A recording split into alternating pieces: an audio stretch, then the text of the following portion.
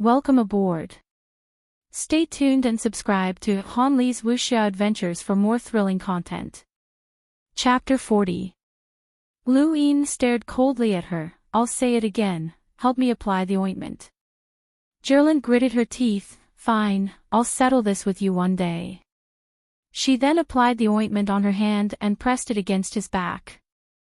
Lu Yin exhaled as a cool sensation washed over him. The ointment from Shamrock Enterprises was very effective, scabbing over very quickly. Jerlin's small hands were soft, and with the ointment on them, he enjoyed it for a while. His gaze softened as he looked at her. Get up, let's keep robbing, she said. Lu Yin tossed the cosmic ring back to her. No more robbing, that's enough. Go have fun on your own. No, Eddie hasn't shown up yet, we have to rob him. Lu Yin smiled and ignored her. These people hadn't taken him seriously before, thinking that one of the Academy's strongest would be enough to deal with him. Now, however, 7 of them had appeared at once. Only an idiot would try to rob them again. Rummaging through the cosmic rings of the 5 students, he found 2 more cubes of star crystals and waved to Jerlin before flying away. Jerlin suddenly shouted, "Bastard, my armor, my bow. Lend it to me for now, I'll return it later." His voice drifted away until it couldn't be heard anymore. Jerlin stomped her feet in anger. Her brother had given her the armor and bow for self-defense, and they were the reason why Eddie had been so wary of her. Now, they had all been taken from her, that despicable bastard. In the capital, Zhang Dingtian and the rest saw the results on the network. Bai Shui was shocked. The students from the heavens were all in the realm of sky, and those who dared to complete the mission were at least in the top 3 of their academy. She had personally witnessed the strength of the Academy's strongest, but now, 7 of them had been defeated. How had Lu Yin become so strong in just a few days? Zhang Dingtian suddenly looked towards the south of the capital, a rare smile on his face. An old friend is here. Bai Shui's eyes lit up. That's Zhou Shan. The 2 quickly flew towards the south, but stopped halfway and looked towards the north. Another old friend. Looks like they all want to get involved in this mess. Bai Shui was pleasantly surprised. Wu Sheng is here too, that's great. Zhang Dingtian took a deep breath. They shouldn't have come. There are 4 of the 7 sages, 5 against dozens of students. What a disparity in power. In the distance, Lu Yin found a remote mountain village and set up fire crystals around it. He took out a large handful of star crystals and crushed them, causing a surge of star energy as he used Sirius to absorb. In the west of the capital, Eddie and a dozen other students appeared. Everyone, prepare yourselves. We'll officially attack the capital in 3 days. Our opponents won't be the natives guarding the capital, but the second batch of trial takers. According to the rules, even if there are melders in the second batch, their powers will be sealed and they'll only be sentinels. Even so, they're not something ordinary people can handle. All the students were solemn. It was rare for a second batch of trial takers to appear in the Great Yu Empire's planetary trials. This time, it was purely because of Astral 10. Many hidden geniuses had participated in the trials for the sake of their results, and this was the reason for the second batch of trial takers. A portion of them had come to Earth, and the Great Yu Empire's students were about to face such geniuses. More and more students approached the capital. In the south of Huaxia, a dozen exhausted students landed on the ocean. We're finally in Huaxia. That Eddie is organizing people to steal from the fugitive. Let's go, we can't let him get ahead of us. Groups of students appeared in the east and north as well. Huaxia was surging like a storm. When the sun lit up the land on the 3rd day, Zhang Dingtian stood atop a steel wall and looked into the distance. A group of black figures had appeared. At the same time, in the distance, Lu Yin opened his eyes. He had absorbed 5 cubes of star crystals over the past 3 days and expelled the impurities from his body. His body was now filled with boiling star energy, and he was much stronger than before. This was energy suppression. The more star energy he absorbed, the stronger his energy would become. He was now a peak sentinel with a power level of 3,000. Over the past few days, Lu Yin had stolen 7 cubes of star crystals and used up 5 of them. He looked at the remaining 2 cubes in front of him and couldn't resist the temptation. He took out his die and rubbed his hands together. Come on, let's gamble. I hope I don't get one this time, it's too much of a scam. It's almost impossible to steal anything good. He crushed one of the cubes. The dim surface of the die changed rapidly, eventually turning into a sparkling star. Lu Yin swallowed hard and tapped the die lightly with his finger. The die spun rapidly, and Lu Yin stared at it with wide eyes. Finally, the die's 5 faces disappeared, leaving only a single face, 2 pips. Lu Yin grew excited. 2 pips, an unfamiliar number. Lu Yin stared at the die, and a black hole suddenly appeared at the bottom of the die as it rotated. Lu Yin suddenly thought of a use for it. Disintegrate. Decompose everything. Lu Yin was confused. What did that mean? He looked at the slowly spinning black hole and thought for a moment before tossing a piece of scrap metal into it. However, the scrap metal fell out of the black hole in an instant. It was no longer scrap metal, but rather a complete piece of metal. Its surface was smooth and hard, and its volume was much smaller than scrap metal. Lu Yin looked at the metal and understood what decompose meant. Anything that wasn't alive would be decomposed into its starting materials. This wasn't a bad idea, he thought for a moment before tossing in a cosmic ring that he'd robbed from a student. He'd taken quite a few rings and hadn't returned them because they'd gone too far. A fingernail-sized piece of dark red metal fell out of the ring. Lu Yin was pleasantly surprised. It was dragon gold, a precious mineral used to make cosmic rings. He put the gold away and tossed all of the stolen cosmic rings into the black hole, obtaining a thumb-sized chunk of gold. He thought about it for a moment before tossing it into the black hole. A piece of metal that sparkled with a dark golden light fell out with a thud. Lu Yin's eyes widened. This was the essence of ancient gold. Its price far exceeded that of ancient gold, and it was a necessary material for making extremely large cosmic rings. He carefully put it away and grew excited. Should I find a junkyard to decompose things in the future? 5 minutes later, the black hole disappeared. Just like the time stopped space, the black hole's duration could be exchanged for star crystals. Lu Yin guessed that the exchange rate would be the same, but he felt a headache coming on. No amount of star crystals would be enough. Forget it, I'll think of something in the future, he muttered to himself as he moved his body, causing it to crack. He looked up in the direction of the capital. It's time to go back. With that, he flew off into the distance. By the time he reached the capital, it was already in chaos. Millions of survivors were looking up at the sky in fear as shockwaves swept across the land from time to time, bringing disaster to the city. Eddie had joined forces with more than 20 students to attack the capital, and by the time news of this spread, the war had already begun. The steel walls were immediately destroyed, and Bai Shui stood outside the ruined walls, panting heavily as she faced the arrogant Hayden and 2 other students.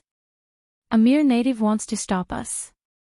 She overestimates herself, one of the students said disdainfully as he stared at Bai Shui with burning eyes. She was just too beautiful. The other student's gaze was just as fervent. They were the strongest in their respective academies, and just one of them was enough to deal with Bai Shui. However, her beauty had attracted the attention of 3 other students, and if not for the fact that there were too many of them, there would have been quite a few students looking over from afar. Hayden frowned at her. Woman, I'll give you a chance to submit to us, and I'll take you away from this trash planet and explore the stars. Hayden, you can't be thinking of taking everything for yourself, can you? Hayden was cold and arrogant. There were differences between academies, and he was stronger than the other two. Only Eddie and Zhang Dingtian could defeat him, and he didn't care about the rest. Bai Shui clenched her fists and slowly exhaled, her blue hair fluttering in the wind as the ground froze over and the surrounding temperature plummeted. The three students didn't mind. This woman was at most comparable to the strongest in the academy, and it was unrealistic for her to take on all three of them at once. In the distance, Zhou Shan roared in anger as he crashed to the ground with one of the students. He was barely strong enough to deal with one of them. There were still a dozen figures floating in the sky, looking down with cold arrogance. They weren't worried about losing, this was just a native city. What a waste of time.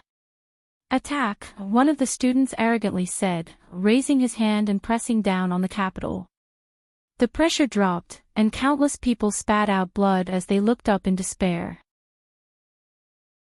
Welcome aboard. Stay tuned and subscribe to Han Li's Wuxia Adventures for more thrilling content. Chapter 41. Suddenly, the void distorted as a huge slash tore through the air, heading straight for the students. They were all shocked, and they all attacked at the same time. In the distance, Zhang Dingtian rose into the air, his eyes cold as ice.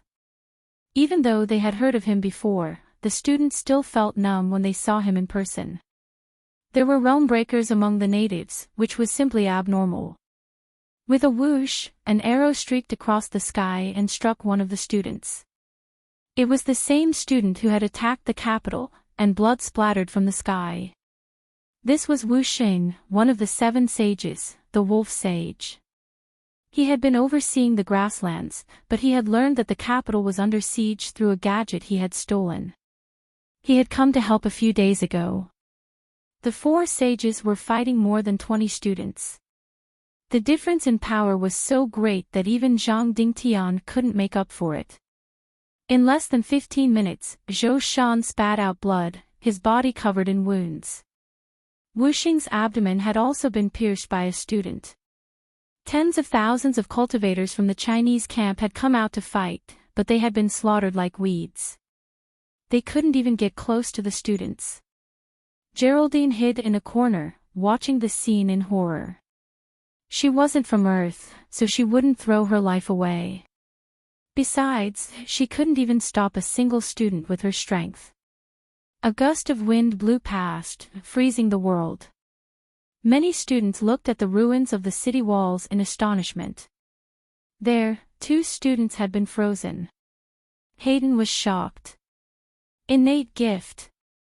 You actually have an innate gift. The word innate gift shocked everyone, and all the students looked at Bai Shui in disbelief. Her originally beautiful face was now imprinted in everyone's hearts. Bai Shui's lips were red, and blood dripped from her chin to the ground. She breathed heavily, exhaling cold air with every breath. She was already at her limit, and these monsters couldn't be killed. Not many people knew about Bai Shui's innate gift, not even the 7 sages. She had hidden it well, but she was helpless against Hayden's students. The next moment, all the students stared at Bai Shui greedily. Everyone knew the importance of an innate gift, and if they could capture one for the faction behind them, their status would skyrocket. The student who had stabbed Wu Xing casually threw him aside and laughed as he charged at Bai Shui. The student who had been planning to kill Zhou Shan also grinned and charged over. In the sky, more than 10 idle students attacked at the same time. At this moment, white snow was even more important than the capital, or even the fugitive. Geraldine sighed. This was the sorrow of the week. Since Bai Shui's talent was exposed, she could only be captured. No one would waste a talented cultivator. She would be arranged to be married off to some influential figure in order to increase the chances of giving birth to a talented cultivator. Eddie stared greedily at white snow and rushed over, but Zhang Dingtian was faster. Scram! Zhang Dingtian roared, and countless slashes flew out from all directions.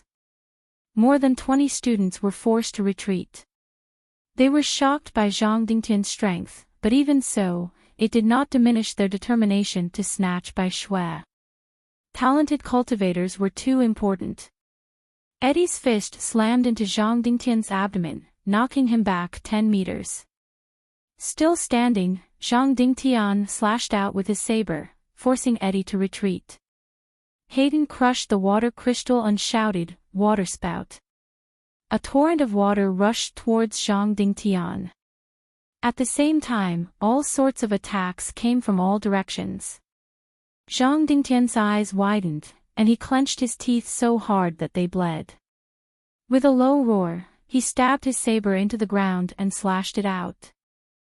From bottom to top, countless rocks shot out in all directions.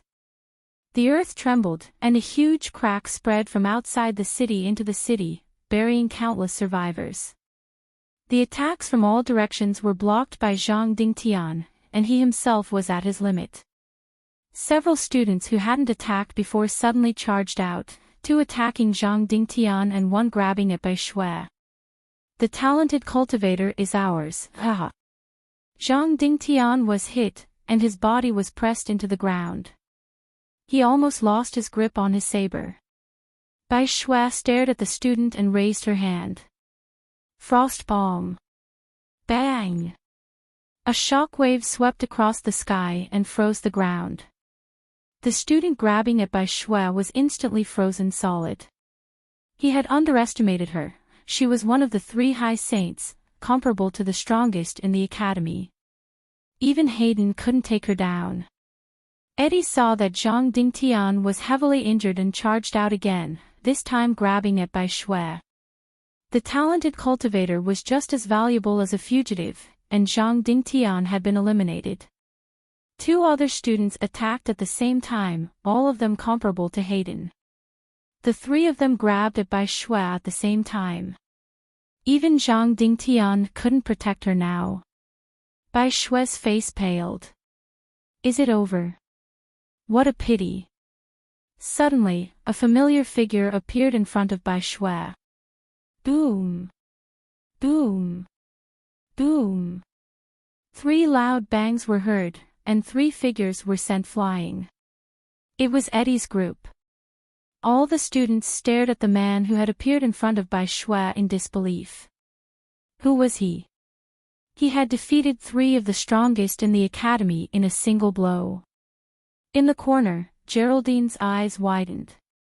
He's back. Back in the city, Zhou Shan laughed bitterly and spat out blood. Bai Shui stared at the figure in front of her in shock. He wasn't tall, but he had shielded her from the wind and rain. This person had really returned, and he seemed to have become even stronger. It was naturally Lu Yin who had appeared in front of Bai Shui. He didn't have a gadget, so he obviously didn't know that the capital had been attacked. I told you I'd be back, he said. Be careful, there's too many of them, Bai Shui said weakly. Lu Yin nodded, his expression turning solemn. Indeed, there were too many people. He was now a peak sentinel, and his cosmic palm was no weaker than Zhang Dingtian's. However, even Zhang Dingtian had been beaten to a pulp, so it would be difficult to fight them head-on. Cough cough. Zhang Dingtian crawled out from the ground, leaning on his sword. He glanced at Lu Yin before sweeping his gaze around, his expression resolute. Lu Yin tossed the medicine to Zhang Dingtian, treat him. Zhang Dingtian violently swallowed the healing medicine. Lu Yin was speechless. He'd rubbed it on himself, but whatever, it should be effective even if he swallowed it. After all, it came from Shamrock Enterprises. In the distance, Eddie and the other 2 stood up and stared at Lu Yin. Who's there? Lu Yin didn't plan on wasting words and put on Jerlin's armor, sparks flying as lightning clashed around his body. Hayden was shocked. That's Jerlin's armor, why do you have it? She gave it to me, Lu Yin replied indifferently. Impossible. Eddie, Hayden, and a few other students exclaimed at the same time. Jerlin was very famous in the Great Yu Empire because of her powerful and overprotective brother, Jerbok. Whenever he was mentioned, the younger generation of the Great Yu Empire would feel powerless. He was a freak, and because of him, no one dared to bully Jerlin. If that armor had really been given to this person by Jerlin, then it would be troublesome. Was this person related to her family? All the students stared at Luin in shock. This person couldn't be Jerlin's boyfriend, could he? Luin took a deep breath, his gaze turning sinister. "Stay away," he said, charging straight at Eddie. He was the strongest of the students and the one who had organized the attack on the capital. His goal was to capture the ringleader first. While Eddie was still pondering over Lu Yin's identity, Lu Yin's attack had already reached him. He hurriedly retreated. He had just experienced Lu Yin's power and didn't want to face him head-on. Lu Yin used the roving step to appear in front of Hayden, who was surprised to see Lu Yin actually attacking him. Water spout. Hayden tried to cover himself with water in an attempt to block Lu Yin, but Lu Yin rushed in front of him with a smirk. He then struck out with a palm in the direction Eddie had retreated. Space Render Palm. Eddie was shocked and punched back, the shockwave pushing everything aside as Lu Yin circled around Hayden to attack him again. Eddie gritted his teeth. "Kid, don't go too far." Lu Yin sneered and raised his hand to strike Eddie. Eddie snorted as he sensed danger. He clenched his right fist as he heard the faint roar of a beast. This was his battle technique, the Beastmaster's Fist, which he had used to defeat the strongest students from 30 different academies and enter U Academy as an exception. Back on Earth, he had only used it against Zhang Dingtian and the fugitive, but now, he was being forced into a corner. Stars appeared in Lu Yin's palm as he unleashed the Sirius Palm. 3 stars flickered and then exploded. The first star exploded, causing Eddie's eyes to widen as the Beast King fist was forcefully stopped. The second star exploded, causing intense pain in his right fist. When the third star exploded, Eddie spat out a mouthful of blood and flew backwards, his right fist shattered and his body smashed into the ground, kicking up a cloud of dust. Against Eddie, Lu Yin didn't hold back with the Sirius Palm and crippled him in one blow. Welcome aboard. Stay tuned and subscribe to Han Li's Wuxia Adventures for more thrilling content. Chapter 42. Everyone was stunned. That was Eddie, a powerhouse who'd entered U Academy as an exception and was publicly acknowledged as the strongest. He was someone who could fight Zhang Dingtian head-on, but he'd been crippled with a single palm strike. Zhang Dingtian was just as shocked. This person was so much stronger than before that even he wasn't confident in being able to take on that palm. Lu Yin looked at his right palm, where the third star had appeared. It seemed to be more powerful than he'd expected. Sirius Palm wasn't just a simple starburst attack. Each star would stack the damage, and a 3-star Sirius Palm was far more powerful than a 2-star attack.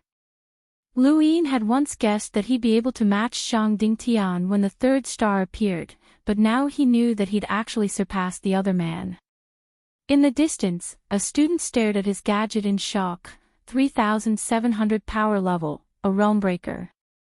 Everyone felt their scalps go numb. Realmbreakers were freakish geniuses that only the most gifted geniuses in the universe could reach. It was inconceivable that 2 of them had appeared on a fringe planet, and there was even a cultivator with an innate gift next to them.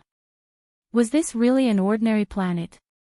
Geraldine was stunned. This bastard had actually become so strong. Lu Yin clenched his fists and scanned the students, grinning as he charged at one of them. That student was one of the strongest in the academy, and he was scared out of his wits when he saw Lu Yin charging towards him. He didn't even think of resisting and immediately tried to escape, but Lu Yin grabbed him by the shoulder and crushed his ring armor. "Stay put," Lu Yin growled, punching the student in the forehead and knocking him unconscious. He then continued to charge towards the other students. The scene was strange. Lu Yin was like a lion charging into a flock of sheep. Sirius Palm made him invincible, and the attacks of the other students were useless against him. After Lu Yin knocked out 8 of them, the rest dispersed in a hubbub. They couldn't fight him, and they couldn't defend against him either. Hayden was the first to flee, but Bai Shui had been keeping an eye on him the entire time. "Get out of my way, woman!" Hayden roared. He didn't want to be knocked out, and it was obvious that the bastard had a motive for doing so. Thinking back to the fate of Parlai and Varen, he sucked in a breath of cold air. Was the bastard planning to kidnap all of the trial students? Whoosh! Just as Hayden was about to break through the ice and escape, a terrifying slash streaked across the ground, forcefully stopping him in his tracks. In front of him, Zhang Dingtian wielded his saber and stared coldly at Hayden. "Did I say you could leave?"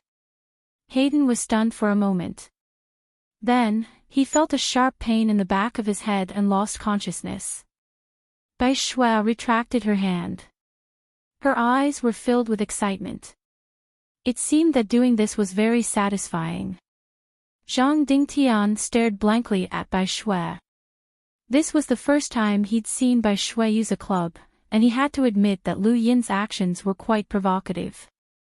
Further away, Jerlin and Balor stared blankly at the capital, their faces twitching. "Are my eyes playing tricks on me? That shameless bastard is capturing students?" Balor smiled wryly. "You're not, he really is capturing students. This is probably the first time in the history of the trial that something like this has happened.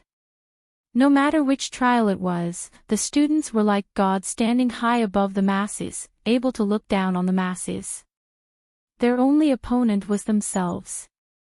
But now, all the students participating in the trial, even the strongest batch, were being captured one by one.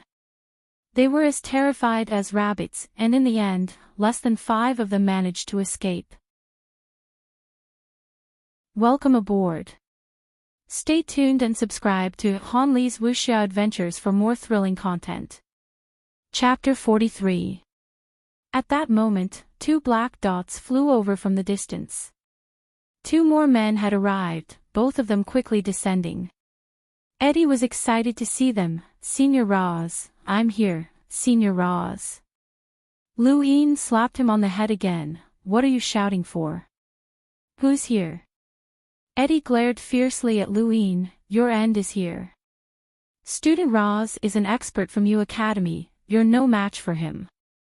Let me go, and I can help you plead with Senior Roz." Lu Yin looked at the 2 men who had just arrived with a solemn expression. U Academy. That was where the true elites of the Great U Empire resided, and it could also be considered an academy that nurtured the best of the younger generation. Outside the capital, the first man who'd arrived was still standing on the ground and looking around.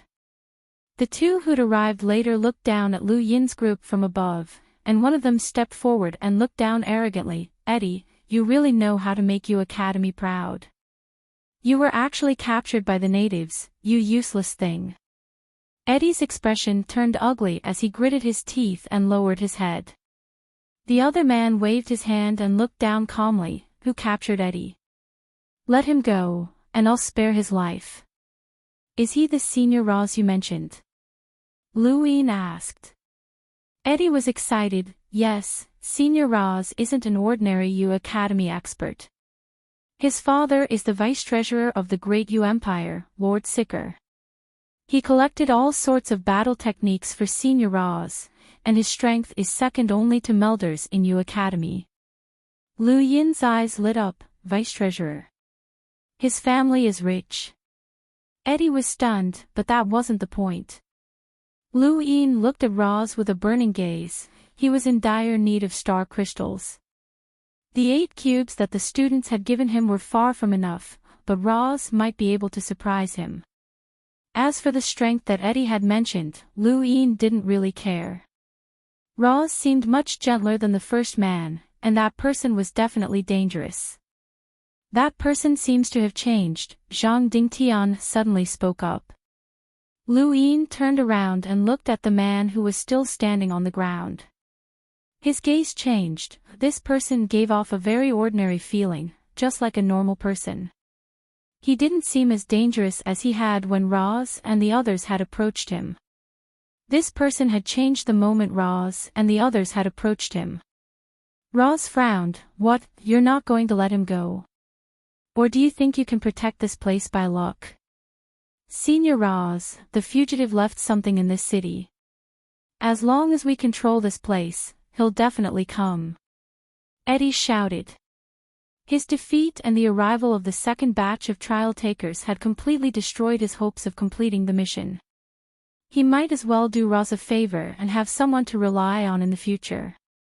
Roz's eyes lit up, and he smiled. Is that so? Looks like my luck isn't bad. Even a random landing would result in a good place. At this moment, the man standing behind Roz looked to the side and glanced at the spacecraft. He whispered a few words in Roz's ear, and Roz looked at the first man who had appeared. Friend, my name is Roz. Let's get to know each other. On the ground, the man squatted down to pick up the soil and sniff it.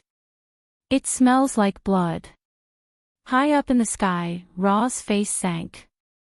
Friend, let's get to know each other. I'm Roz, the son of the great Yu Empire's vice-treasurer, Sicker. The man stood up and looked at Roz with a faint smile. Xiao Luo, I'm just a nobody. I wouldn't dare to associate myself with you. Roz frowned. Charlotte. He had never heard of this name before. Lu Yin turned to Zhang Dingtian.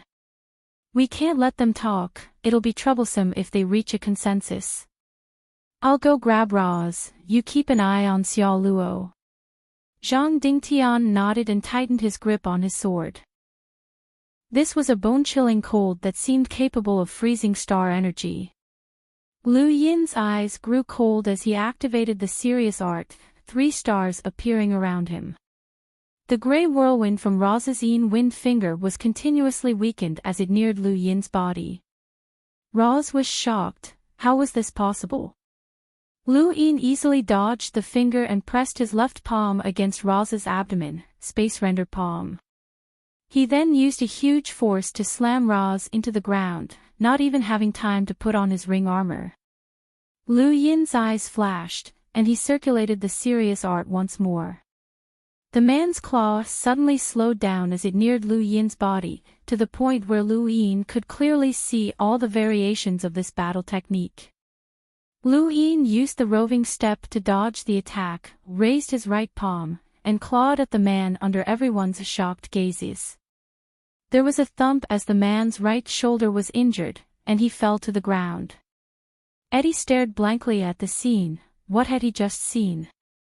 That person had actually used the Sky Beast Claw, an ultimate battle technique passed down through the Yu Academy.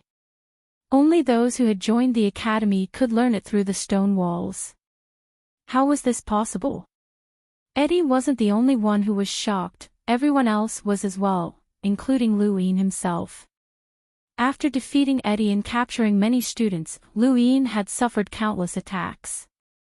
Although Jerlin's armor had protected him, his body had still been injured. It was during that time that he'd used the Sirius Art to recover his star energy that he'd unintentionally discovered another use of the Sirius Art. Not only could it accelerate the absorption of star energy, it could also form a strange defensive force field around his body that weakened the enemy's attacks. He'd thought that this was the most powerful aspect of the Sirius Art, but now he realized that he still didn't understand it. Not only could it defend, but it could also perfectly display the enemy's battle techniques in front of him. As long as he wanted to, he could learn it. Even he hadn't expected this. Lu Yin clenched his fists in excitement. He'd known that the Sirius Art was heaven-defying when he'd first obtained it, but now he realized that he'd underestimated it. It wasn't just heaven-defying, it shouldn't even exist.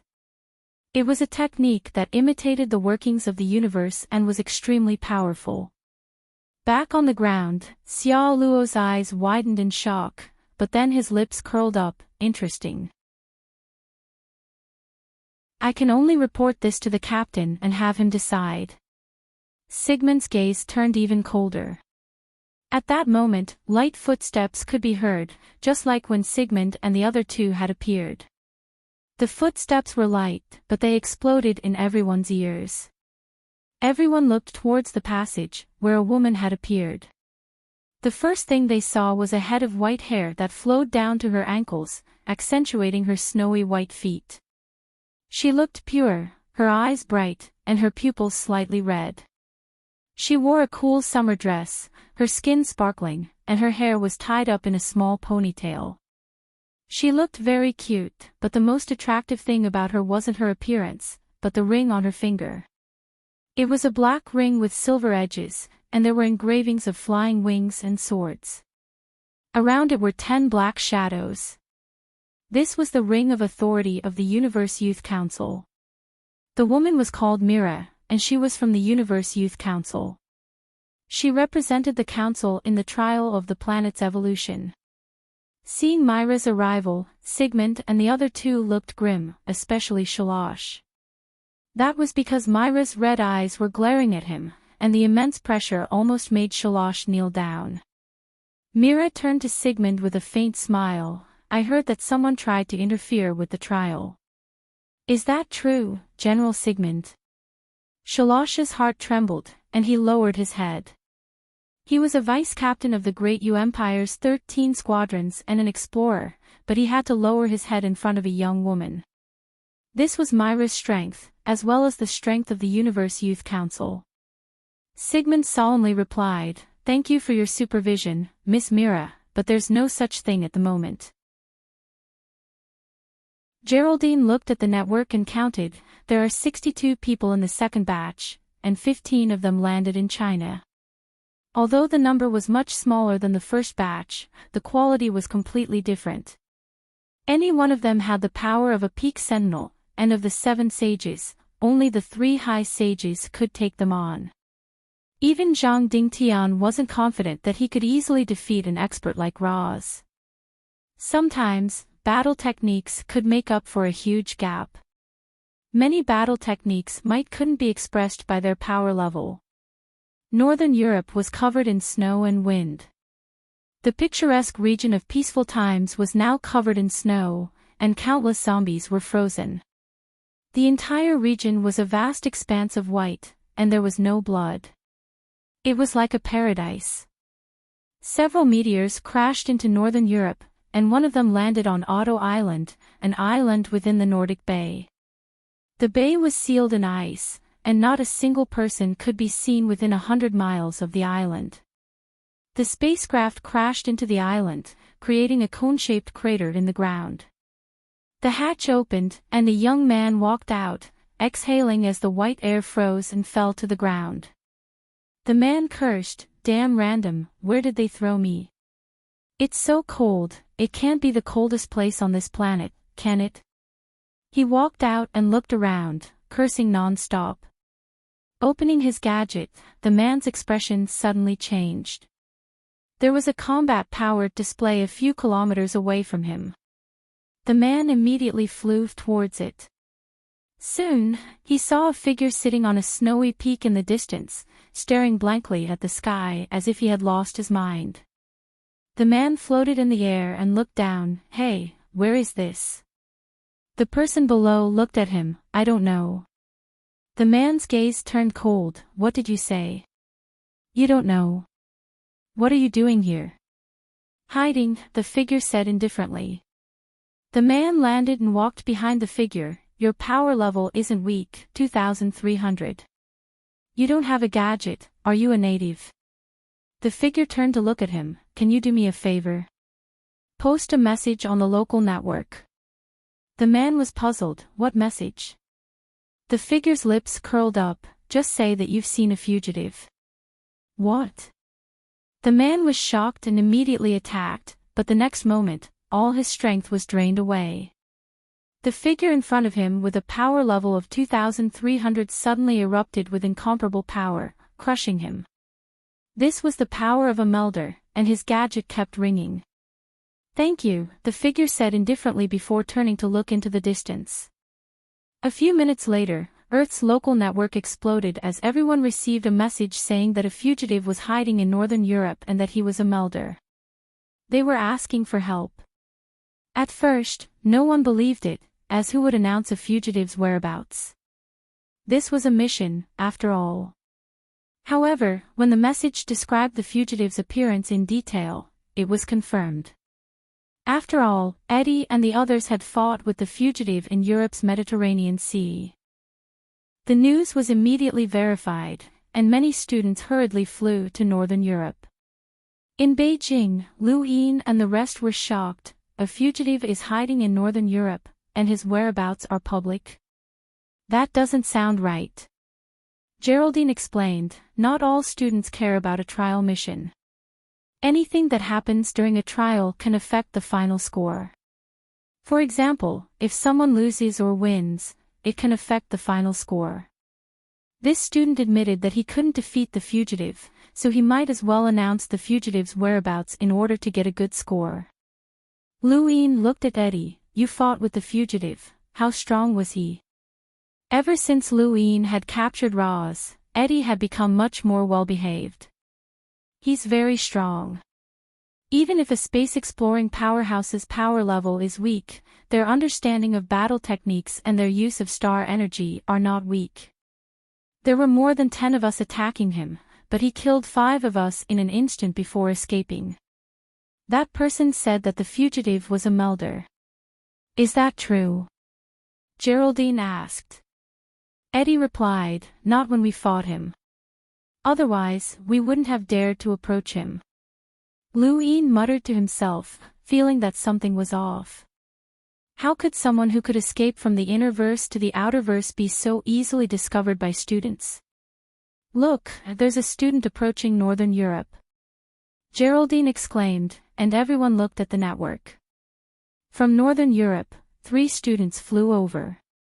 2 were from the first batch of trial takers, and 1 was from the second batch. The 3 of them appeared at the same time. The second batch of trial students were clearly much stronger than the first batch of trial students, so the 2 students didn't dare to approach. Where's the fugitive? The first student shouted. The other 2 students were searching for the fugitive as well, but they suddenly fell to the ground and crashed into the snow. The second batch student also fell to the ground. Not far away, a man slowly walked over. His footsteps were gentle, but every step he took gave off an indescribable pressure that caused the 3 students to tremble. The 3 of them looked up and saw a man wearing a ring armor looking down at them. The disdain in his eyes couldn't be concealed. His short black hair was mixed with white hair. He looked very strange and gave off a gloomy feeling. Let me introduce myself. I'm Qingyu, the fugitive you're talking about.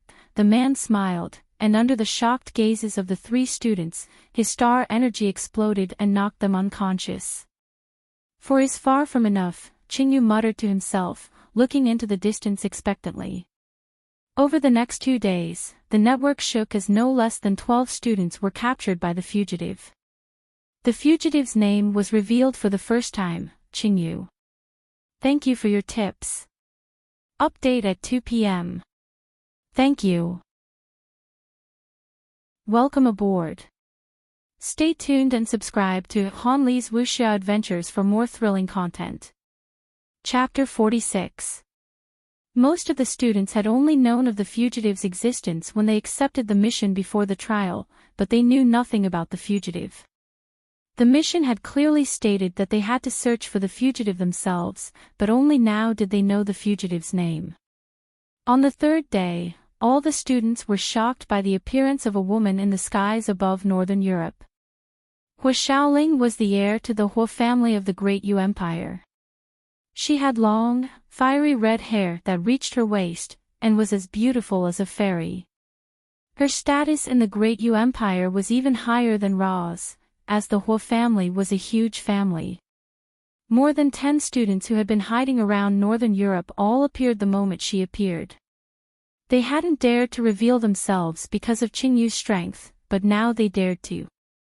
Hua Xiaoling was a melder, and although her cultivation had been sealed during the trial, a melder was still a melder. Sentinels couldn't compare to her. Qingyu stood up when he saw Hua Xiaoling, his eyes shining. What an exquisite woman. I didn't think there would be such a beauty in the fringe weaves. Hua Hu Shaoling looked down and saw Qingyu standing there casually with 12 bound students behind him.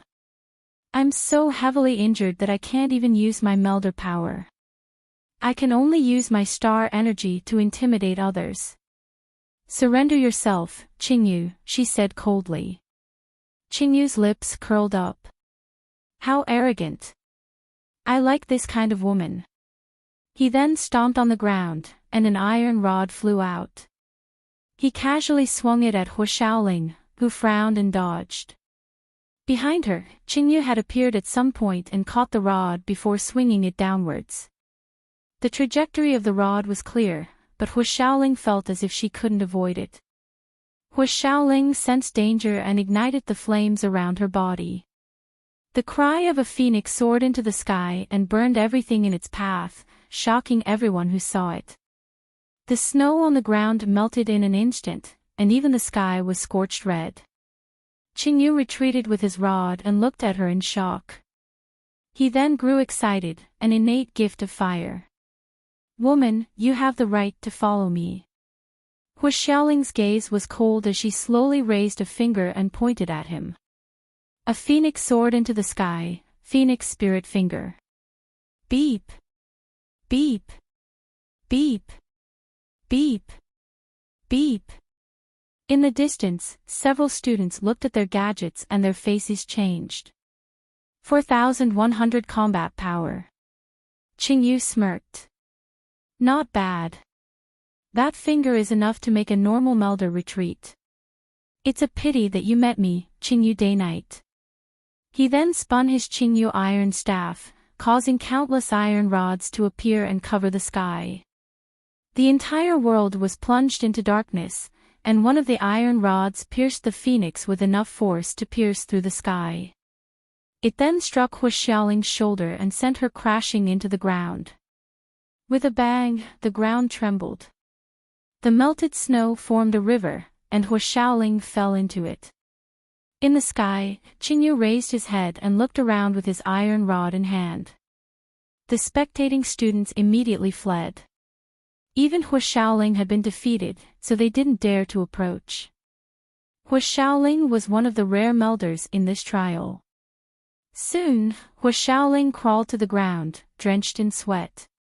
Her face was pale as she looked at Qingyu, who was slowly walking over. Day-Night, this surname. Which family are you from? Qingyu crouched down and reached out to hook her delicate chin with a finger. He smiled. You actually know. Looks like you're not ignorant. If you know, then you should know what this surname represents. You're qualified to be my woman. Think about it, and I'll take you away from this weave. Hu Shaoling slapped Qingyu's hand away and clutched her shoulder, enduring the pain as she panted. Your arrest warrant came from the Interverse. If you're really from that family, then who would dare put you on the wanted list? Qingyu grabbed her hair and lifted her up. He looked at her furious gaze and said coldly, don't be so agitated. You're going to be eliminated just because you're a melder. Don't you want to join Astral 10? Hu Shaoling's heart sank, and the vast amount of star energy around her began to recede. Qingyu sneered, just watch, it'll all be over soon. He then threw her towards the bound students, 13 now. This one seems to be quite strong. Qingyu was right, Hu Shaoling wasn't just strong, she was quite strong. The moment she was captured, Sigmund had almost charged into Earth himself, but Mira had stopped him. No one is allowed to interfere during the trial. This is a decision made by the Universe Youth Council. General Sigmund, are you trying to openly defy the Council's decision? Mira looked at Sigmund indifferently. Sigmund's expression changed. Miss Mira, please forgive me, but Hu Shaoling is Captain Hu Qingshan's daughter. Nothing can happen to her. Mira narrowed her eyes. I know, but so what? She could have broken the seal on her own. Her fate is her own choice. Sigmund took a deep breath and looked at Mira. The two looked at each other. In the end, Sigmund gave up. In front of the Universe Youth Council, even the Great Yu Empire wasn't worth mentioning, let alone Hu Qingshan. They had destroyed more than one or two powerful organizations, and the Great Yu Empire didn't want to follow in their footsteps. Myra's gaze went past Sigmund to the screen, especially Qingyu. The battle technique he had used just now was very familiar. News of Hu Xiaoling's capture had already been broadcasted on the local network, and the students who had been rushing towards Northern Europe immediately stopped and gathered together. In the capital, Eddie was shocked. Even Hu Xiaoling has been captured, how are we supposed to complete the mission? Lu Yin was puzzled. Hu Xiaoling. Is she powerful? Eddie nodded. In terms of combat power, she should be the strongest student in this trial. She's a melder. Lu Yin's expression changed. A melder. She's not just a melder, she also has an innate gift of fire. Her father is Hu Qingshan, captain of the 5th Squadron of the 13 Imperial Squadrons. He can hunt in outer space, and his combat power is enough to blow up gadgets. Under his tutelage, Hu Xiaoling is the absolute elite of the Great Yu Empire's younger generation. I never thought that even she would be defeated, Eddie continued. Only Eddie, Geraldine, and the other students were shocked by the news of Hu Xiaoling's capture. Although Lu Yin was surprised, his focus was now on the students who were slowly approaching him. Not long after, 3 students appeared outside the capital. They were from the 2nd batch, and although they weren't from Yu Academy, they were still elites from powerful planets that could rival or even surpass Eddie. It was a pity that they couldn't escape from Lu Yin's grasp and had all been captured. He had already captured 28 people, which was quite a lot. At this time, 2 more people arrived outside the capital, Zherlan and Balarer, who had been hiding on the sidelines. Zhang Dingtian was about to make a move, but Lu Yin stopped him. What are you doing here? I'll return your armor to you once the trial is over, Lu Yin said loudly. Zherlan's mouth twitched, but she forced a smile. I want to join you. Lu Yin was puzzled. What? Join us? What do you mean? Literally, I want to join you. Zherlan raised her head, looking like she was saying that they should be honored to have her. Lu Yin muttered, why should we take you in? Zherlan was furious. What do you mean take me in? Don't you know how to talk? I said I'll work with you. Why? Lu Yin didn't hold back. Zherlan gritted her teeth. Qingyu's a melder. 1 or 2 students won't be able to deal with him. His things are in the capital, so he'll definitely return. We'll work together to deal with him. Lu Yin thought about it and found her words reasonable. Qingyu seemed to be difficult to deal with, and it would be troublesome if he really did return to the capital. The more people there were, the safer. All right, come in. But I'm warning you, don't try anything funny or I'll tie you up. Zherlan snorted and brought Balarer into the capital. She really didn't have any ulterior motives. Qingyu was putting too much pressure on the students, and they had to work together to deal with him. This was the only way to complete the mission, and many of the students from Northern Europe had already joined forces. She couldn't fight alone, so it was better to work with the natives instead of splitting the results. Outside the capital, Xiao Luo didn't go far, instead walking amidst the zombie tide. Strangely, the zombies didn't attack him, as if they couldn't sense him at all. Xiao Luo's expression didn't change during the 3 days he spent with the zombies, seemingly observing something. After a while, Xiao Luo stood in place and sighed. I can feel their auras, they're everywhere. How troublesome.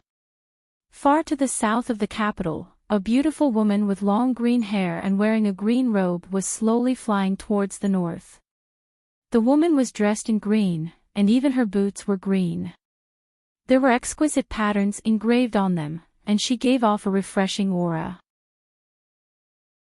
Welcome aboard. Stay tuned and subscribe to Han Li's Wuxia Adventures for more thrilling content. Chapter 47.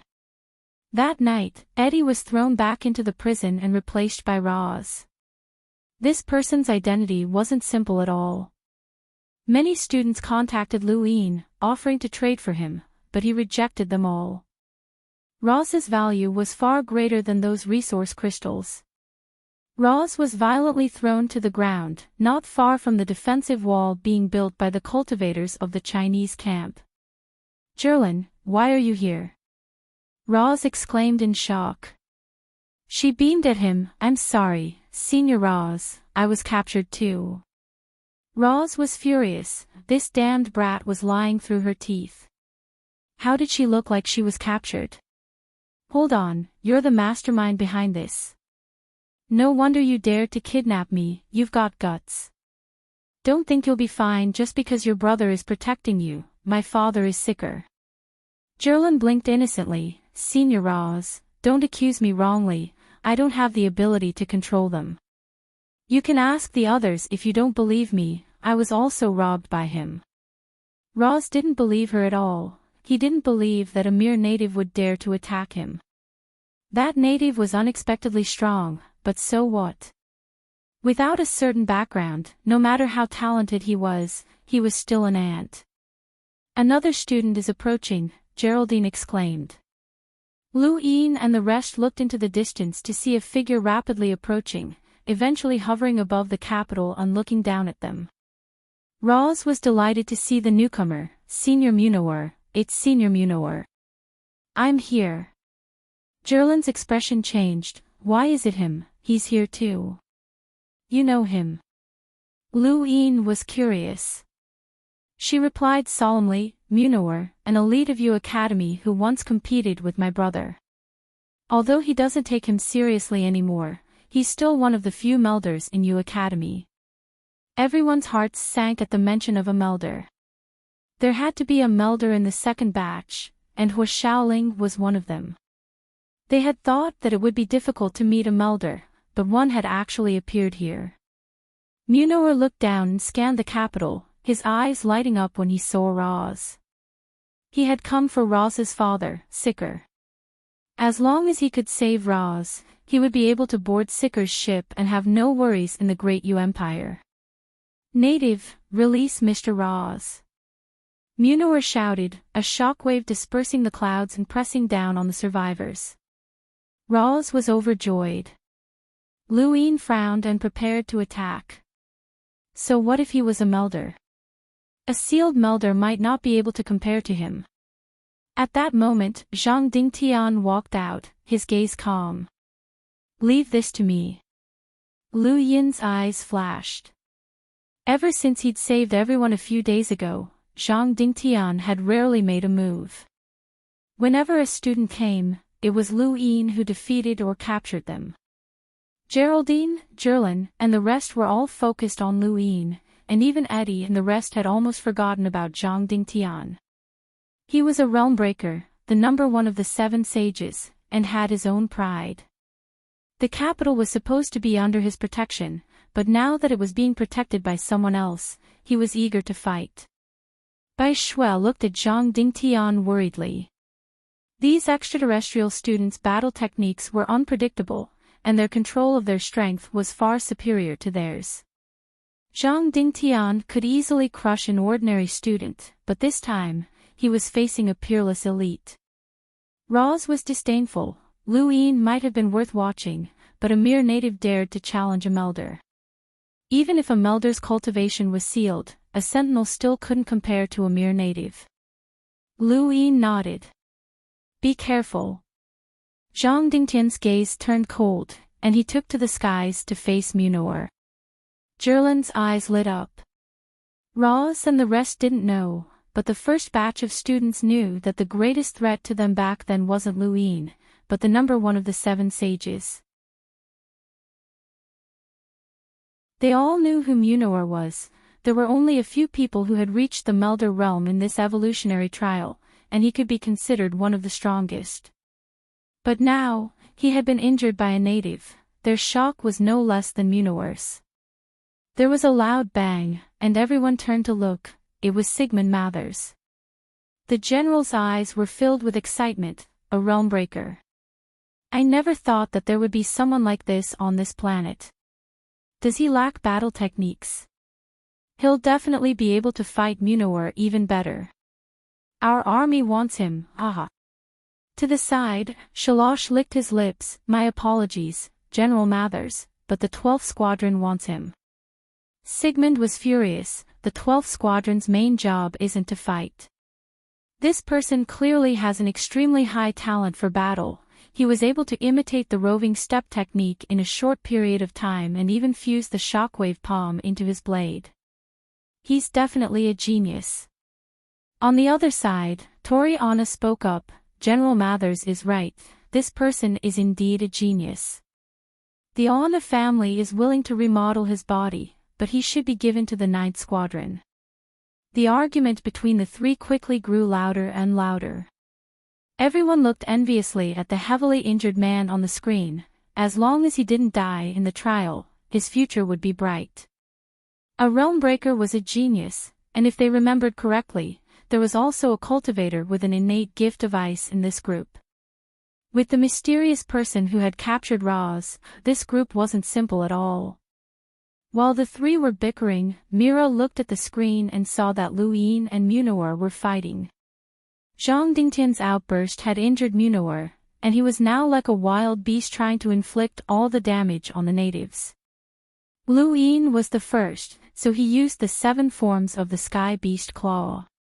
He thought that he would be able to defeat Lu Yin easily, but Lu Yin's performance was even more monstrous than Zhang Dingtian's. The Sky Beast Claw covered an entire area, and even the 7 forms weren't something a sentinel could dodge. However, Lu Yin was able to do so easily. Munawar stared at Lu Yin in shock. This person was even more difficult to deal with than the previous one. Lu Yin's gaze turned solemn as he activated the serious art. Munawar attacked again and disappeared, but Lu Yin immediately used the roving step to vanish as well. The next moment, claw shadows flashed and forced Lu Yin out. The Sky Beast Claw was less than 20 centimeters away from him. Lu Yin could feel the power of the Sky Beast Claw, but his eyes were focused on all of its transformations. He dodged to the side and slapped at Munawar at the same time. This was only the Space Render Palm, a battle technique that Munawar couldn't even be bothered to dodge. The Sky Beast Claw was invincible, tearing apart the Space Render Palm and attacking again. Lu Yin's eyes widened as he watched it 3 times. It was enough. Munawar had thought it would be the Space Render Palm again. It was rare for a sentinel to use it so proficiently, but it couldn't hurt him at all. Welcome aboard. Stay tuned and subscribe to Hanli's Wuxia Adventures for more thrilling content. Chapter 49. Within the capital, Roz's heart was dead. Even Munawar had been defeated, and there was no one to save him. He was destined to be at the bottom of the trial. Geraldine stared at Lu Yin in disbelief, recalling the first time she'd met him. A mere seeker, but now he was practically invincible among sentinels. Just what was his background? Yada, Pagoda Planet Academy.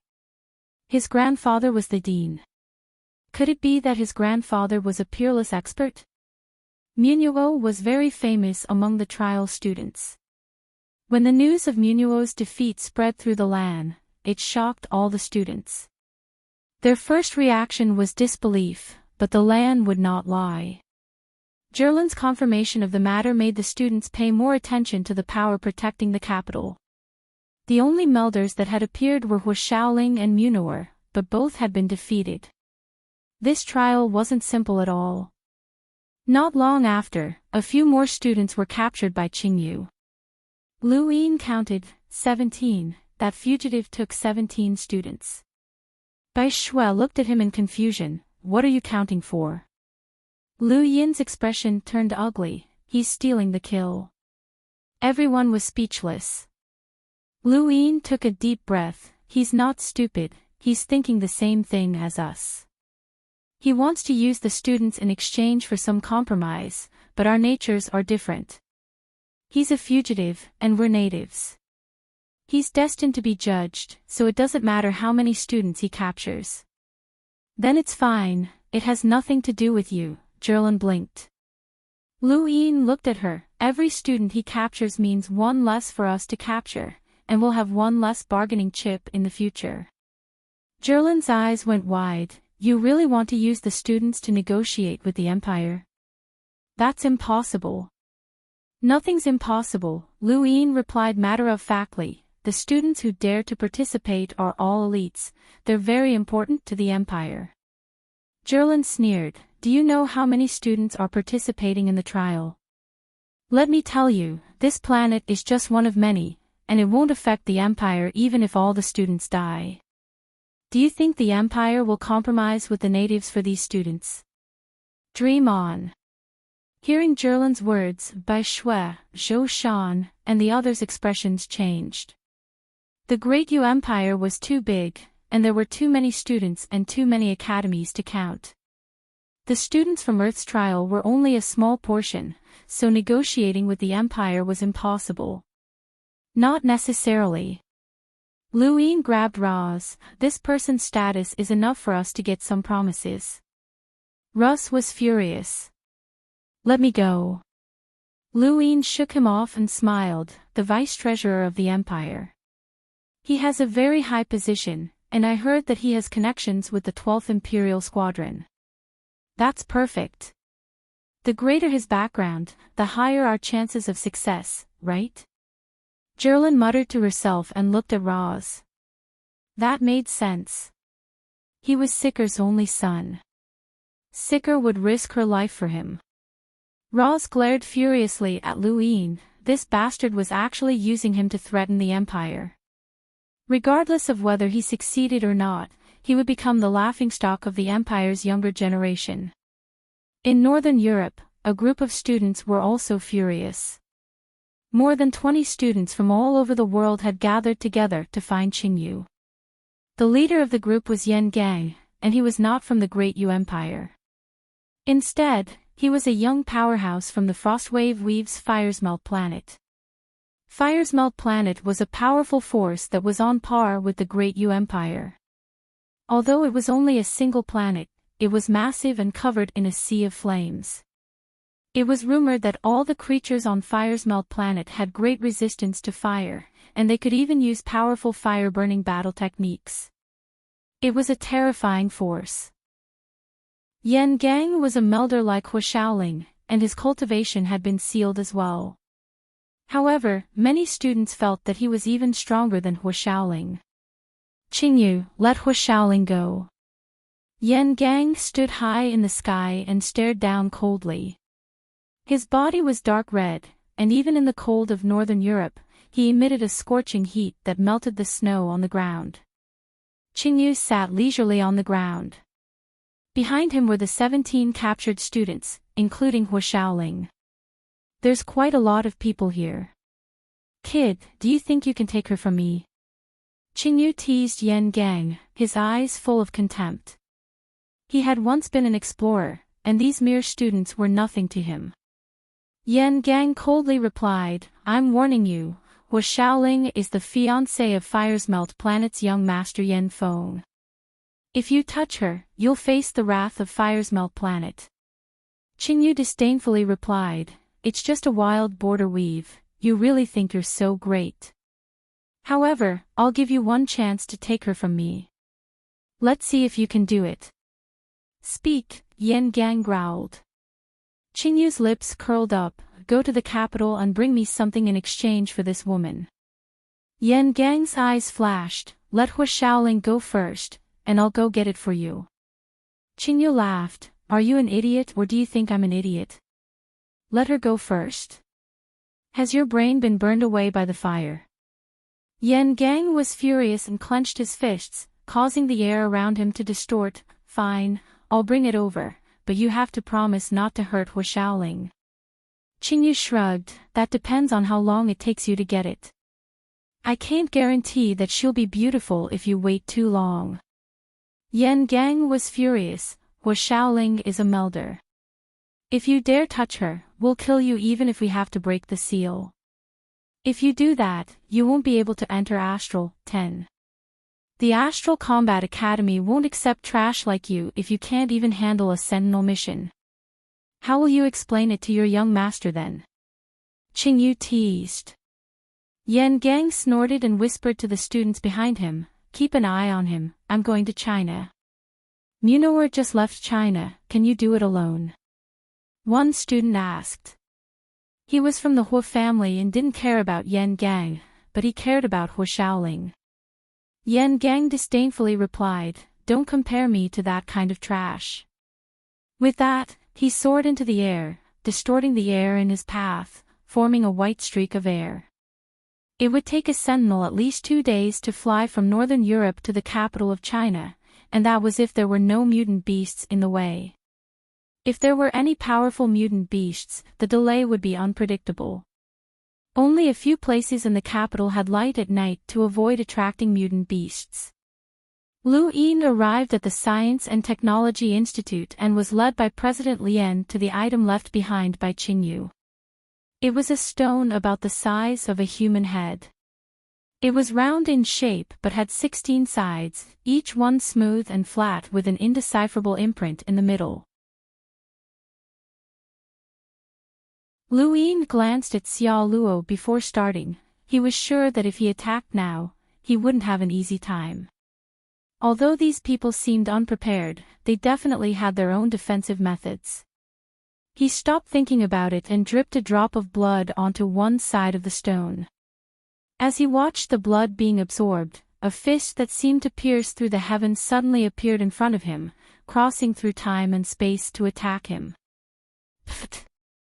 Wuxing spat out a mouthful of blood, his face pale. He had failed, and so had Zhou Shan. Like a chain reaction, Bai Shui, Jenny Anna, and Zhang Dingtian all failed one after another, their faces pale as they stared at the stone in shock. The fist in front of Lu Yin's eyes grew closer and closer, until he saw the starry sky and endless darkness.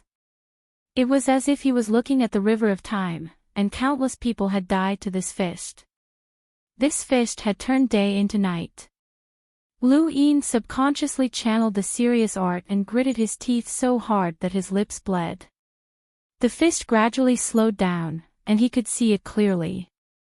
Although the fist covered the starry sky and reversed day and night, it wasn't impossible to dodge. Wait, why should I dodge? Lu Yin's eyes went wide as 3 stars revolved around his body. Suddenly, a 4th star appeared vaguely.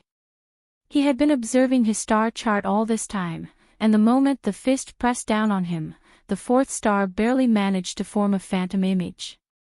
The star then exploded, and the fist in front of him disappeared right before it was about to hit him. Lu Yin himself seemed to have traversed an endless distance and arrived outside a long corridor. Endless darkness enveloped the entire area, and he couldn't see the distance. All he could see was an ancient corridor that reeked of blood. Lu Yin couldn't describe the corridor in front of him. There was no light source, but the entire corridor was clearly visible. He could clearly see it, but the next moment, it changed. This was a corridor that could change. The entire corridor was dark red, and the stone walls on both sides were engraved with indecipherable murals. The figures on the murals didn't make a single sound, but Lu Yin felt as if they were howling and shouting. The walls seemed to be dripping with blood, and his nose was filled with the stench of blood. Welcome aboard. Stay tuned and subscribe to Han Li's Wuxia Adventures for more thrilling content. Chapter 51. This was the only corridor in this endless space of darkness, and Lu Yin was stepping on its floor. Taking a step back allowed him to blend into the endless darkness. Lu Yin frowned and walked forward.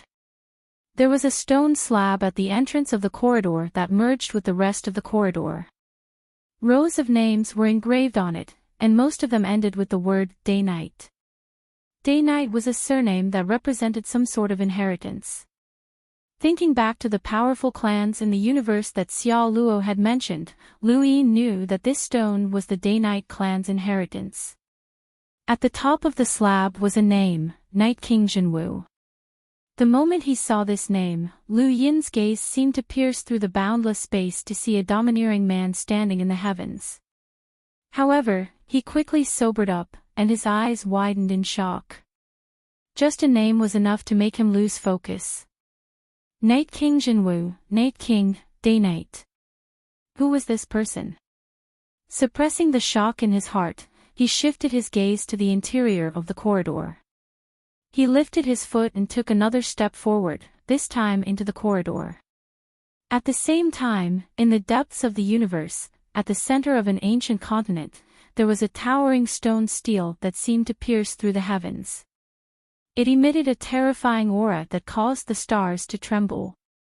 Two glowing stones slowly revolved around the middle of the stone stele. At the bottom, a few figures stood quietly. They were covered in dust, and if one didn't look closely, one would think that they were statues.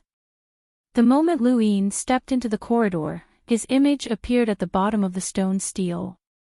It was blurry, and he couldn't see it clearly. Another new clansman has entered. I wonder how high he'll reach. Our clansmen are becoming more and more outrageous. Their talents are getting worse. Don't worry about that. No matter how bad his talent is, he's still a member of the Day-Night clan. Anyone from our clan can crush countless geniuses. Speaking of which, why hasn't the stolen ancient stone been recovered yet? It's too inefficient. Don't worry. No one in the universe would dare to steal our ancient stone. It'll be back soon, but the one who stole it must be severely punished. That clansman's talent is strange. It would be a pity to kill him. It doesn't matter. Since that child has appeared in this generation, the others aren't important. That child is the hope of our Day-Night clan. As they spoke, they unconsciously raised their heads. Their gazes crossed the distance and looked towards the top of the stone tablet. A human figure flickered with radiance. It was vivid and lifelike, as if it was real. It climbed to the top and overlooked all living beings. Suddenly, the image of Lu Yin at the bottom of the stone tablet disappeared. Everyone looked over and sighed in disappointment. Even his appearance can't be shown. How terrible. Has this generation's luck been taken over by that child? It's too cruel for other people. Not all of them. There were 2 kids who climbed up just now. It's not bad. Within the corridor, Lu Yin felt a boundless pressure the moment he took his first step. It wasn't a physical pressure, but rather a spiritual one. The loneliness of the night almost swallowed him whole, and the deeper he went, the more intense the feeling of desolation and despair became. 3 meters away, a fist appeared in the darkness, flashing with white light as it knocked him out of the corridor and into the darkness. He woke up in an instant, only to see the shocked gazes of Zhang Dingtian and the others. Why are you all looking at me like that? Lu Yin shook his head. No. Liar. You were surrounded by an ancient aura. You definitely succeeded, Jenny Anna said in disbelief. She shouted, glaring angrily at him. Lu Yin sneered, I don't care who you are, as long as you're helpful to the negotiation. With Roz and you, the chances of success are very high. Jenny Anna's screams were useless, so he tossed her to Bai Shui. Watch her carefully, she's a bargaining chip. Bai Shui furrowed her beautiful eyebrows, thought for a moment, then nodded and pulled Jenny Anna out. Neither the woman nor Xiao Luo interfered, as they had only come for the stone. If possible, Lu Yin wanted to capture them as well, but he wasn't confident. Both of them were unfathomable, especially Xiao Luo. He looked ordinary, but Lu Yin would never forget the sense of danger he'd given off the first time they'd met. Brother Lu, let me give you a word of advice. It's best if you throw this stone away, or it'll bring you an unimaginable disaster, Xiao Luo said to Lu Yin before he left, not waiting for a reply. The woman in green quickly chased after him, wanting to know what Xiao Luo had obtained from the inheritance stone. Lu Yin's eyes narrowed. Xiao Luo's words were exactly what he'd been thinking. This stone was very precious, but it was also the source of disaster. Keeping it would definitely attract an unimaginably powerful enemy, and it wasn't something he could control at the moment. Even the Great Yu Empire wouldn't dare touch it, let alone himself. Lu Yin's scalp went numb when he thought of the day-night names on the stone slab. This was definitely a terrifying clan. Lu Yin knew that he wasn't a genius with heaven-defying luck, so there was no way he'd be able to keep the stone in the face of such a powerful clan. He secretly decided to throw it away, but it was a technical job. Outside the capital, a dozen students suddenly banded together to charge into the city. They were all here for Jenny Anna, as the Anna family was much stronger than the Ross family. Jenny Anna hadn't come out for a long time, and these students couldn't wait any longer. Zhou Shan immediately ordered someone to sound the alarm. Lu Yin and Zhang Dingtian were in the basement of the Technology Institute, while Jerlin, Ballerer, and Geraldine were resting. Zhou Shan was the only one who couldn't even resist against a dozen students. Welcome aboard. Stay tuned and subscribe to Han Li's Wuxia Adventures for more thrilling content. Chapter 52. Suddenly, a green figure streaked across the sky, bypassing Zhou Shan and charging into the group of students. She punched them one by one, knocking them all unconscious in less than 10 seconds. This scene was quite shocking, especially for Zhou Shan. He was part of the second batch of trial students, and all of them had the strength of the strongest students in their respective academies. Yet, he couldn't even resist against that green-clothed girl. How was this possible? Moreover, that green-clothed girl's speed was too fast. Lu Yin and the rest had just taken to the skies when they saw this scene. They were just as shocked. She definitely hadn't been this fast when they'd first snatched the stone, or Lu Yin wouldn't have been able to stop her. Now that she was so fast, she must have obtained some sort of inheritance from the stone. Outside the capital, the girl in green frowned, so this is the white flash. It's still a bit slow. It's best to use it during the day, let's try it out tomorrow. More than 10 students were immediately captured by cultivators and brought into the city, including Jenny Anna. At this point, there were 42 students in the capital. Lu Yin didn't hold back as he plundered them. He'd already had 20 star crystals from the group of people he'd captured, but Jenny Anna alone had contributed close to 15, which was even more than Ra's. She was the one who'd given him the most star crystals out of all the students he'd captured. With the addition of the dozen or so others, Lu Yin now had 42 star crystals, which was exactly the same as the number of people he'd captured. This was a considerable amount of wealth. As the heir of the Anna family, Jenny Anna only had 15 star crystals, but Lu Yin had 3 times that amount in his possession. Robbery was the best way to earn money. Lu Yin was excited to be able to roll his die again. After greeting Zhang Dingtian, Lu Yin went into seclusion. He had no choice but to use star crystals, or he wouldn't have enough space in his cosmic ring. He buried fire crystals all around him and raised his hand to summon the die. It wasn't completely dull, but had actually recovered a bit. Lu Yin didn't want to wait for it to recover, so he crushed a cube of star crystal. The die immediately absorbed the energy and its surface quickly recovered, shrouding it in hazy starlight. Every time this happened, Lu Yin would feel both excited and nervous. He would slowly reach out with his finger and tap the die as if he was on a pilgrimage. The die spun rapidly until it finally appeared in front of Lu Yin. It was another pip. Lu Yin looked forward to what he'd get. Soon enough, a fist-sized star crystal fell from the void and landed on the ground with a thud. Lu Yin was speechless. A cube of star crystals had been exchanged for 1,000 times more than what he'd gotten. Gambling really was a death trap. Thinking about it, Lu Yin regained his composure. It didn't matter, he had more money, more money. He crushed another cube of star crystal and the die returned to its original state. He tapped the die. Lu Yin was speechless. His luck was bad, the chance of getting something good. Sure enough, he got it this time. Lu Yin's eyes widened. Is this toilet paper? Lu Yin was furious. Who would put toilet paper in their cosmic ring? Who would be such a beast? Lu Yin was enraged, and he wanted to jump through the black hole and beat up that bastard. Who would put toilet paper in their cosmic ring? It took him a while to calm down. No matter how much money he had, this wasn't the right way to spend it. 2 cubes of star crystals had been exchanged for a fist-sized crystal and a roll of toilet paper. If Geraldine found out, she would cry her eyes out. Her entire fortune was only worth a few dozen star crystals, and he'd lost 2,000 times over.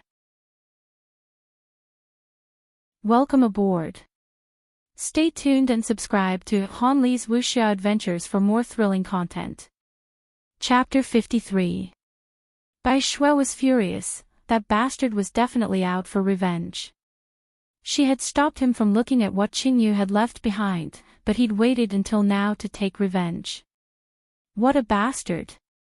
She wanted to reason with him, but it was harder to explain herself.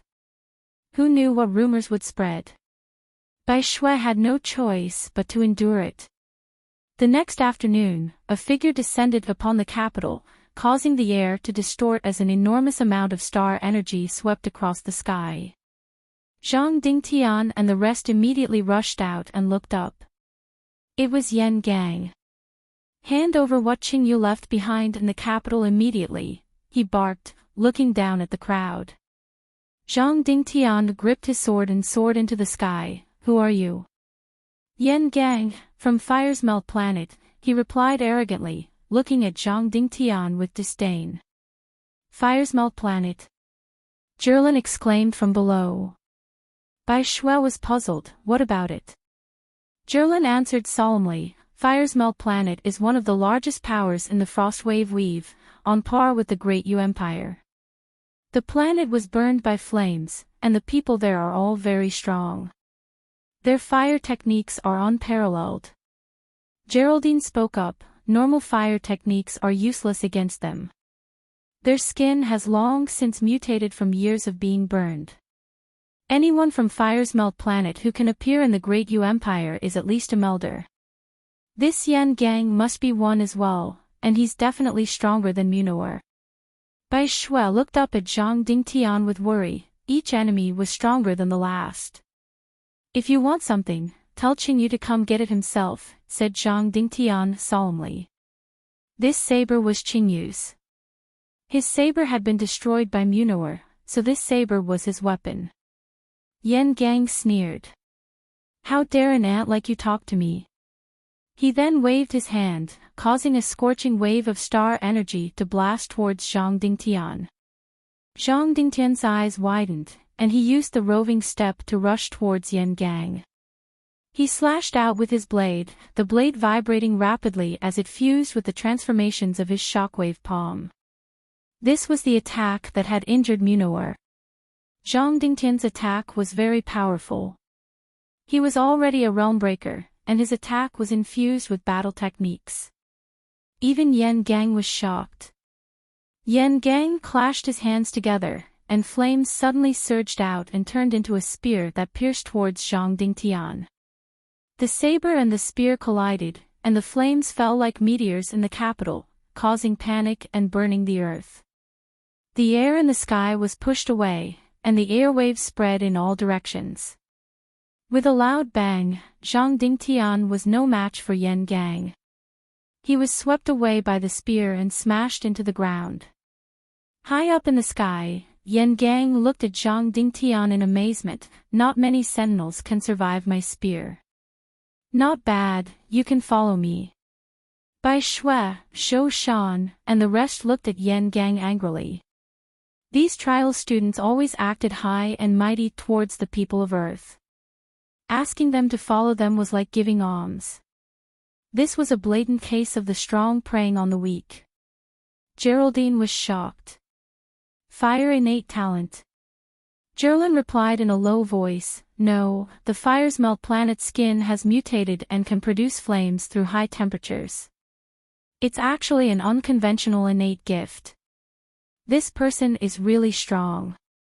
Lu Yin was still in a deep slumber, and everyone was powerless against Yan Gang.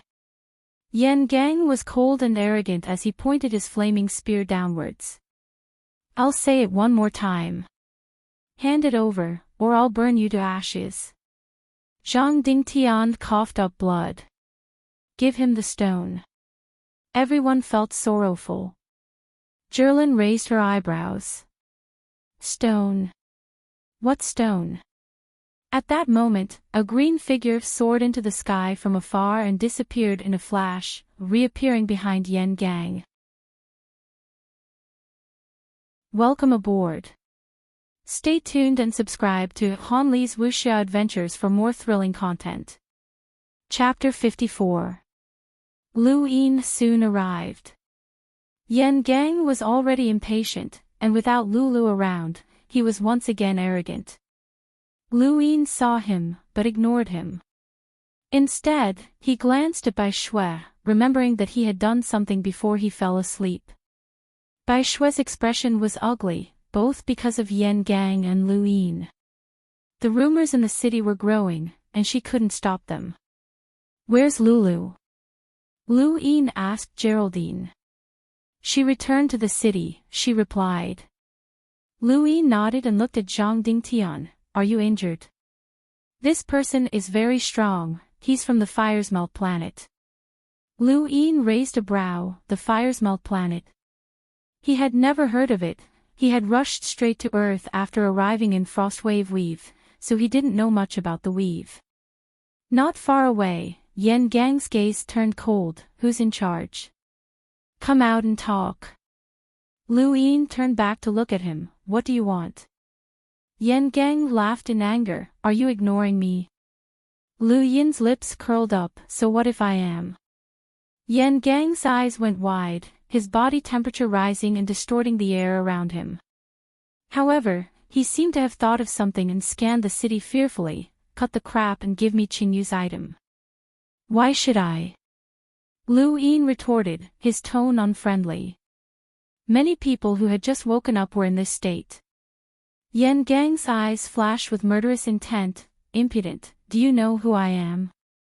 I don't, and I don't need to know, Lu Yin replied.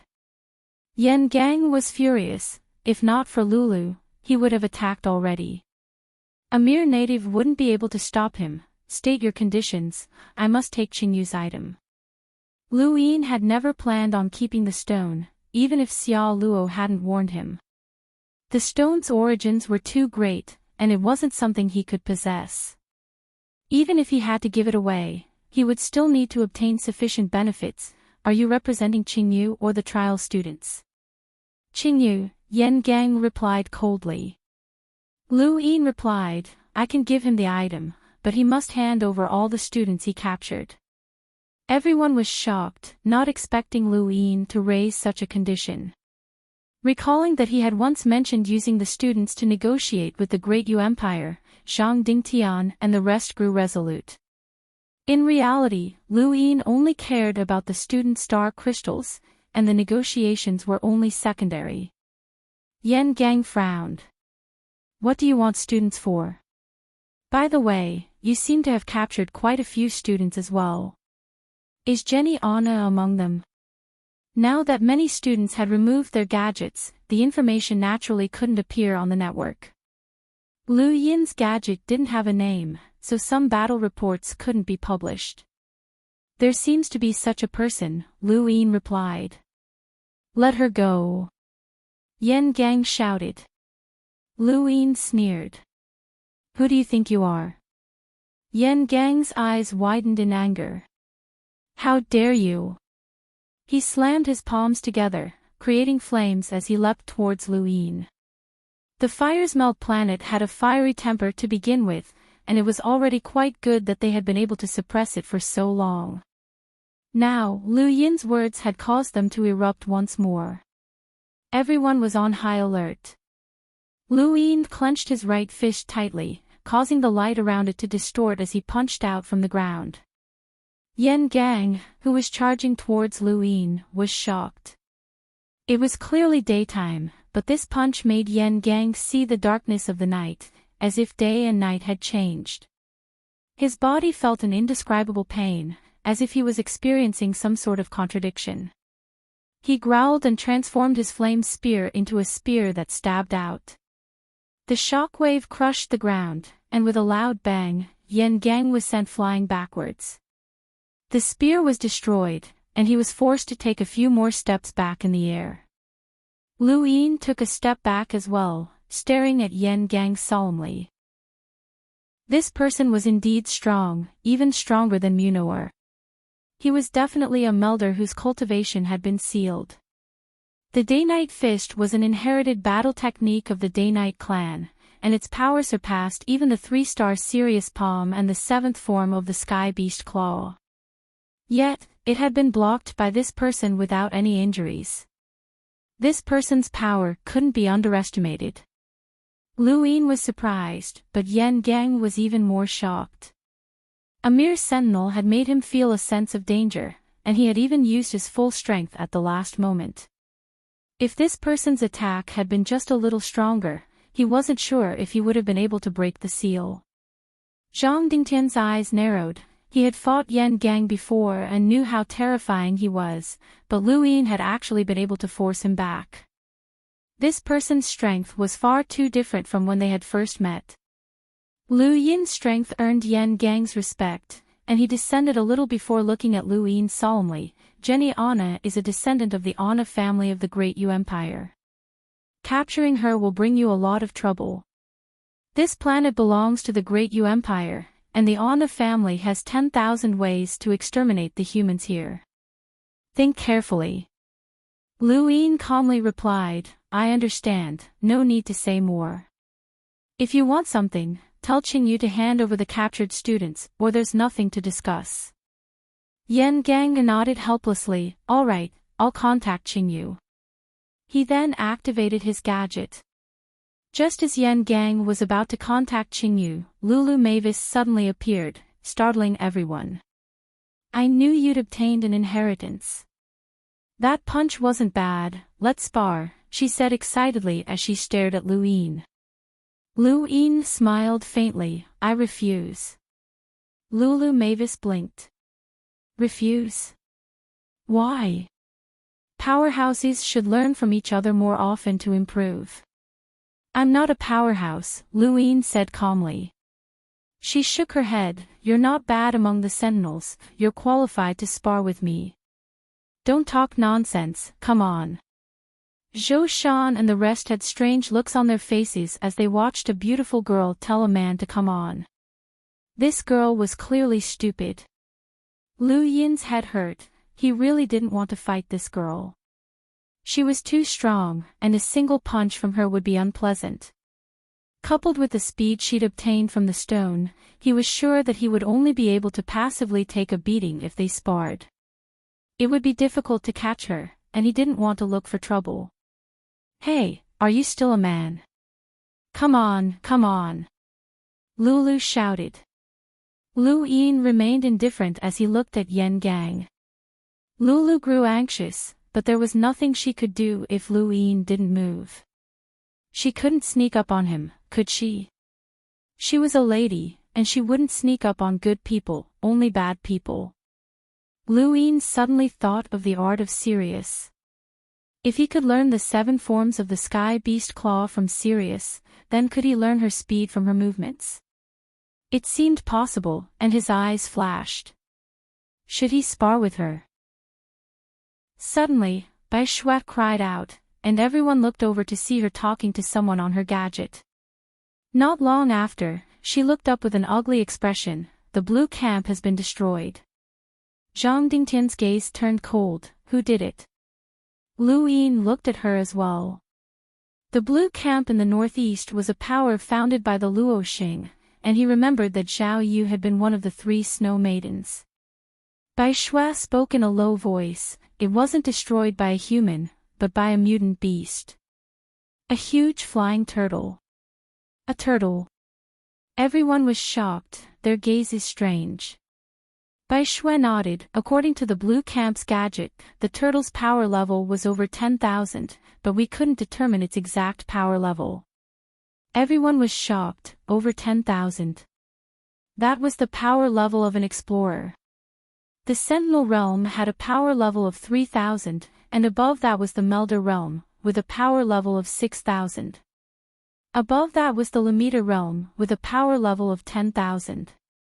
Anyone with a power level of 10,000 was called an explorer, meaning that they were powerhouses who could explore the universe. Such powerhouses could roam the stars and not be bound by the universe. Qingyu was an explorer with a power level of 10,000, or else he wouldn't have been able to survive on Neptune. How could there be a mutant beast on Earth with a power level of 10,000? Yan Gang seemed to be talking to Qingyu as he shouted, "Qingyu's all ready," but before he could finish, a terrifying pressure came from the east and engulfed the world. Yan Gang was blasted to the ground by the pressure, but he was unable to speak as he swallowed a mouthful of dust. The sky in the east was now obscured. Lu Yin and the rest looked to the east in shock as a gigantic turtle that was larger than the entire capital appeared in front of them. This scene stunned the millions of survivors. How could there be such a huge turtle in the world? It also emitted an aura that terrified everyone. It was a powerhouse with a power level of 10,000, a power level that could explore the universe.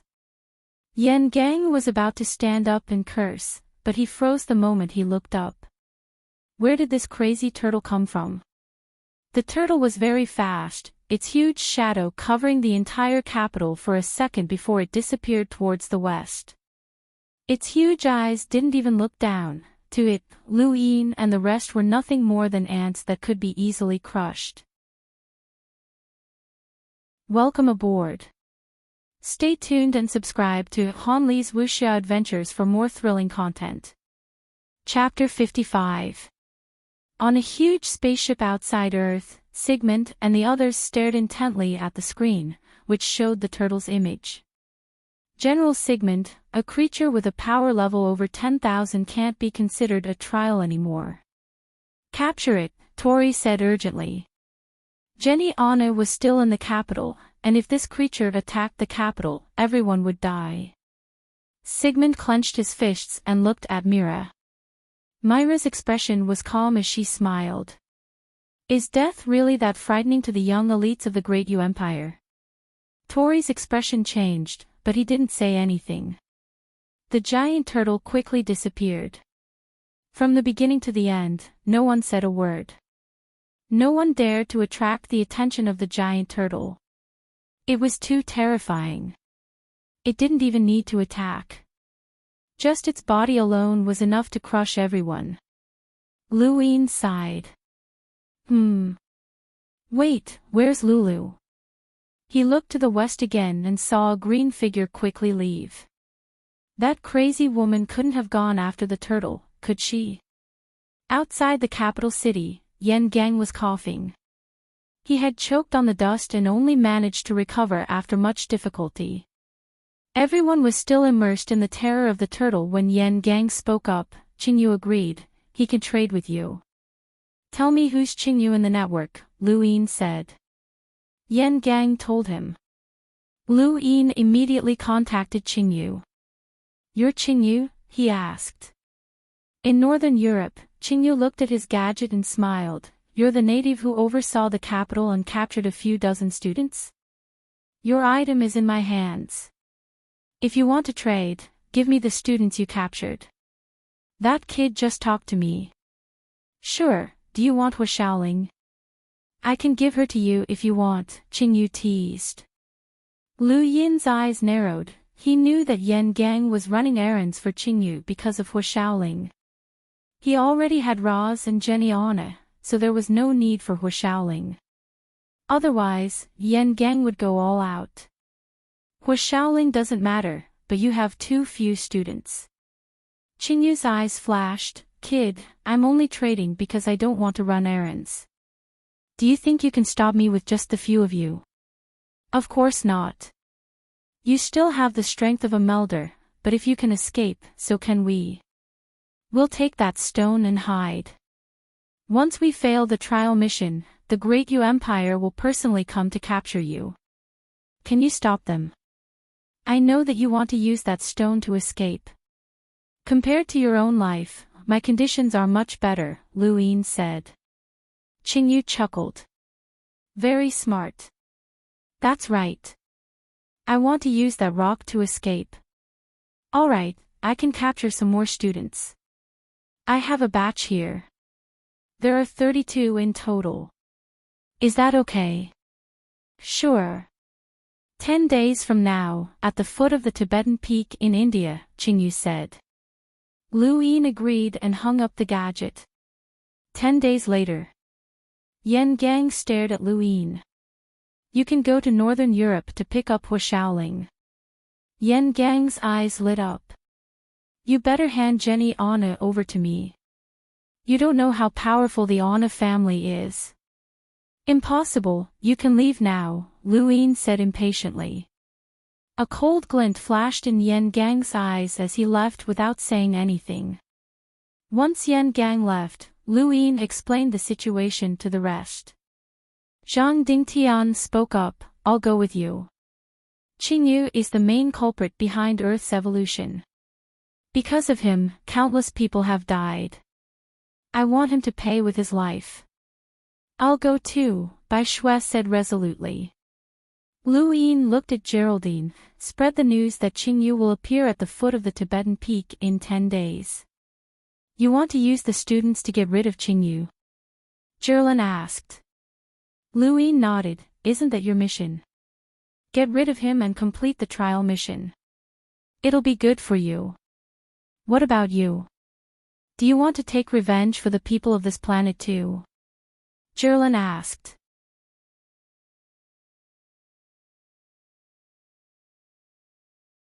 Let's go, Zhang Dingtian said in a low voice. He soared into the air, and with a rope in his hand, he dragged the 42 students as if they were broken wine bottles and flew towards the west. They had all left. These students couldn't stay here. Otherwise, even Zhou Shan and Wu Xing wouldn't be able to protect them. Lu Yin was stunned by the spectacular scene, and he wondered what the other students would think of it. Geraldine was stunned. She was just one of the most ordinary students in the trial, and any one of these captured students could kill her in an instant. Her worldview was being challenged. Geraldine, on the other hand, was very excited. She provoked Eddie, Roz, and the rest while provoking Jenny Anna, angering the latter so much that she wanted to bite her. Lu Yin greeted Bai Shui, but she didn't look at him kindly. Lu Yin knew why. He'd heard the rumors in the city, and it was normal for her to be angry. Even he was a little angry. What did she mean by rejected? Was he really that bad? On the other hand, countless Indian survivors stared blankly at the sky above India. Qingyu used a rope to tie up all the captured students and drag them down the Tibetan peak. It was exactly the same as what Zhang Dingtian had done. Many of the students were so angry that they vomited blood. They were elites, but now they had lost all face. Hua Xiaoling's face was red with anger. She didn't just hate Qingyu, she hated Lu Yin as well. Using them in exchange. Bastard! If it wasn't for the trial, she really wanted to break the seal and fight Qingyu to the death. Outside of Earth, Sigmund and the others had ugly expressions on their faces. Mira, on the other hand, was smiling happily as she looked at the screen. Finally, the screen switched to Tianju's Tibetan peak. That was where the final battle would take place. No one thought that this would be an ordinary transaction. Battle was unavoidable. Qingyu had set out a day earlier, and when he arrived at Mount Tibet, Lu Yin and the rest weren't there yet. However, the students who had been waiting there feasted their eyes on them. The elite students, who had always been high and mighty, were being humiliated like this, and Hua Shaoling was one of them. Yan Gang was trembling with rage. Hua Shaoling was the fiancée of the Fireforge planet's young master, and this wasn't just a slap to her face, but to the young master himself. Qingyu casually tossed the students to the ground and yawned as he looked at the towering Mount Tibet. His expression was relaxed, and he didn't look like a wanted criminal at all. Half a day later, Lu Yin and the rest arrived. The moment they saw Lu Yin's group, the hidden students were shocked once more. Lu Yin had captured even more students than Qingyu, and the sight of him being hung in the air was a spectacular sight. Even Yan Gang was stunned, but it was quickly followed by anger. The Fireforge planet had a good relationship with the Anna family, and he had been received by them when he had come to the Great Yu Empire. He hadn't expected Jenny Anna to be treated in the same way as Wu Shaoling, and he was so angry that he almost burned himself. The students who were secretly protecting Jenny Anna were also trembling with anger.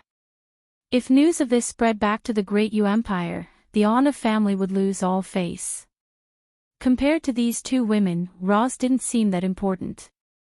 Qingyu's eyes lit up as he looked at Lu Yin's group. "You're the one who negotiated with me." "How so?" Lu Yin was puzzled. Qingyu smiled, intuition.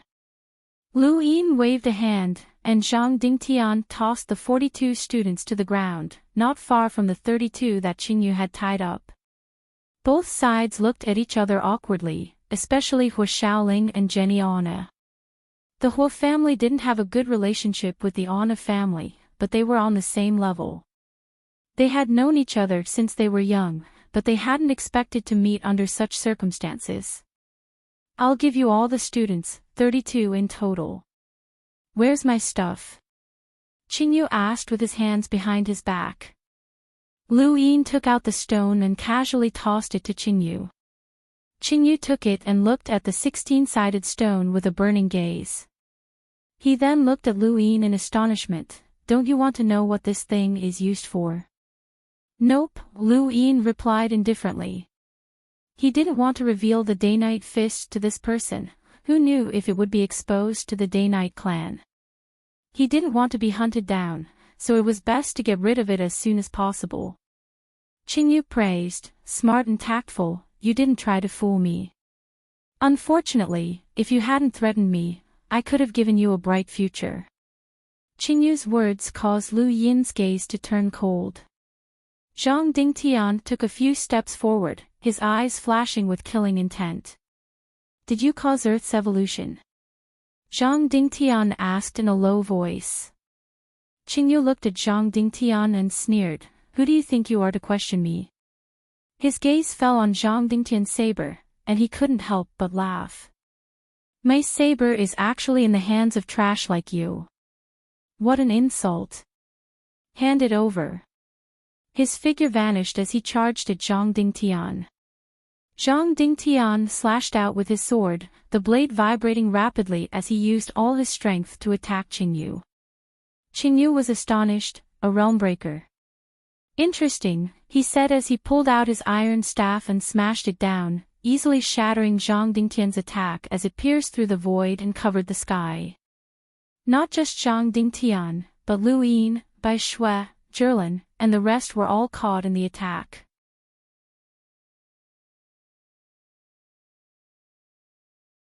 Everyone stopped attacking and looked at the three in confusion. Only Zhang Dingtian and Bai Shui's expressions changed. Wang Yu, Tong Zhan, Lu Shaoge. Lu Yin looked at the three in shock. They were all part of China's 7 sages, especially Wang Yu, one of the 3 high sages. Why was he here? Even Lu Shaoge had been captured. Qingyu grinned cruelly at Lu Yin. "A mere ant dares to negotiate with me. Do you really think I gave you 10 days just to gather these trash? I'm capturing them, and anyone who dares to negotiate with me must die. Before you die, I'll make you suffer." It's not just the 3 of them. Beijing, Jinlin, Wuqing, and the rest of China are all experiencing a beast tide. I'm the one who brought about the end of this planet, but so what? What can you do to me? Now, regret it. He waved his hand, sending a strong gust of wind that cut off 3 heads. Bai Shui's face paled. Zhang Dingtian's eyes widened, and he gripped his sword tightly as he charged at Qingyu. Qingyu sneered, his black and white hair fluttering in the wind as he pointed a finger at Zhang Dingtian.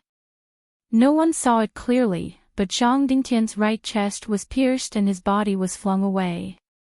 Qingyu took the initiative to attack the students like a tiger in a flock of sheep. Bai Shue's eyes turned red as she sent a palm towards Qingyu, but he shattered the ice with a flick of his finger. He grabbed her hair and took a deep breath. You smell so good, woman. You're mine from now on. Lu Yin's figure appeared, his left hand holding the sky beast claw and his right serious palm striking out. Qingyu's eyes grew cold. There were only a few people here that he took seriously, and Lu Yin was one of them.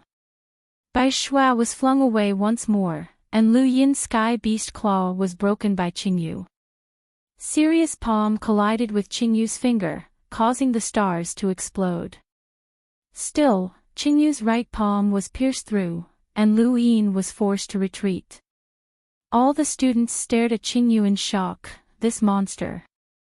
Yan Gang spat out a mouthful of blood, the surface of his body cracked. This was a powerhouse from the Day-Night clan, a terrifying clan that surpassed everyone else. Boring, I wanted to play a little longer. Forget it, let's end this with them, Qingyu said indifferently as he looked in the direction of the captured students. Zherlin and Ballerer were lying on the ground next to the captured students, their fates unknown.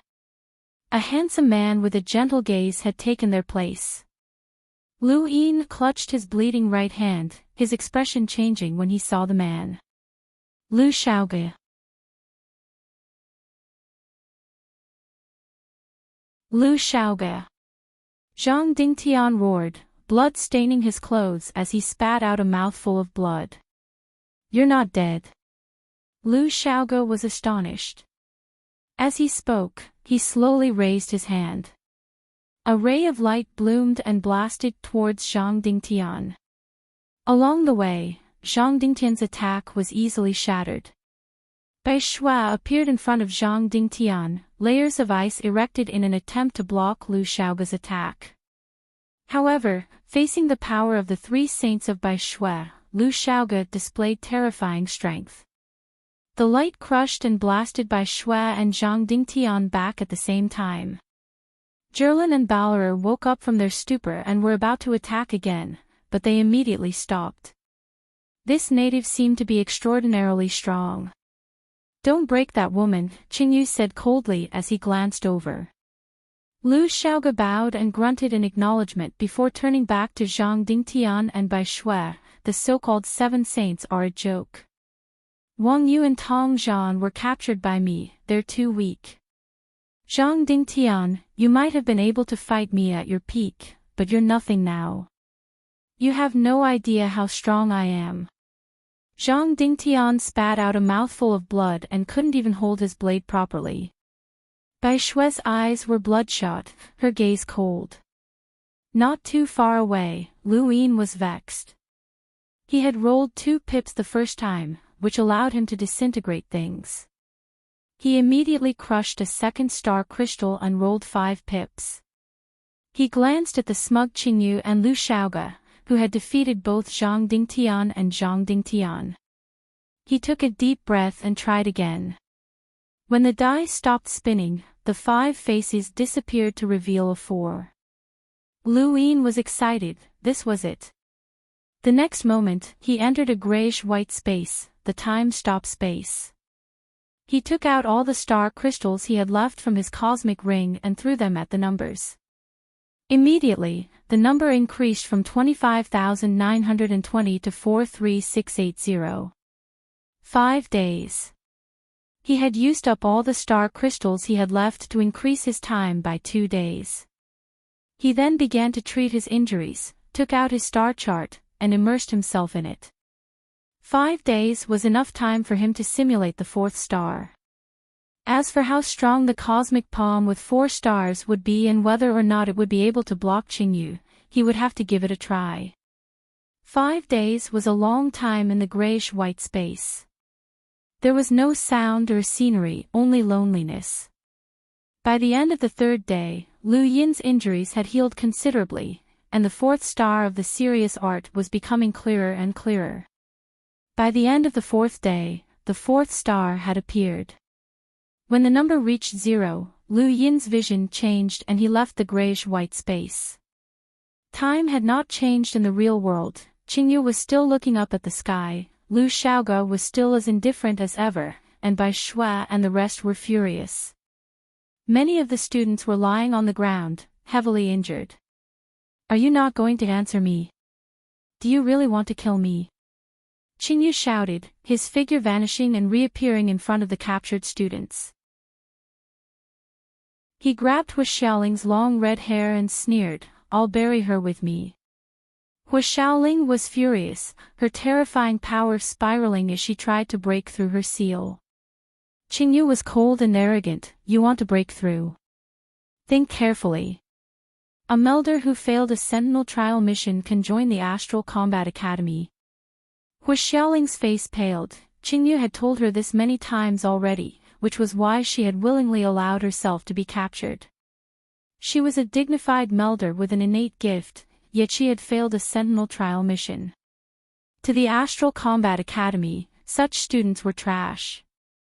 It wasn't just the Astral Combat Academy, no other academy in the universe would accept such a student. This would be the greatest stain on her life. Hu Xiaoling closed her eyes and retracted her star energy, she couldn't break through even if she died. Outside Earth, Sigmund grew anxious, Miss Mira, we can't wait any longer. Hu Xiaoling can't die. Tori, Anna and Shalosh were also staring at the screen. If Hu Xiaoling died on Earth, the Great Yu Empire would be shaken. The Hu family wasn't to be trifled with, and they would all be in trouble. Mira didn't pay any attention to Hu Xiaoling, a mere scion from a peripheral planet wasn't worth her attention. She kept her eyes on Lu Yin, who seemed to have changed from the very beginning. The most obvious change was the injury on his hand, which had healed so quickly. Was it an innate gift? Was it that dye? They had all seen Lu Yin's innate gift dye. It had been strange at first, but they hadn't thought much of it since anything could happen. Now, however, it seemed that it wasn't ordinary at all. Miss Mira, Sigmund said anxiously. Myra's lips curled up as she pointed at the screen, and everyone looked over in shock. Back on Earth, Qingyu, who should have been a threat to Hu Xiaoling, was now a dozen meters away from her. He had just been pushed back by a ferocious palm strike. What a joke, Qingyu looked up and stared ahead. It wasn't just Qingyu, everyone else stared blankly. Lu Yin stood in front of Hu Xiaoling and withdrew his hand, you seem to have forgotten about me. Everyone looked at Lu Yin, this person had pushed back Qingyu. Gerlin swallowed her saliva. Geraldine was shocked, ever since she had followed this person, her worldview had been completely refreshed. Qingyu had swept through all the other students, but this person had actually pushed him back. Welcome aboard. Stay tuned and subscribe to Han Li's Wuxia Adventures for more thrilling content. Chapter 59. Zhang Dingtian smiled. Even though he was seriously injured, he still smiled. Bai Shui stared at Lu Yin expectantly, she had never felt so helpless before. Qingyu sighed, you've been hiding your strength all this time. Lu Yin shrugged, not really. Once a person is forced into a corner, their potential explodes. Qingyu laughed, so what if you're an ant? I'll send you on your way first. He then pointed a finger at Lu Yin, defeating Zhang Dingtian, Yan Gang, and Munawar as well as all the other students. It had also defeated Lu Yin's cosmic palm.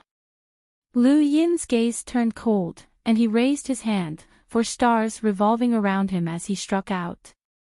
You're courting death. Qingyu shouted. The Day-Night Clan was the embodiment of terror in the universe, and their battle techniques were invincible. Bang, bang, bang, bang. 4 consecutive explosions rang out. Qingyu did not care about the first 3 explosions, but when the 4th explosion rang out, a terrifying pressure descended. The irresistible impact bent his fingers in an instant, and at the same time, a palm struck his right chest, sending him flying out. Shockwaves surged out and crushed the ground, the force of the collision sweeping through the sky like a tornado. Everyone went deaf for a moment, their vision turning gray and dust filling the sky. When the wind blew by and the dust settled, everyone was shocked. Qingyu had been defeated. Lu Yin panted heavily, his right hand in pain as a trace of blood seeped through his skin. Qingyu's face was pale as he glared at Lu Yin, his right finger shattered and his entire body trembling with rage. What battle technique was that?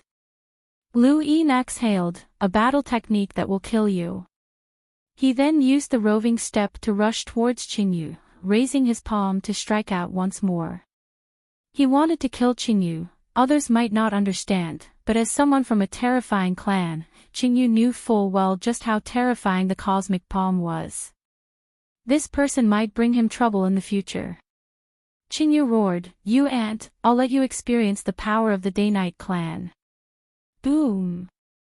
Lu Yin retreated, leaving a dozen footprints on the ground. He looked up and saw Qingyu rushing out of the dust. "Do you think I only know one battle technique? The Day-Night clan may not have much else, but they have countless battle techniques." He then swiped at Lu Yin with his left hand. Lu Yin resisted the urge to vomit blood and raised his left hand as well, using the seventh form of the Sky Beast Claw.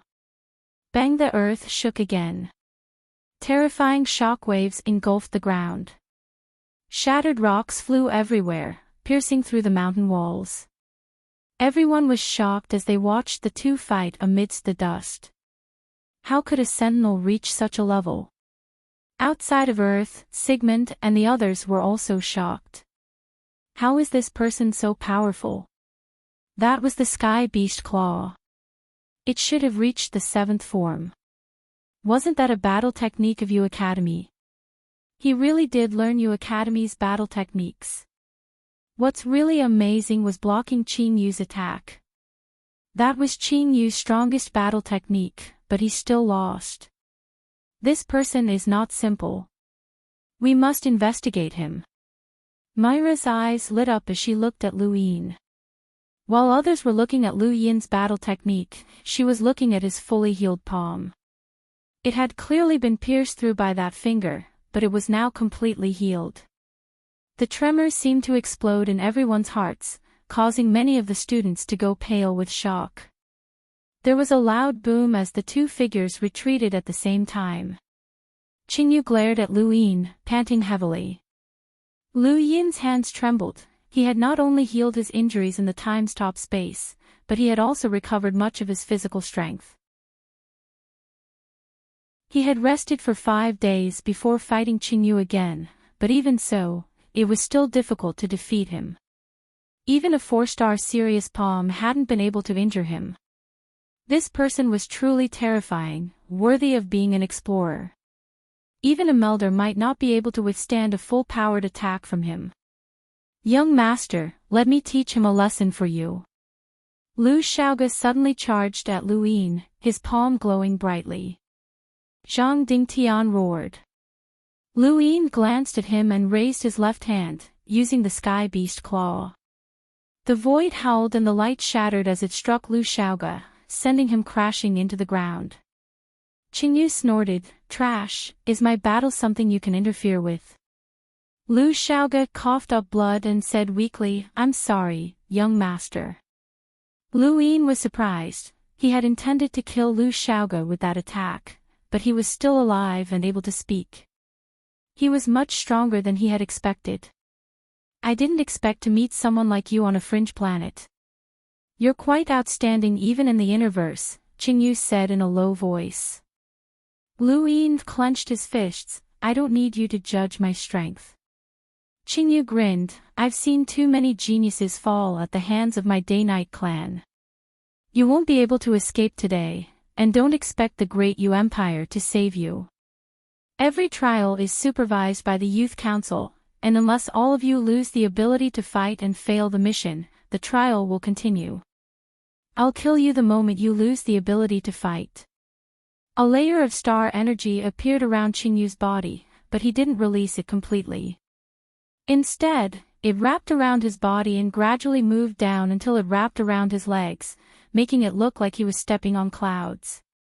Die! Qingyu's body vanished, reappearing right in front of Lu Yin as he pointed with his left hand. This was extreme speed, a footwork battle technique of the Day-Night clan. Even Yan Gang and the others couldn't see him clearly. Qingyu wanted to kill Lu Yin in one move. Lu Yin activated the serious art as he breathed, for stars revolving around him. When Qingyu's finger crossed the range of the stars, Lu Yin saw his movements. The serious art's range was small, but it was like a star. Qingyu's finger seemed to cover an inch of space, but it was very far in Lu Yin's eyes, enough for him to clearly see Qingyu's attack. Just like when Raz, Munawar, and the others had used the Sky Beast Claw, Lu Yin saw all of the changes in Qingyu's finger. Lu Yin stared at the incoming finger and squatted sideways. Serious palm struck out from an unimaginable angle, not only dodging Qingyu's finger, but also hitting him. Qingyu hadn't expected this attack at all. He had thought that his footwork battle technique was a sure win, but now it had been countered. More importantly, Lu Yin's serious palm had struck the same spot as the melder who had broken the seal. Qingyu had already been injured, and now he was hit in the same spot again. It was like the last straw that broke the camel's back, severely injuring him and pushing him into the ground. The ground cracked open with a loud bang, and lava shot up from all directions and burned the air. The scene was silent, and only the roaring of the lava could be heard. In everyone's eyes, the attack had only lasted for an instant. Qingyu had disappeared, and when he reappeared, Lu Yin had already pushed him into the ground. It was that simple, but only Lu Yin knew how dangerous it had been. Even Hu Shaoling, who had become a melder, might not have been able to dodge Qingyu's attack. Only someone like Lulu, who had mastered extreme speed, would have been able to do so. Although Lu Yin hadn't mastered extreme speed, his serious art was the bane of extreme speed. Lu Shaoge's eyes flickered as he looked at the ground. Everyone looked at the ground, at the figure buried in the ground. Was he dead? Lu Yin stood beside the hole, panting as he felt the heat of the lava. Qingyu had brought this upon himself. He had been too careless and thought that Lu Yin would definitely be hit, or else he wouldn't have been hit so hard. It was a pity that Lu Yin couldn't learn Qingyu's extreme speed. The Day-Night clan's battle techniques had a unique feeling, just like their name.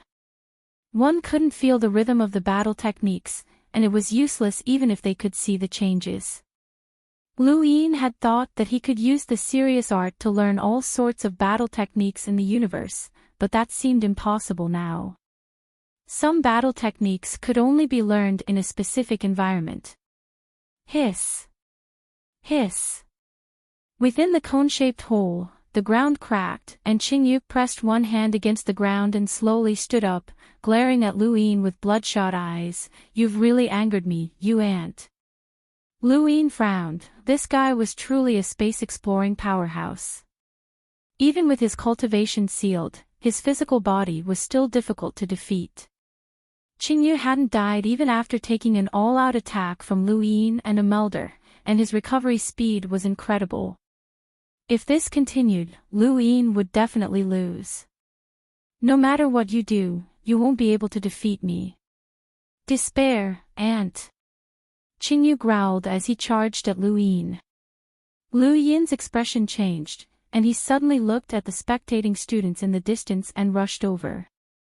Qingyu coughed up blood, but he endured his injuries and chased after Lu Yin. "You can't escape."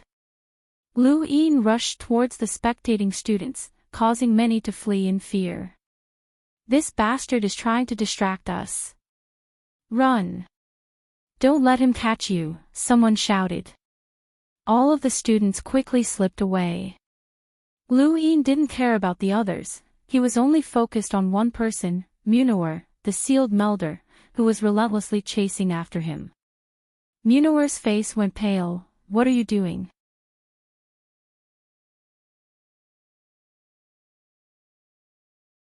Night King. Lu Yin's heart trembled. He had seen this surname when he had accepted the stone's inheritance. Night King Zhenwu was at the top of the corridor. A giant spacecraft had appeared in the sky at some point, blocking out the sun. All students, please take note. The trial is over, and the results will be announced by the various academies. Many students heaved a sigh of relief. It was finally over. Varen, Eddie, Roz, and the rest breathed a sigh of relief as well. It wasn't that they hadn't participated in trials before, but none had been as terrifying as this one. They should have been able to roam the native planets freely, but instead they had been kidnapped and shamefully turned into hostages. They hadn't even had a chance to participate in the final battle. Even a melder had taken action. Lu Xiaoge released all the students. Qingyu's identity had been exposed, and they were useless to him. They were useless against Qingyu, but they had been used by Lu Yin and the rest to negotiate with the Great Yu Empire on behalf of Earth. If Lu Yin had been able to kill Qingyu in the final battle, he would have been the only one to complete the mission. Such a result would have been enough for him to participate in Astral 10 selections. Hua Xiaoling was also looking at Lu Yin. The battle had truly shocked her. She had thought that this was the best she could do as a melder. Qingyu's body was far stronger than a melder's, and she knew that she wouldn't be able to defeat him. However, this person had been able to do so as a sentinel. Although there had been some trickery involved, it was still shocking. Bai Shuai stared at Lu Xiaoge, her eyes filled with anger and sorrow. Zhang Dingtian dragged his heavily injured body to his feet and glared at Qingyu. The culprit who had harmed countless people on Earth had been saved just like that. Return to the ship, we'll give you the best treatment, Sigmund said. He was the middle-aged man who had stopped Lu Yin's final palm strike. Cough, cough. Qingyu coughed up a mouthful of blood. His injuries had been too severe. Explorers mainly relied on star energy to protect their bodies, but his star energy was only enough for him to display the strength of a sentinel. His physical defenses had been greatly reduced, and he'd been attacked by 2 melders, one of whom had even used the strength enhancement powder. Coupled with the fact that he'd endured so many attacks from Lu Yin, it was fortunate that he hadn't died. Qingyu spat out another mouthful of blood and looked up at Lu Yin with a grin. "Aunt, isn't it a pity that you couldn't kill me?" "Ha ha ha ha." Sigmund sighed. If it had only been a member of the Day-Night clan, it wouldn't have been a big deal. After all, the Day-Night clan had issued the arrest warrant. However, the Night King clan was different. Even the Day-Night clan didn't dare put the Night King on trial. They were royalty, and only the Night King clan could put Qingyu on trial. It was a pity that he had awakened as a Night King on Earth. The Night King clan's population was too small, and every member was treated like a treasure. If Qingyu had been killed in the Great Yu Empire, the entire Great Yu Empire would have been dyed red, and no one would have been able to escape. Even Mira hadn't stopped Sigmund from interfering, a testament to the Night King clan's power. There was no such thing as absolute fairness, and the Night King clan had the right to break it. General Sigmund, that native almost killed me. Kill him now. Roz shouted as he ran up to Sigmund. Sigmund slapped Roz to the ground. "Shut up." Shalosh appeared in front of Roz and looked down at him from above. He then turned to Qingyu and smiled respectfully. "Do you need me to get rid of these natives for you?" His words immediately put Lu Yin, Zhang Dingtian, and the rest on guard as they glared angrily at Shalosh. Sigmund looked at Qingyu as well. Toriana did the same. Qingyu's status was the highest among them all from the moment he had become a Night King. Lu Xiaoge silently walked up behind Qingyu and stood respectfully. Qingyu wiped the corner of his mouth with his thumb and looked at the scarlet stain on his finger. He looked up at Lu Yin. "No need, just wait. I'll be back soon, and when I do, this planet will cease to exist. Everyone will die." Zhang Dingtian's gaze turned cold as he clenched his fists. He felt sorrow. Qingyu had caused Earth's apocalypse and killed countless people. He had personally killed Wang Yu and Tong Zhan, caused beast tides to erupt all over China, and caused countless deaths. Now, he was declaring the destruction of Earth. This person was the greatest enemy of Earth, and he had a blood feud with everyone. Zhang Dingtian swore that if he could, he would kill this person in the future as a sacrifice to the countless dead. You're so kind. As you wish, we'll preserve this planet for you, Shalosh smiled. Qingyu didn't care about Shalosh at all. He had once been an explorer himself, and his strength far surpassed Shalosh's. What he cared about was Lu Yin, an ant who had defeated him. This was a stain that he would never be able to erase for the rest of his life, and he would have to wipe it out himself. However, now was not the time. The most important thing was to return to the ancestral land with the inheritance stone and become a true Night King. Let's go, Qingyu smiled at Lu Shaoge with a cruel look in his eyes. I'll be back soon, Aunt. Just you wait. A beam of light descended from the sky and brought both him and Lu Shaoge to the spacecraft.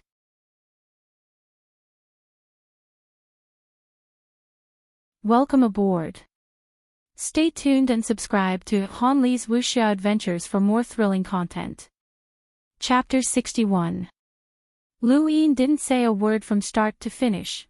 There was no point in saying anything at this point. The universe was a place where the strong preyed on the weak, and any words of indignation would only make him a laughingstock. It was a pity that he hadn't been able to kill Lu Shaoge. That person was a hidden danger. Lu Shaoge. Bai Shui shouted in anger, her eyes bloodshot. Lu Shaoge smiled faintly at her, but didn't say anything. Qingyu glanced at Bai Shui. I forgot about her. Remember to bring her along the next time you come. She has an innate gift of ice, and she's so pretty. Only someone like her is suitable to serve me. A cold glint flashed through Lu Shaoge's eyes, but he quickly recovered and bowed. Yes, young master. Soon, Qingyu and Lu Shaoge disappeared. Then, a silver spaceship rose from the huge spaceship and flew into the universe. Within the huge spacecraft, Myra's eyes narrowed. A new Night King has actually been born. What a troublesome clan. Just as everyone looked up to watch Qingyu disappear, Lu Yin suddenly took control of Hua Xiaoling and Jenny Anna. This scene stunned everyone, including Sigmund and the rest. Native, how dare you? Let go of me, raged Toriana. He had been too careless for something like this to happen right under his nose. Shalosh was shocked. He hadn't expected a puny sentinel to dare grab Hua Xiaoling and Jenny Anna right in front of space-exploring powerhouses. Even he admired the kid's guts. Sigmund stared at Lu Yin coldly. Do you know what you're doing? Lu Yin grabbed Hua Xiaoling and Jenny Anna in each hand, a dagger in each hand that he could stab into their necks with just a bit of force. Sorry, it's not good to use women to threaten others, but they're the most important people here, so this is the only way. General Mathers, right? I wish to speak with you. Sigmund was furious. He was actually being threatened by a native. Given his character, he would rather sacrifice two people than be blackmailed, but Lu Yin was using Hua Xiaoling and Jenny Anna to threaten him. If they died because of him, he wouldn't have much of a good ending. What do you want to talk about? Lu Yin hid behind the two girls and calmly said, after the trial, Earth's cultivators will be sent to the battlefield by you, right? I don't want that to happen. Can I ask General Mando for help? These are the rules of the Empire, and I have no right to change them. Lu Yin smiled. Qingyu just said that he will personally descend to destroy Earth. You can use this as an excuse to reply to the Great Yu Empire. If I'm not mistaken, there shouldn't be anyone in the Great Yu Empire who dares to go against the Night King clan's orders. Sigmund was infuriated. Don't insult the Great Yu Empire, kid. We just don't want to become enemies with the Night King clan. I'll report your conditions to the higher-ups, but before that, release your hostages. Do I look stupid? Lu Yin asked disdainfully. Sigmund didn't say anything, but Toriana did. Kid, don't make a mistake. Your performance in the trial is enough to enter the Empire's U Academy. You won't be dragged down by Earth, and it's not just you. The few Earthlings around you can also join the U Academy. This is the Great U Empire's special treatment for you. If you threaten the Empire again, this special treatment will disappear, and you will experience true despair. Looks like these two aren't high enough for you to spout so much nonsense, Lu Yin said indifferently. You! Toriana was furious. Hua Shaoling glared at Lu Yin. Let me go, and I'll plead for you. Me too, let me go and don't touch me, Jenny said anxiously. Lu Yin threatened, one more word and I'll stuff a smelly sock in each of your mouths. Hua Shaoling and Jenny gritted their teeth in anger. Zhang Dingtian and Bai Shui silently stood beside Lu Yin. The soldier shushed him and blinked. My family sent their regards. You performed well, so give me your blood. Lu Yin didn't hesitate and took out a bottle of blood from his cosmic ring, handing it to the soldier. The soldier smiled at Lu Yin before turning around and returning to Sigmund with a solemn expression. General, the blood. Sigmund opened his hand and the blood sample flew towards the spacecraft. No one spoke, as if they were waiting for something. Lu Yin stared at the soldier who had returned to the formation and exhaled with a smile. He had finally taken the first step.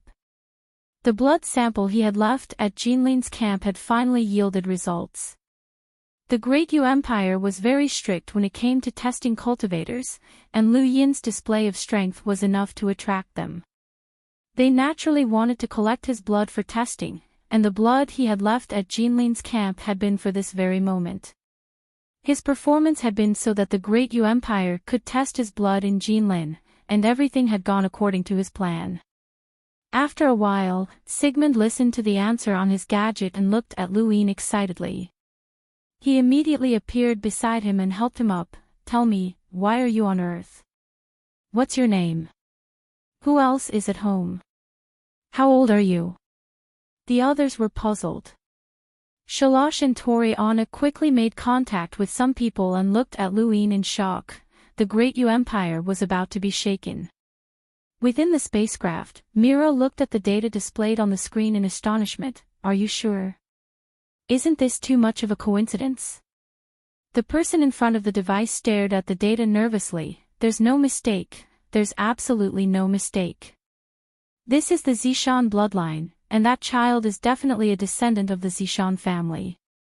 Mira was speechless. Before coming to the Great U Empire, she had done some research on this country, and it was quite legendary. It had originally been a very weak country, but two people had risen to power and forcibly raised it to the level of a top-notch power in the Frostwave Weave. One of them was called Undying Yushan, and the other was called Undying Zishan. They were a famous duo in the Outerverse.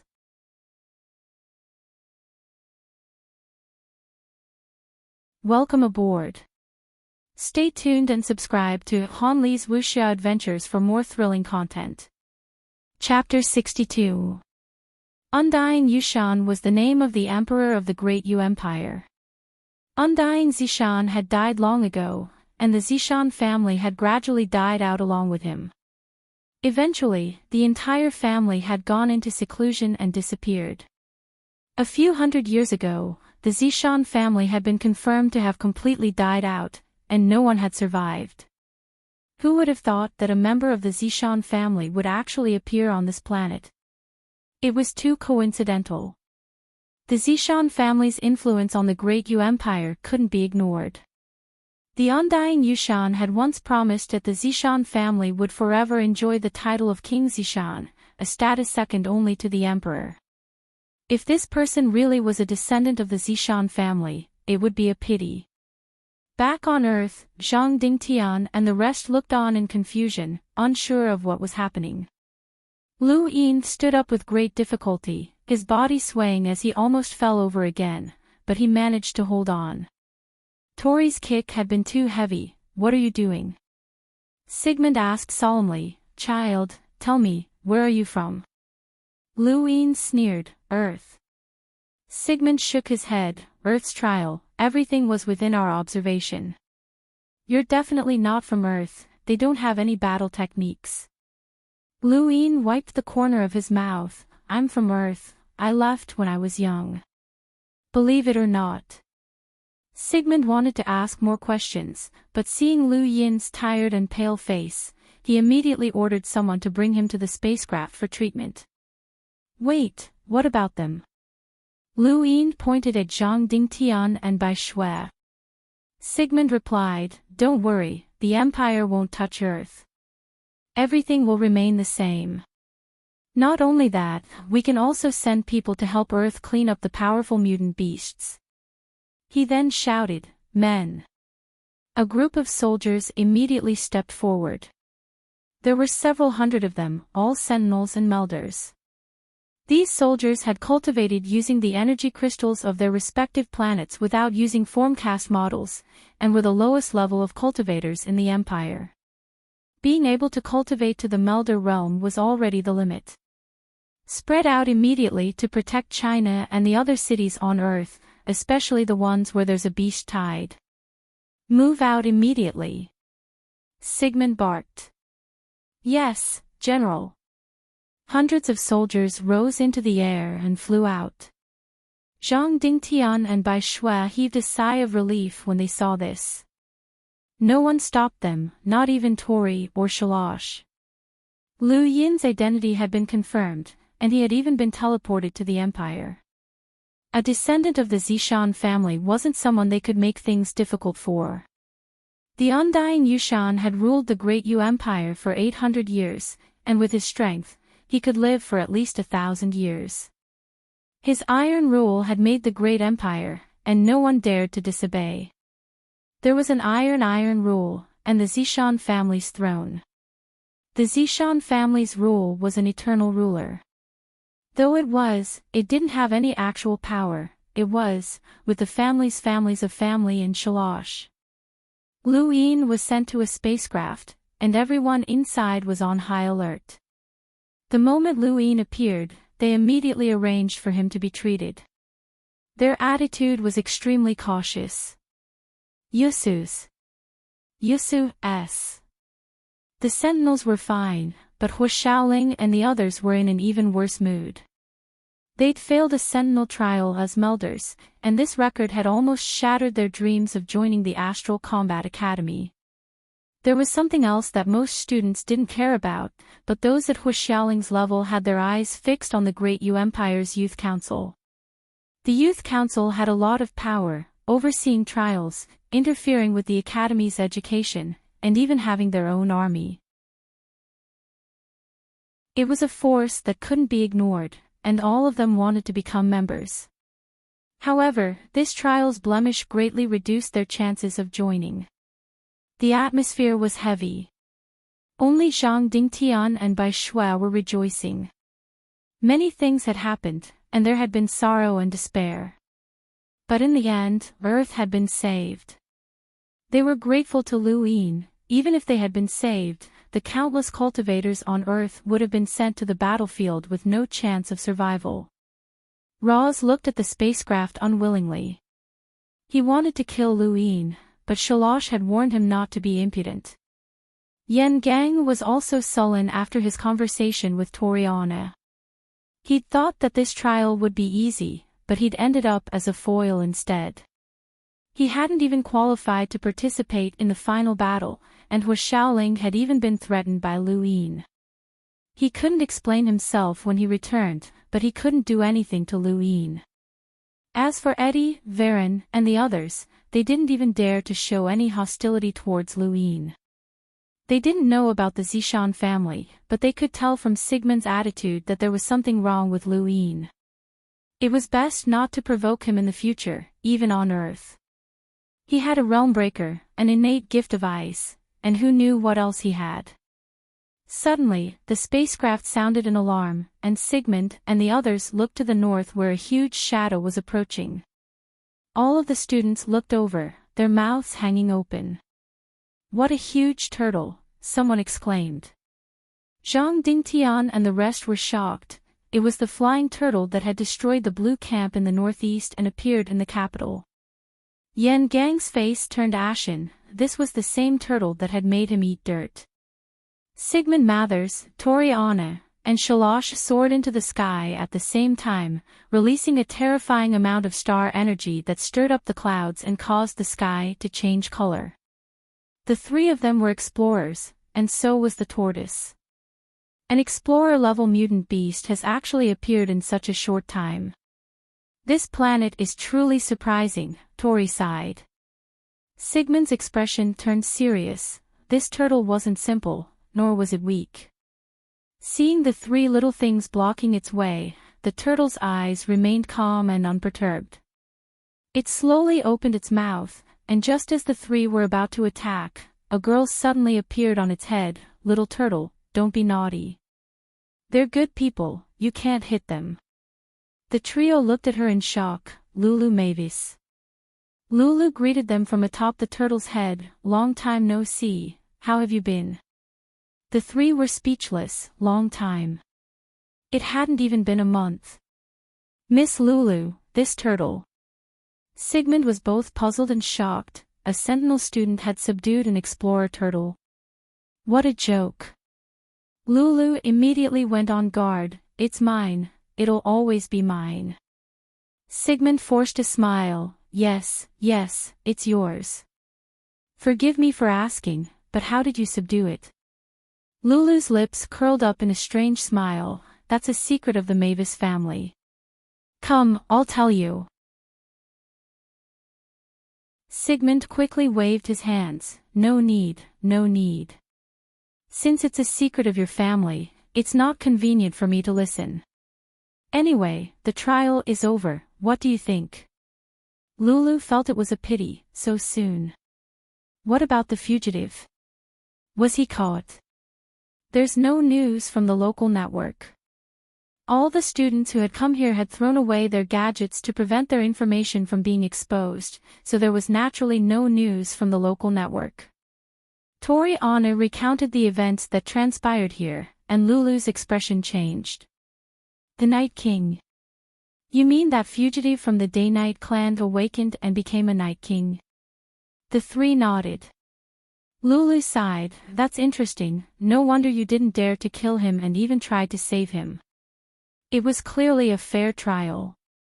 Sigmund was embarrassed. Lu Yin could have killed Qingyu at the last moment, but he had ruined it.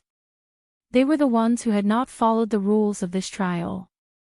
What a pity, if only I had arrived earlier.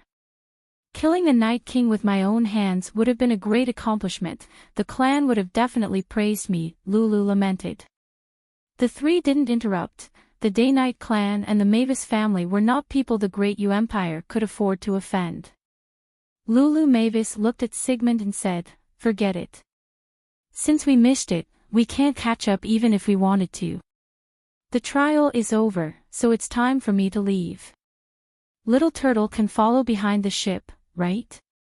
Sigmund smiled. Of course, the spacecraft can tow it, but I'm afraid it won't be able to withstand the pressure of the spatial jump. Don't worry, Little Turtle is very powerful. Lulu didn't mind at all, jumping to the turtle's ear and whispering something. The giant turtle obediently rose into the air and lay down quietly beneath the spacecraft, closing its eyes to rest. Compared to the spaceship, the tortoise was still a little smaller, but not by much. It was shocking. Lulu Mavis entered the spacecraft, her interest piqued. Lu Yin had almost killed a newly awakened Night King, which was something that would shake the entire universe. However, it had happened to a native sentinel. She clearly remembered that he hadn't even had the strength to do so before. How interesting. Welcome aboard. Stay tuned and subscribe to Han Li's Wuxia Adventures for more thrilling content. Chapter 63. News of the Great Yu Empire's trial was out of reach for the people of Earth. They only knew that the apocalypse had occurred, and that powerhouses had appeared to protect their colonies. As for what had actually happened, only a select few knew. One by one, the students were escorted onto the spaceship. Of the 237 students who participated in the trial, only 150 made it back alive. In other words, 87 students had died in this trial. Sigmund's expression was calm when he heard the numbers. The death rate wasn't considered high. There was a 50% chance of death in any trial, so it was fine as long as it was kept under 50%. Of course, no one would care if the death rate exceeded 50%, unless it was the death of a certain noble. There were quite a few students at Geraldine's level who were in high spirits. They had originally only planned to occupy a piece of land and come back alive. However, the strongest students of the academy, especially the second batch of students, were in an extremely bad mood. All of their faces were taut and as ugly as they could be.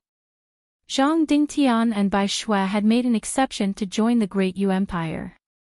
One of them was a realm breaker, while the other had an innate gift. Both of them could join the 13 imperial squadrons. Zhou Shan and Wu Xing had also been allowed to join, but they had refused, wanting to remain on Earth. Sigmund didn't mind, these two were too weak compared to Zhang Dingtian and Bai Shui. Even if they joined the Empire, they would only be ordinary soldiers. Aside from them, the Indian monk Saruzin had also joined the Great Yu Empire. He was the only one other than Zhang Dingtian and the rest to join the empire. Lu Yin was treated for 2 hours before his chest wound was finally under control. When he opened his eyes, he saw Zhang Dingtian and Bai Shui. "How is it?" he asked weakly.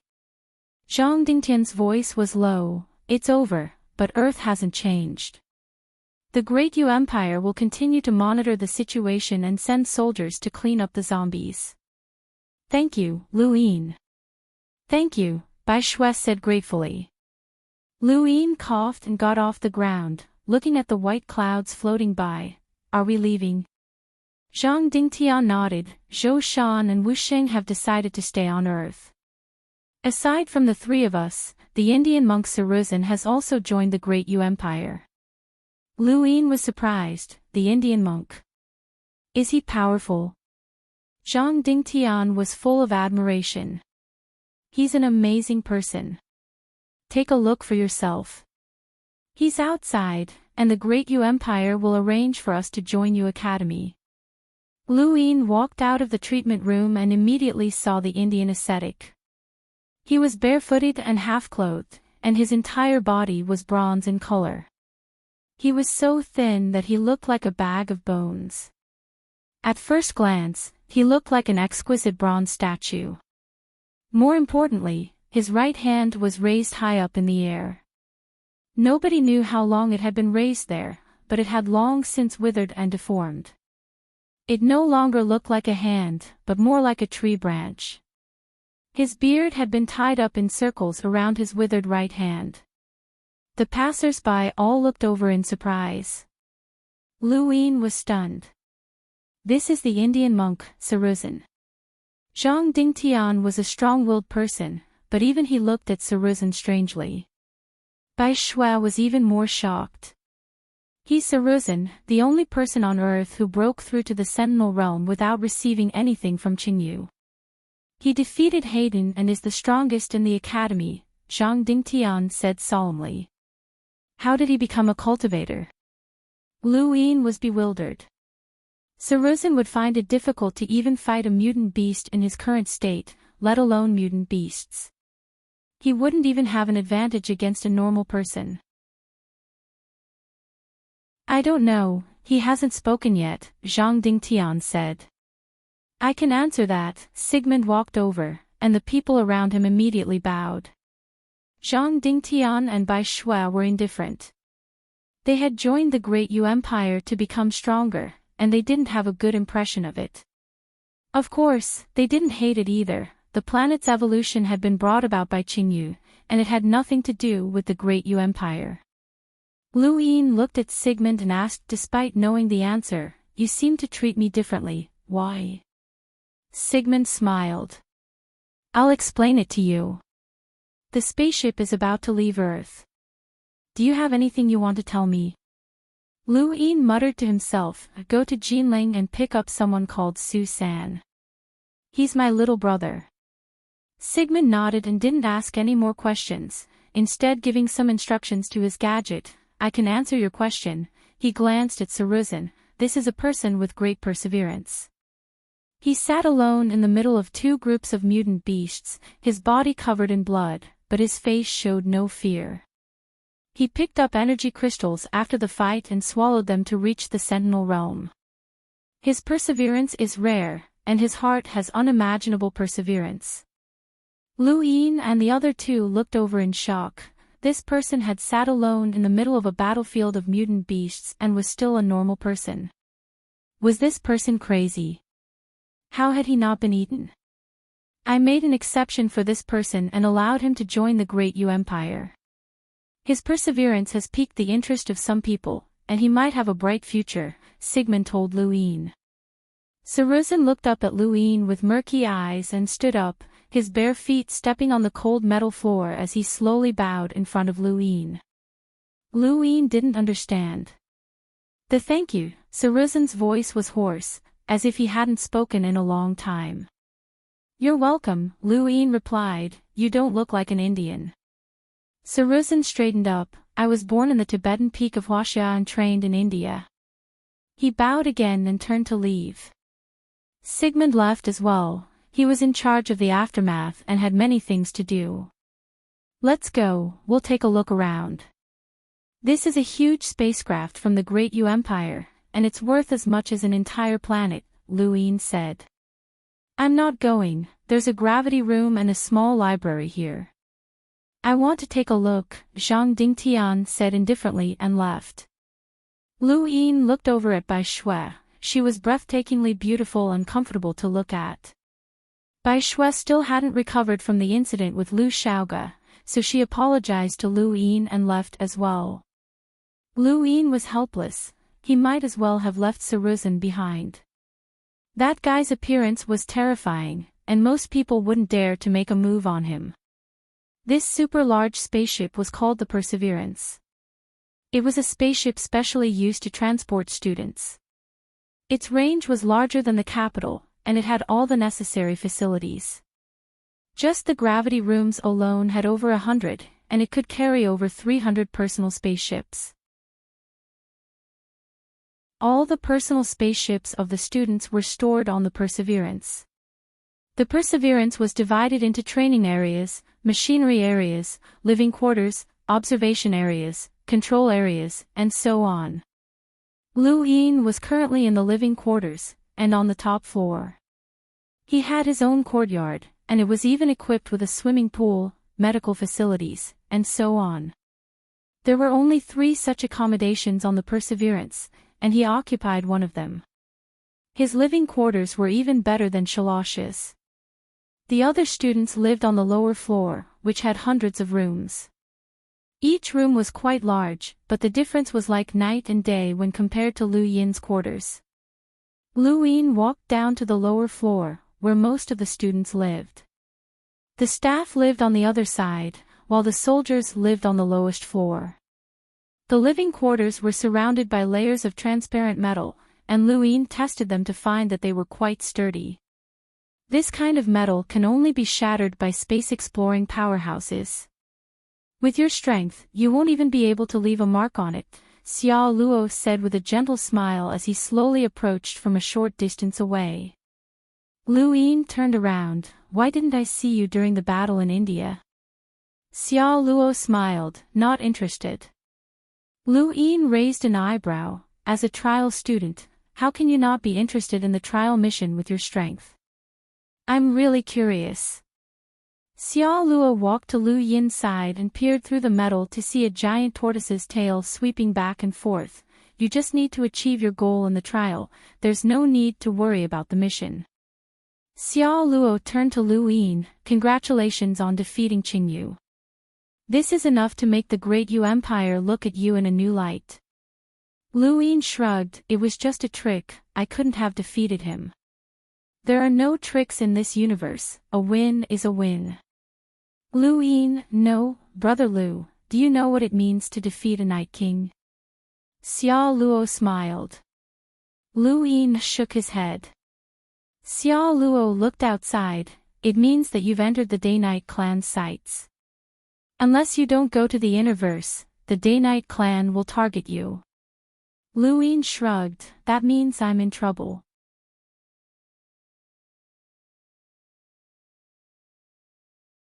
Welcome aboard. Stay tuned and subscribe to Han Li's Wuxia Adventures for more thrilling content. Chapter 64. Xiao Luo laughed. Not entirely, they might even try to recruit you. But there's one thing you did right, you didn't reveal the Day-Night Clan's battle techniques. Otherwise, you would have been dead. Lu Yin's eyes narrowed. He hadn't revealed the Day-Night Fist during his battle with Qingyu because the Day-Night Clan's battle techniques couldn't be leaked. Once they were exposed, it wouldn't just be the Day-Night Clan, all the other powers in the universe would come looking for him and try to obtain the Day-Night Clan's battle techniques. That would be a huge problem. Lulu had the Mavis family backing her, and even the Day-Night Clan couldn't do anything about it. What about Xiao Luo? Lu Yin looked at Xiao Luo seriously. I'm curious, what did you get? Xiao Luo smiled. Nothing much. At that moment, a figure slowly walked around the corner. Both Lu Yin and Xiao Luo looked over at the same time and saw a man with short silver hair. What a coincidence, Silver greeted them with a smile, acting as if they were close friends. Lu Yin's heart skipped a beat. Here it was again. He felt an inexplicable sense of danger every time he faced Silver, even though his current strength was far greater than when he had been under the moonlight in Nanjing. Xiao Luo's expression turned serious for a rare moment, and he turned to leave without saying anything to Silver. Lu Yin was surprised. Silver approached Lu Yin and stopped 3 meters away. I heard you almost killed Qingyu during the trial, congratulations. Lu Yin's lips curled up. You're welcome, Qingyu wasn't bad. He barely forced me to use 50% of my strength. Silver's smile grew even brighter. Actually, I've fought Qingyu before, and he barely forced me to use 30% of my strength. Lu Yin rolled his eyes. This guy was still as shameless as ever. I'm leaving, we'll meet again if fate wills it, Silver said as he walked past Lu Yin. However, he suddenly paused after a few steps. Perhaps we'll meet again soon. Astral Combat Academy? Lu Yin asked. Silver smiled and left with a wave of his hand. Lu Yin exhaled. Each one was weirder than the last. Of all the students on Earth, Xiao Luo, Silver, and Lulu were the ones he feared the most. He didn't know their limits. Yen Gang and Munawar were melders with their cultivation sealed, but what about these three? Lu Yin really didn't know, and he couldn't tell. When he thought of Munawar, he couldn't help but feel a little embarrassed. He had forcefully fed Munawar some medicine to Qingyu, which had been the key to Qingyu's defeat. Without Munawar, Lu Yin would never have been able to defeat Qingyu. He was his benefactor, but that person probably didn't have a good impression of him.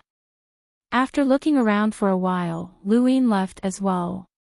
He wanted to take a look around. Ultra-sized spacecraft were not easy to find, and there were only a few of them in the entire Great Yu Empire. Most cultivators would be lucky if they could even use a personal spacecraft to travel the universe. Although this floor was not as well equipped as the top floor, there were still many things that interested Lu Yin, such as the bar. Students were under a lot of pressure. They needed to relax before the trial and party after the trial. The bar was the most lively place. As soon as Lu Yin stepped into the bar, he bumped into someone. Fuck you. The student who had been knocked back took 2 steps back and was about to curse when he saw Lu Yin. He immediately shut his mouth and revealed a smile that was uglier than a crying face. Isn't this Brother Lu?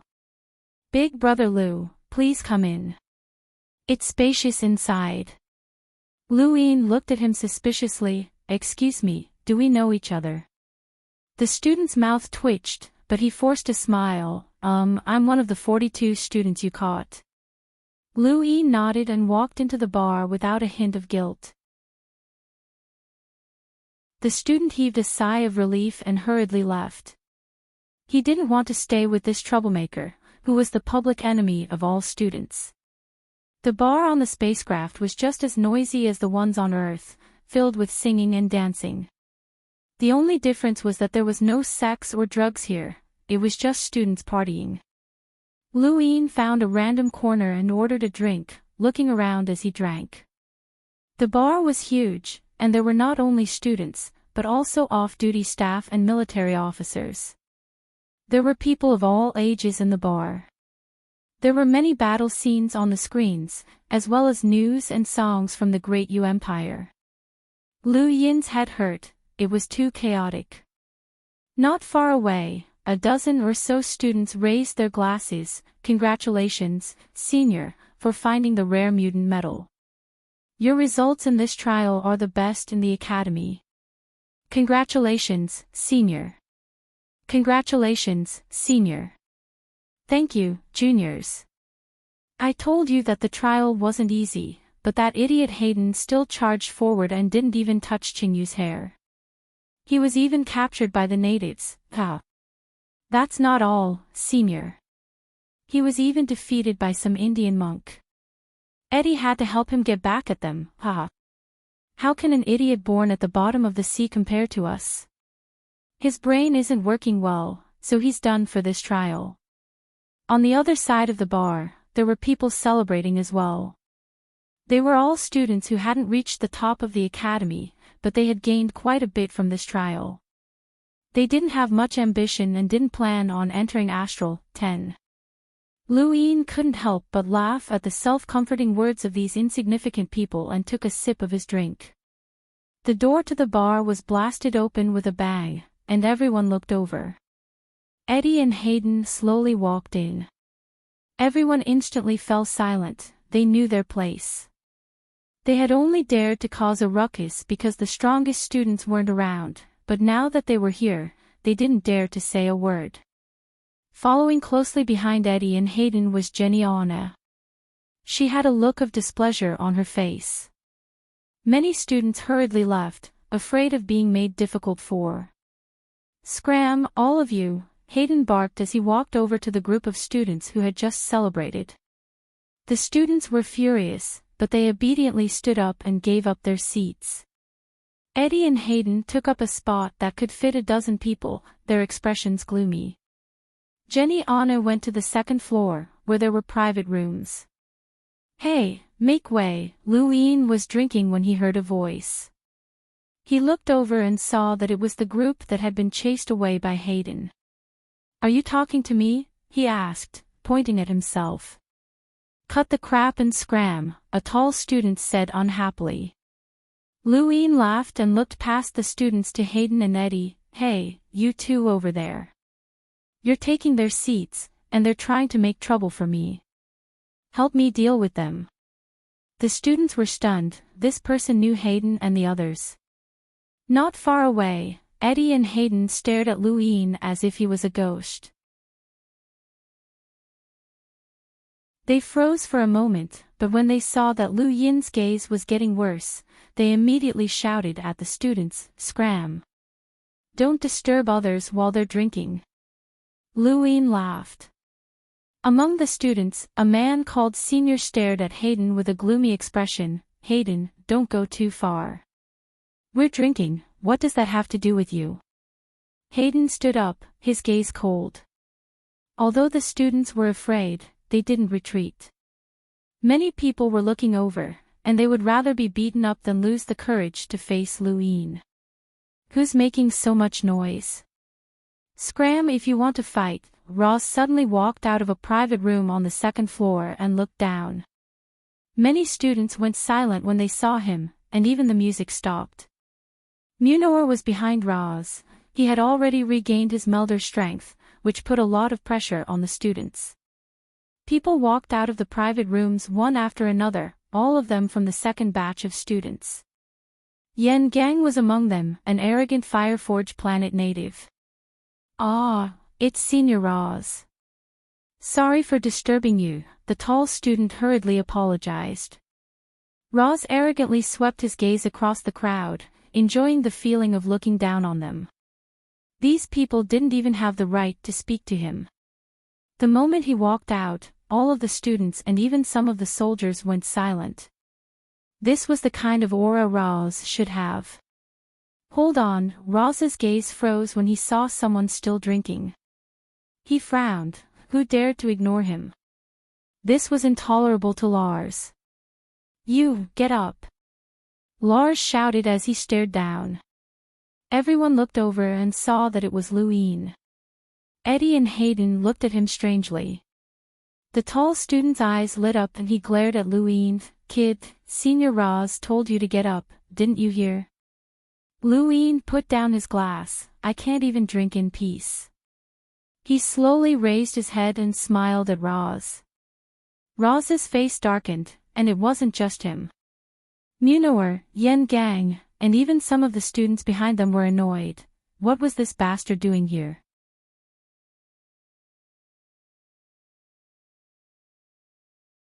Welcome aboard. Stay tuned and subscribe to Han Li's Wuxia Adventures for more thrilling content. Chapter 65. Not far away, Jenny saw Luin as well.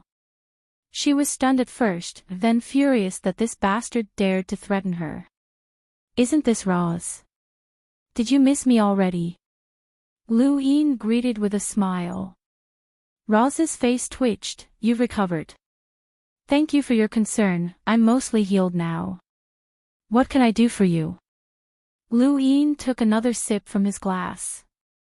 Roz's eyes narrowed with a cold glint, and behind him, Munor was trembling with rage. Lu Yin's eyes lit up when he saw Munor. So you're here as well. Sorry for using you as a shield. Speaking of which, your sky beast claw is quite powerful. Without you, I wouldn't have been able to deal with Qingyu.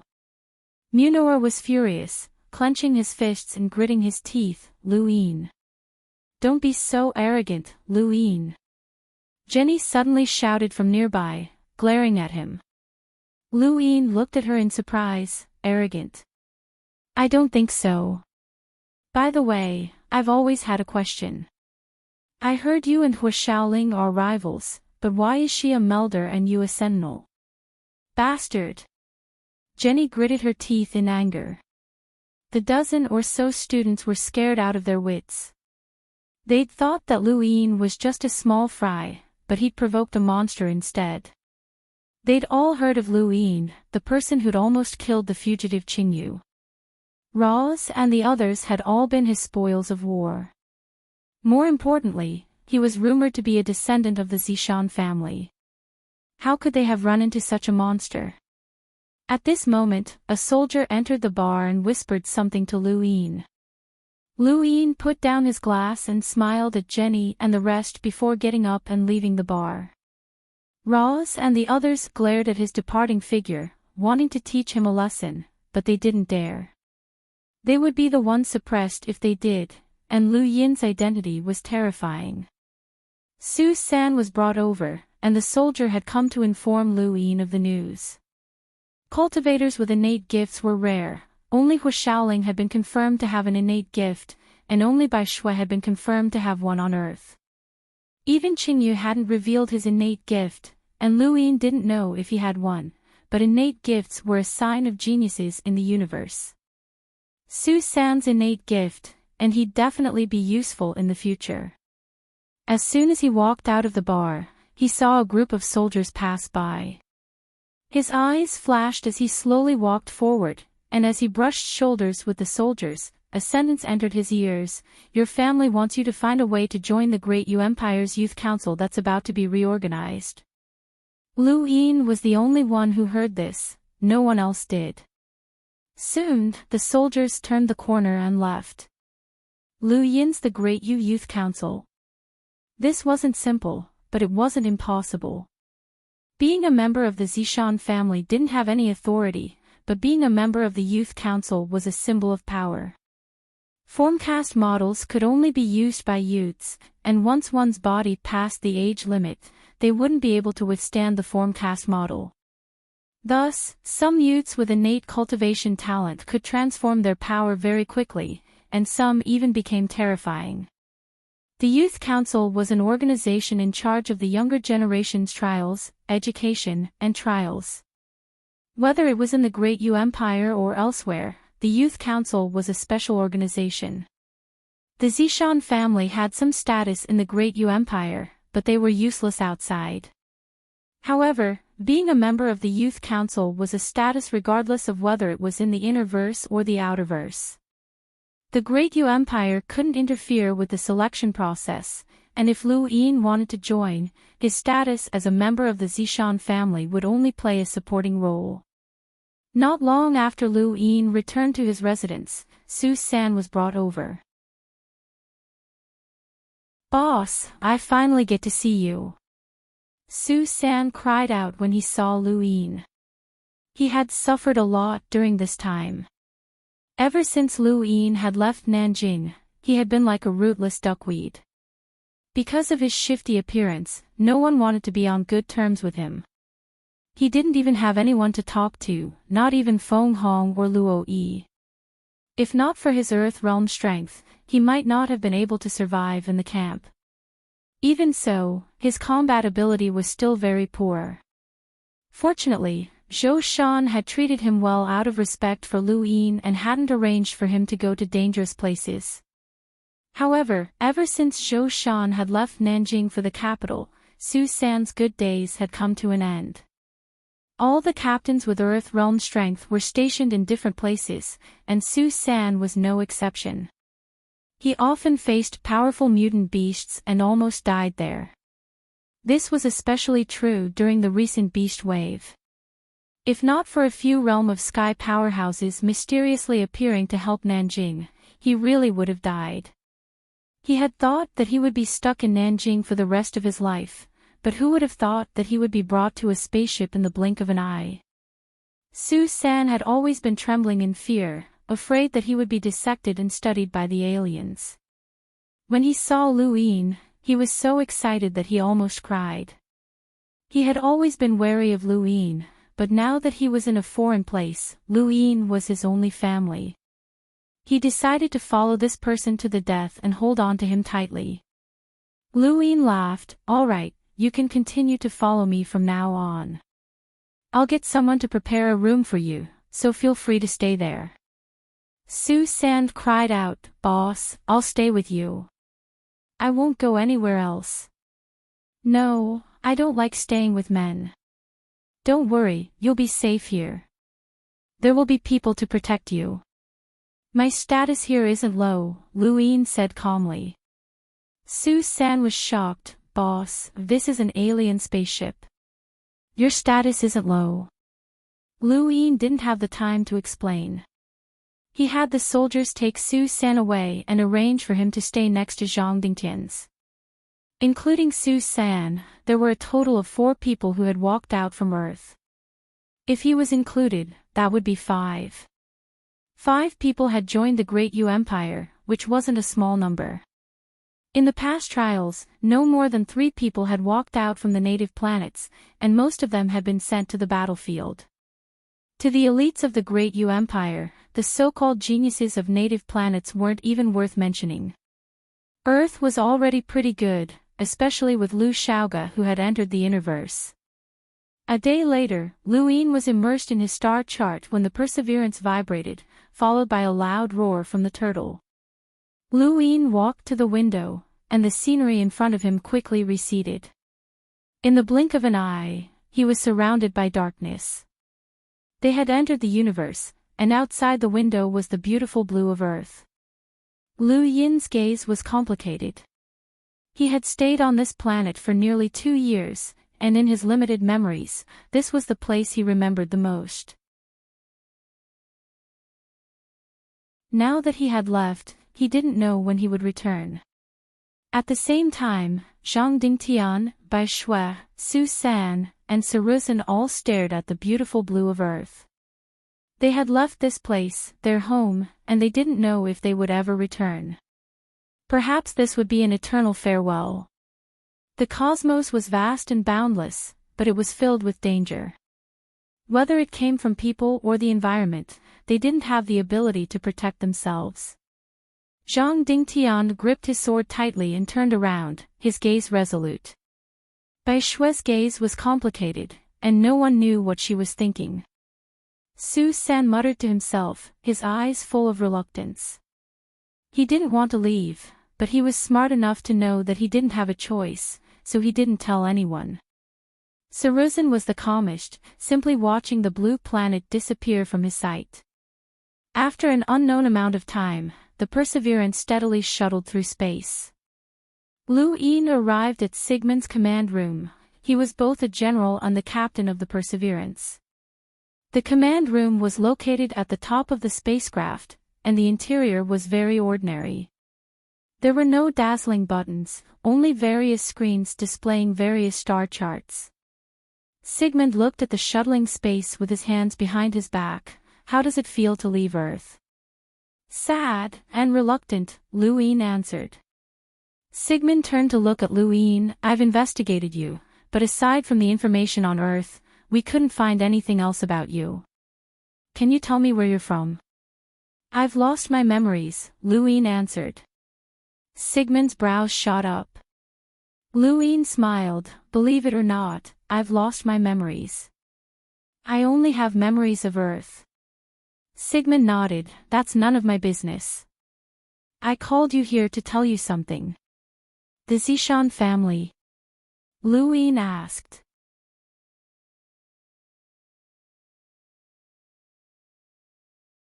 Welcome aboard. Stay tuned and subscribe to Hanli's Wuxia Adventures for more thrilling content. Chapter 66. Looks like you've heard something. The Zishan and Yushan families are two of the most important families in the Great Yu Empire. 800 years ago, His Majesty the Undying Yushan inherited the Great Yu Empire and bestowed the title of king upon the Undying Zishan. However, the Undying Zishan died during an adventure, and the Zishan family was forced to retire for some reason. You are their only descendant. Lu Yin's eyes flickered, but he didn't speak. I know what you're thinking. The Undying Zishan was not killed by His Majesty, everyone knows that. Why? Lu Yin was confused.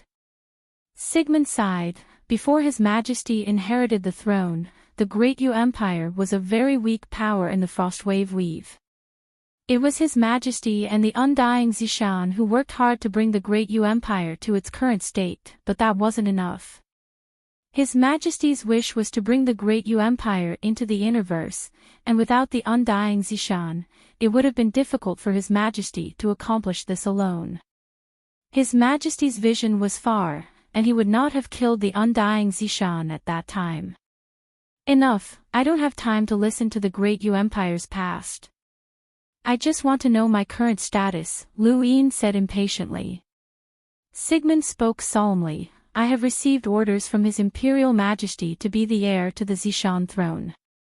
Lu Yin, from the moment your identity was confirmed, you are King Zishan, the Great Yu Empire's King Zishan. Lu Yin was shocked. That easy? Don't I have to go through a series of complicated procedures? Don't I have to go to the Great Yu Empire's capital star to be tested again? Sigmund shook his head. There's no need for that.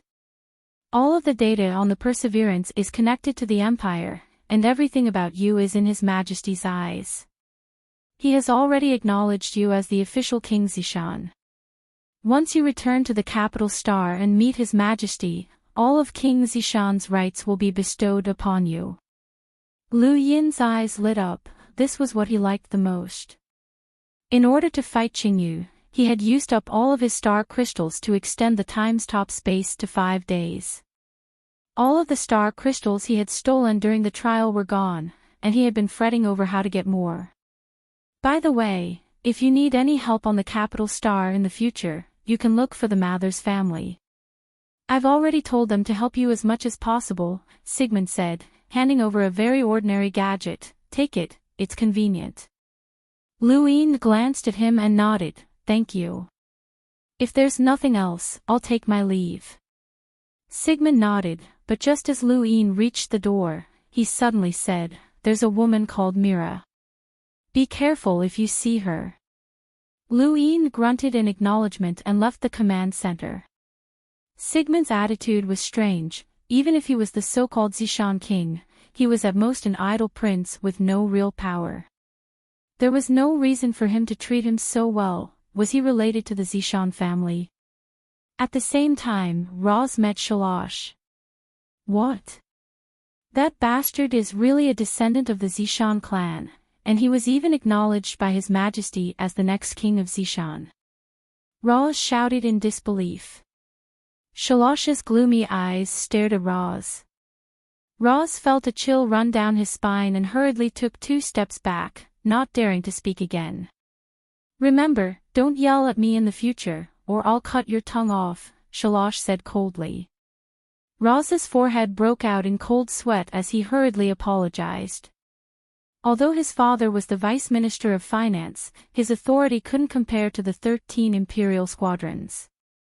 Shalash was the vice captain of the 12th Squadron, and his real power far exceeded his father's. If not for his father's financial power, Shalash wouldn't have bothered with him at all. "Stay away from that Lu Yin if you see him in the future. It's just a title, but if he uses it to pressure you, you'll have to obediently accept it," Shalash said coldly. Roz hurriedly acknowledged. Shalash snorted and looked towards the dark universe. "King Zishan. Let's see how long you can hold it. If you cause trouble, the empire will fall into chaos." On the other side, Jenny Anna was furious as well. Why is it like this? A prince with a different surname is no joke. How can a native like him inherit the throne? Tori smiled bitterly. "Don't be angry, young mistress. This matter has already been confirmed, and the captain told you to stay away from him in the future." "Why? What's so great about King Zishan?" Jenny asked unhappily. Tori was helpless. He wanted to tell her something, but he didn't dare. If he did, she would definitely go berserk. Forget it, he'll just let the family head tell her. For the next 2 days, Lu Yin didn't leave his room as he focused on recovering and studying the star chart. The 4th star's power was almost twice that of the previous 3, and he was looking forward to the appearance of the 5th star. If 5 stars appeared during his battle with Qingyu, then he wouldn't even need the help of a melder to crush Qingyu. It was a pity that the Sirius technique was only at the elementary level and could only simulate 8 stars at most. Once he became a melder, the Sirius palm's effectiveness would decrease, especially when he fought against geniuses who all had powerful battle techniques. The Sirius palm wouldn't be able to keep up. "Is the reason you're looking at the star chart every day related to your technique?" A pleasant voice sounded from behind him, followed by a delicate fragrance. Lu Yin's expression changed and he turned around to see a pure beauty with white hair that reached her ankles. A small tuft of hair was tied up on her forehead, and she was looking at him with interest. "Who are you?" Lu Yin didn't act rashly. His first reaction was that he was no match for this woman. She had been able to sneak up on him without him noticing, and even the Sirius technique hadn't reacted. "I'm Mira," the white-haired beauty smiled faintly, her eyes staring at Lu Yin with a hint of red. "Mira." Lu Yin's heart skipped a beat as he recalled what Sigmund had told him 2 days ago, warning him to be careful of this woman. "Do you need something from me?" Mira smiled and walked past him, her white hair fluttering in the wind. She slowly sat down and crossed her right leg over her left. She was barefooted, and her round and cute toes twitched. Her fingernails were painted a seductive red as she stared at him. "Can you tell me why you look at the star chart every day?" Lu Yin looked at her solemnly. "I lost my memories, and I'm trying to find my way home." Mira twirled her white hair in her right hand and played with it. "Do you know who I am?" Lu Yin shook his head. "I'm from the Innerverse, and I'm a member of the Universe Youth Council." Lu Yin's pupils shrank. The Universe Youth Council was a terrifying organization that could judge all the youths in the universe. It had a legal army, and the Great U Empire's Youth Council was one of its subordinate organizations. I was the one who disbanded the Great U Empire's Youth Council. Do you understand now? Mira continued. Luin took a deep breath. What does that have to do with me? Mira stood up and slowly walked over to Luin. She raised a hand and propped his chin up with her index finger, her entire body exuding an intoxicating aura. I admire you, and I can recommend you to join the Outerverse Youth Council. The condition is that you join Astral 10 and show me some results. Luin stared at Myra's eyes, the redness becoming more and more obvious. This woman made his entire body heat up, and she was full of attraction. However, she also gave off an invisible and undetectable sense of danger that made his entire body turn cold. Why me? Myra's lips curled up into a beautiful smile that could steal souls. Her eyes, in particular, made Luin feel like he was about to lose himself in them. Your innate gift is very unique. Can you tell me what it's used for? Luin took a few steps back, just because of my innate gift. Mira retracted her hand. Any cultivator with an innate gift can directly join the Universe Youth Council. This is the promise of the 10 Arbiters, but the Universe Youth Council is too large, and the Great U Empire's Youth Council is one of them. Ordinary cultivators with innate gifts can only join this level, and only those with extraordinary innate gifts can directly join the Universe Youth Council. Which category do you think you belong to? Luin had never thought of using his innate gift to join the Universe Youth Council. His innate gift couldn't be revealed to others, not because it was too weak, but because it was too powerful. His die had 6 pips, and any roll would shock everyone. If possible, he didn't want to reveal his innate gift, but it had been seen during his battle with Qingyu. Sigmund Mathers hadn't asked much, but he definitely had his own guesses. My innate gift can only speed up my recovery, but it doesn't have much use for anything else, Luin answered.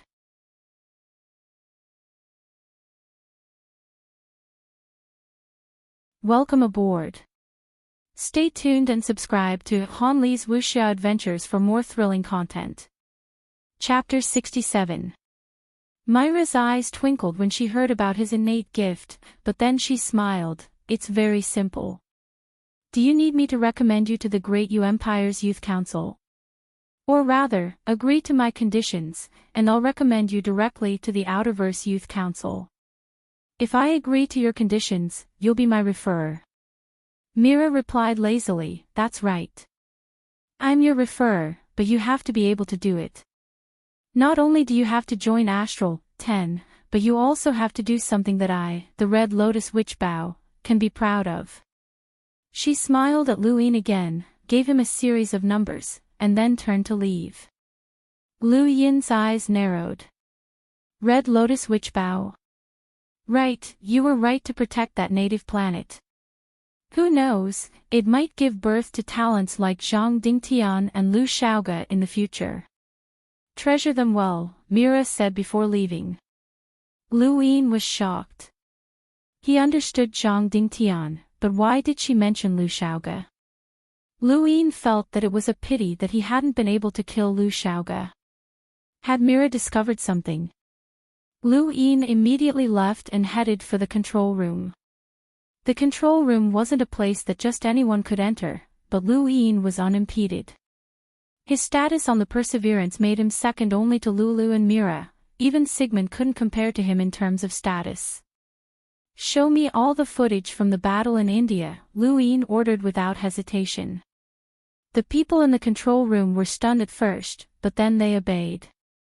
At the same time, Sigmund, Tori, and Shalosh all received a message that Luin had appeared in the control room.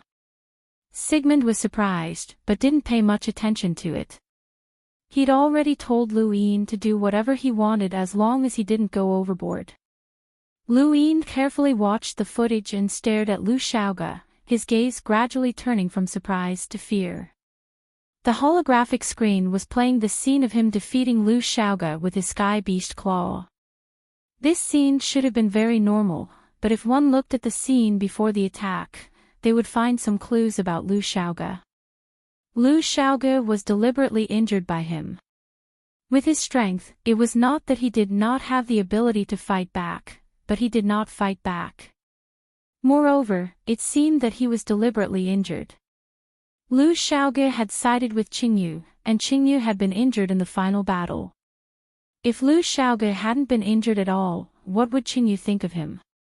Even if he was called stupid, Lu Xiaoge had to show his loyalty, even if he'd had to take a blow that could kill him. That was Lu Xiaoge. Lu Yin's eyes were filled with apprehension. This person was ruthless to others, but even more ruthless to himself. No wonder Mira praised Lu Xiaoge. This person was meticulous and could endure what others couldn't. He wouldn't stand out, nor would he be willing to be left out. Every move he made was just right, and he would get injured when he needed to. This person's wisdom far surpassed Zhang Dingtian and Bai Shui. Lu Yin had a feeling that this person would not be weak no matter where he went. They would definitely cross paths in the future. Mira, Lu Yin. The people in the monitoring room stole glances at Lu Yin from time to time. During the trial, they had seen Lu Yin capture so many students, including Roz and Jenny Anna. They had all thought that this person was dead for sure, but they had never imagined that he would suddenly become a prince of an empire. This experience was too miraculous, and they had always been curious about Lu Yin. "Show me the surveillance footage of the Perseverance," Lu Yin said. A slightly older officer said awkwardly, "The surveillance on the Perseverance can only be viewed with the permission of the captain." "Don't make me repeat myself, I'm ordering you as King Zishan." The officer hesitated for a moment before gritting his teeth. "Play it." Screens immediately lit up around them, the scenes constantly changing. Lu Yin smirked. He wasn't interested in the surveillance footage. He just wanted to see if the title of King Zishan was useful, but it seemed that it was more useful than he'd thought. Just as he was about to leave, Su San's figure appeared on the screen. He was currently being beaten up. Lu Yin's gaze turned cold, and he turned to leave. On the second floor of the residential district, a few students held onto Su San tightly. "You're just a native, don't think you're our equal just because you boarded the Perseverance. Natives will always be trash, got it?" Varen barked, eyes flashing with killing intent. Su San's face was bruised, but he didn't speak. Varen snorted, "Let's go." Su San coughed and lowered his head, not daring to resist. Students passed by from time to time, but they didn't pay them any attention. Varen didn't go overboard, and he didn't dare to do so out of consideration for Lu Yin's reputation. All he did was beat up a little because he didn't like the look of Lu Yin. All of a sudden, a figure blocked his path. Varen looked up and saw Zhang Dingtian. "Scram!" he barked. Zhang Dingtian unsheathed his sword and pointed it at Varen. "Apologize." Varen's expression changed, but then he laughed. "Do you know where you are, country bumpkin? How dare you use your weapon? You're courting death." A group of soldiers appeared and surrounded Zhang Dingtian. "Put down your weapons, fighting is forbidden on the ship." Zhang Dingtian coldly replied, "Why didn't you stop them?" "I'll say it again, put down your weapons." Su San hurriedly ran to Zhang Dingtian's side. "I'm fine, let them go." Zhang Dingtian's eyes narrowed, and he tightened his grip on his sword. More and more students came to watch the show, some of them excited. They were the unlucky ones who had been captured on Earth, so they were happy to see an Earthling in trouble.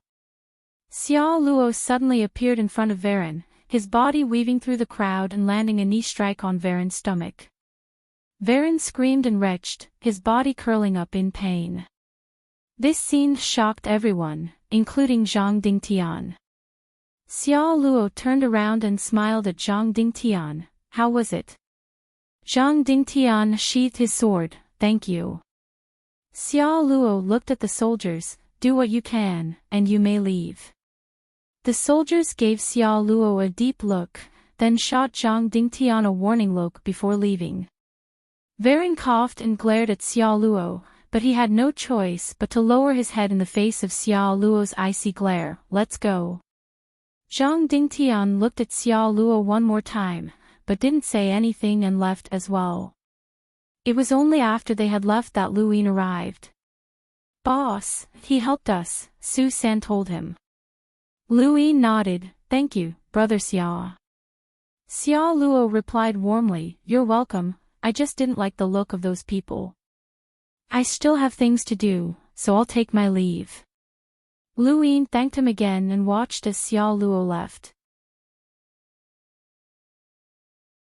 Once he was gone, he turned to Su San. Why did they cause trouble for you? Su San shook his head. I don't know, I just came out to find something to eat, and then they came. They said they didn't like the look of me. Lu Yin's eyes flashed. Did they not like the look of him? Varen definitely knew that Su San was one of his, but he still dared to make a move. A mere student wouldn't have the guts to provoke the Zishan king, so did that mean that the Great Yu Empire had already begun? They couldn't wait to deal with him. He was certain that his every move would be recorded and transmitted back to the capital star. Even the smallest detail would be magnified infinitely, implicating his personality, intelligence, kindness, and so on. These were all chips that could be used to attack him in the future. Varen was the first wave of people to provoke him, and there would be a second and third wave soon. They would only stop when they felt that they had enough. I heard something interesting happened, too bad I didn't get to see it, Silver said with a smile, appearing out of nowhere. Lu Yin dismissed Su San and looked at Silver. What do you want to see? Silver smiled, looking at a certain person's conflicted expression. Was he being criticized for making a move? Or was he enduring being provoked again and again? How interesting. What kind of person do you think I am? He asked indifferently. Don't know, Silver replied casually. Lu Yin didn't have the time to argue with him. He had to go back and think about what his status as King Zishan was like in the Great Yu Empire. Don't you want to talk? I know quite a bit about the Zishan family, it might be helpful, Silver smiled at Lu Yin. Lu Yin turned back. What do you know? Silver shrugged. It's nothing. Just some old news from a few hundred years ago. For example, the Zishan family's old subordinates, the Zishan family's unique delicacies, the Zishan family's battle techniques, the marriage promise between the Zishan and Yushan families, and so on. Marriage? Lu Yin felt like he'd heard something incredible. What marriage? Speak clearly.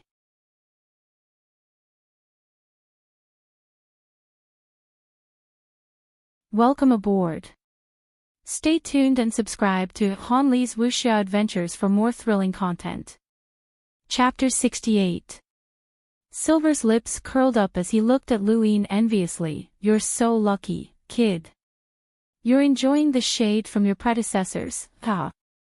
Lu Yin stared at Silver. Silver laughed for a while before saying, the Zishan family originally had two marriage promises. The first was the Anna family, which was set by the previous head of the Anna family and the Zishan family. The second was the Yushan family, which is also the imperial family of the Great Yu Empire. It was an agreement between Undying Dayu and Undying Zishan. Originally, these two marriage promises should have been fulfilled long ago, but Undying Zishan's death happened and dragged it out until now.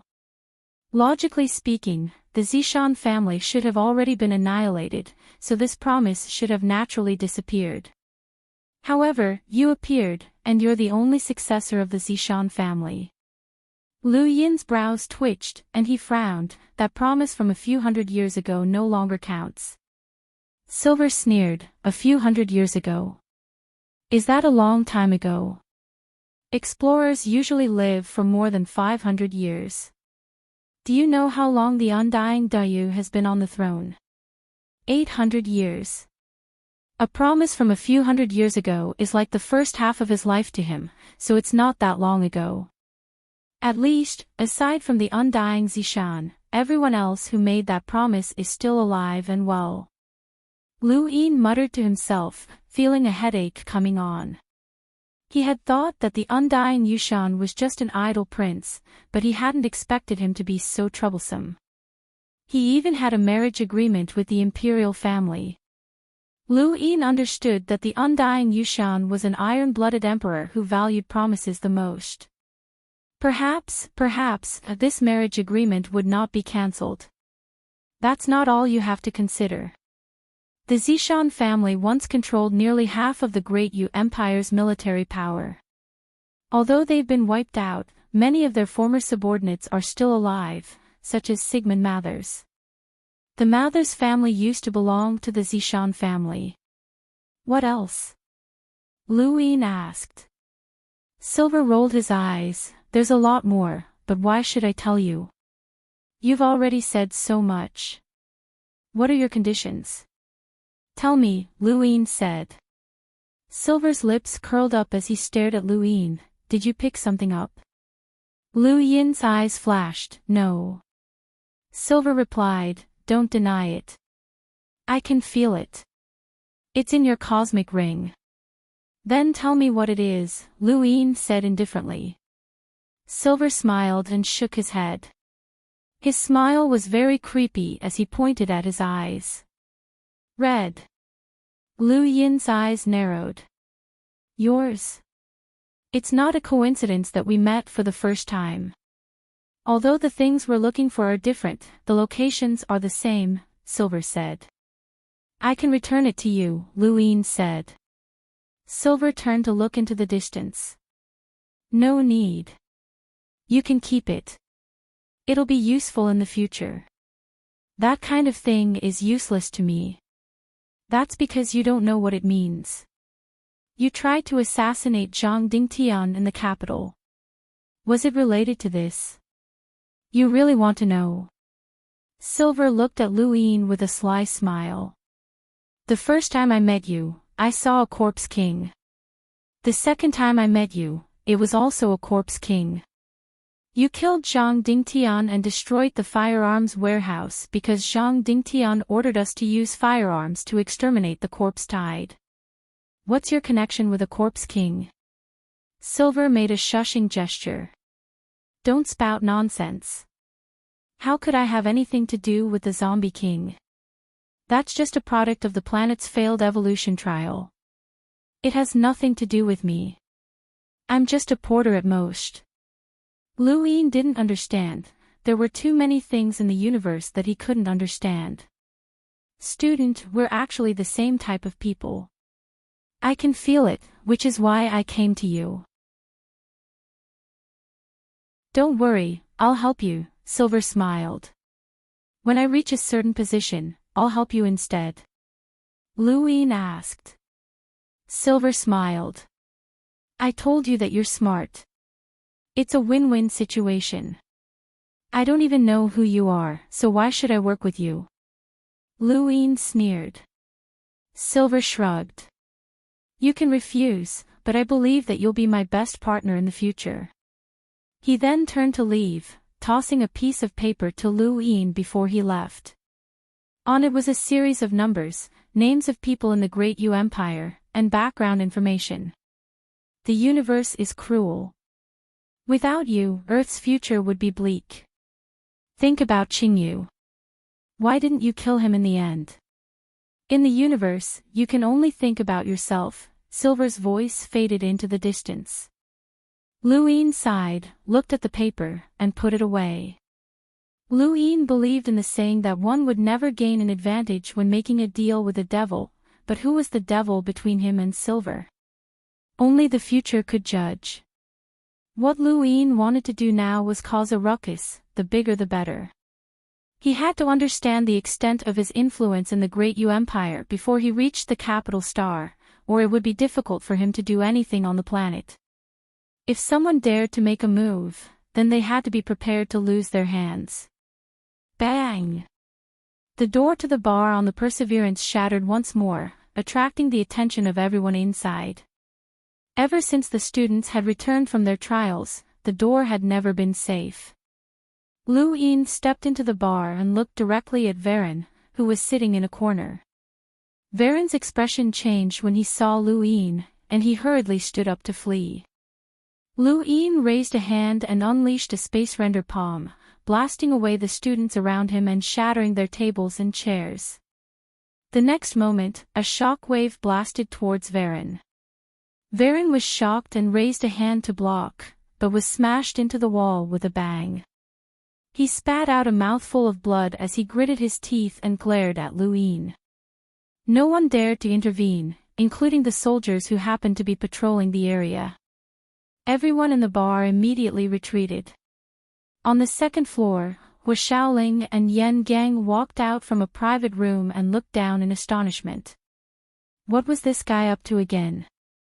Lu Yin slowly approached Varen, his gaze sinister. Varen stared at the approaching Lu Yin in fear, shouting, "What are you doing? This is a spacecraft, not a trial. You can't use force." Lu Yin grabbed Varen by the neck and lifted him over his head, his voice icy. "Who told you to cause trouble for my people? Speak." Varen's face flushed red. He was the strongest person in the academy, but he was powerless against Lu Yin in his current state. He didn't even want to fight back. "I don't know what you're talking about." Lu Yin sneered, "I know there's someone behind you, and you must think that I wouldn't dare kill you. Well, I'll give it a try. The person behind you can't wait for me to kill you, so think carefully." Varen's expression changed. He had indeed been ordered to provoke Lu Yin, to show the capital star what kind of person King Zishan was. If Lu Yin killed him now, the results would be 1,000 times better than if he didn't. Not only would he be able to create a picture of the King Zishan's cruelty and stupidity, but his family would also be hostile towards the Zishan king. That person would definitely not save him. Varen thought it through and immediately said, I'll talk. Roz told me to provoke you." Lu Yin shrugged him off and left the bar. Yan Gang watched him disappear and sneered, "Idiot, it's obvious that someone's plotting against him, and he still dares to cause trouble." Hu Xiaoling's eyes flashed as she activated her gadget to contact someone. At the same time, Sigmund, Tori, and Shalosh all received the news. "What?" "He went to find Roz." "Stop him." Sigmund roared, his heart stifled. "Idiot, too idiotic, how could he do something like this at a time like this?" Shalosh sneered, "He's worse than I thought. Did the title of King Zishan make him arrogant? Poor country bumpkin." Tori shook his head in disappointment. "Miss can't marry such a person." Ignoring what others thought, Lu Yin had already arrived outside Ra's room and destroyed the surveillance camera in the corner with a flick of his finger before kicking out. Ra seemed to have been waiting for him and smiled disdainfully, but on the surface he spoke respectfully. "What orders do you have for me, King Zishan?" Without another word, Lu Yin stepped forward and kicked out. Roz hadn't expected Lu Yin to be so crazy and instinctively tried to dodge, but he was met with the Sky Beast Claw. The seventh form of the Sky Beast Claw was far more powerful than the fifth, and Roz couldn't avoid it at all. He was sent flying out of the room and smashed into the metal frame of the spacecraft, coughing up blood as he roared, "How dare you hurt me, native!" Lu Yin reached out to grab Roz, who roared and pulled out an energy gun from his cosmic ring. Lu Yin easily dodged the attack. Although it could injure sentinels, it was only effective against ordinary sentinels. Lu Yin's current power level was a realm breaker, comparable to a melder. Seeing Lu Yin getting closer, Ra's expression changed. "Save me." Just as Lu Yin was about to attack Roz, Munawar appeared and sent shockwaves flying. Lu Yin took a dozen steps back and stared at his opponent solemnly. Munawar also took a few steps back, staring fixedly at Lu Yin. New Year's Day tomorrow. Thank you for your support, thank you.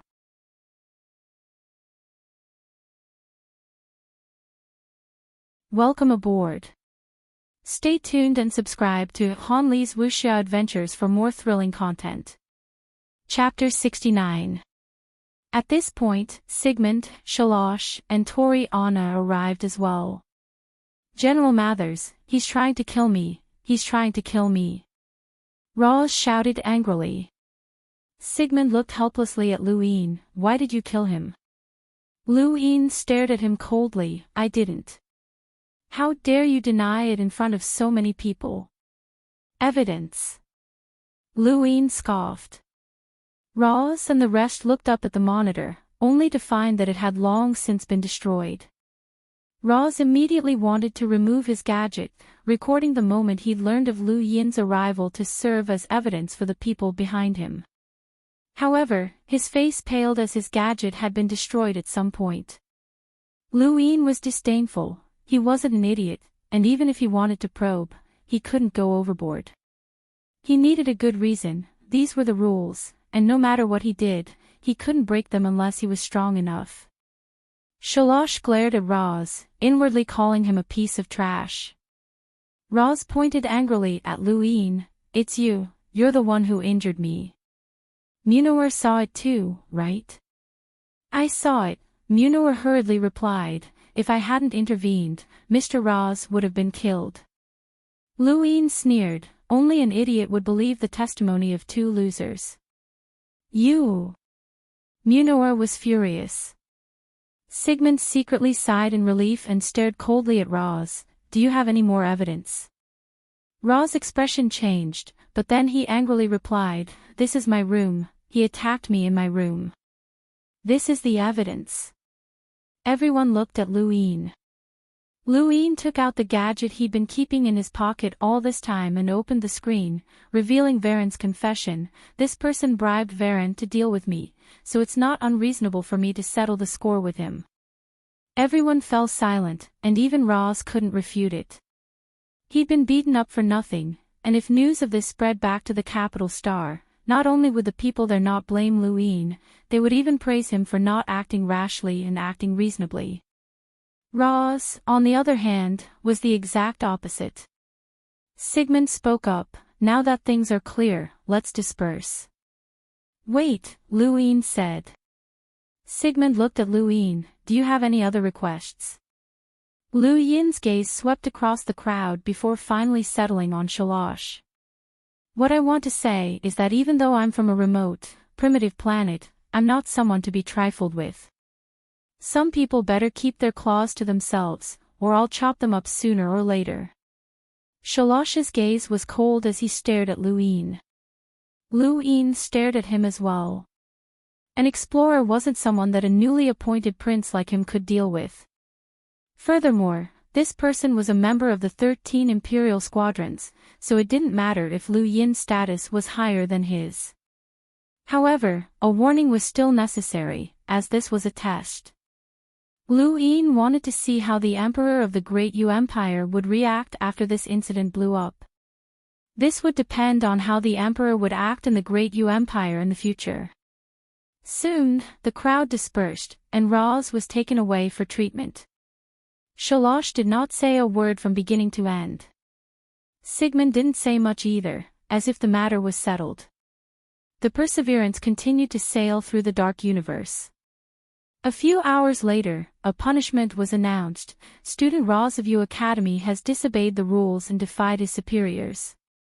He will be demoted to a soldier during the return voyage as a warning to others. Everyone was shaken by the news, and Lu Yin's figure immediately appeared in their minds. This King Zishan was not simple at all. Lu Yin was shocked as well. The empire valued him more than he had imagined.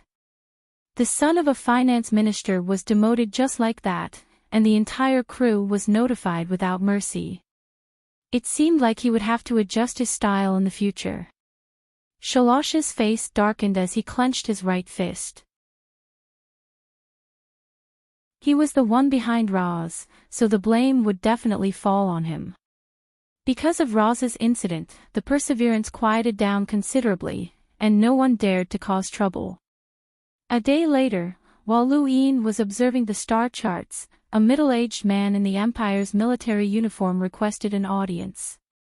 Adjutant General Mathers greets King Zishan, the man bowed solemnly. The great Yu Empire didn't kneel, the military saluted, while the imperial court only needed to bow. Lu Yin smiled. Hello, how should I address you? You can call me Adjutant, that's what everyone on the Perseverance calls me. Lu Yin nodded. Don't call me King Zishan either, it's awkward. Just call me Lu Yin, or Student Lu. The adjutant replied, yes, the general sent me here to brief you on the Empire's situation. We'll reach the capital star in half a month. Lu Yin gestured for the man to enter. The adjutant unfurled a star chart. The Great Yu Empire has 13 filaments, and it's located in the center of Frostwave Weave. The north and south are connected in a straight line across Frostwave Weave, almost splitting it into two. It also connects Grand Top Weave and the Endless Chaos.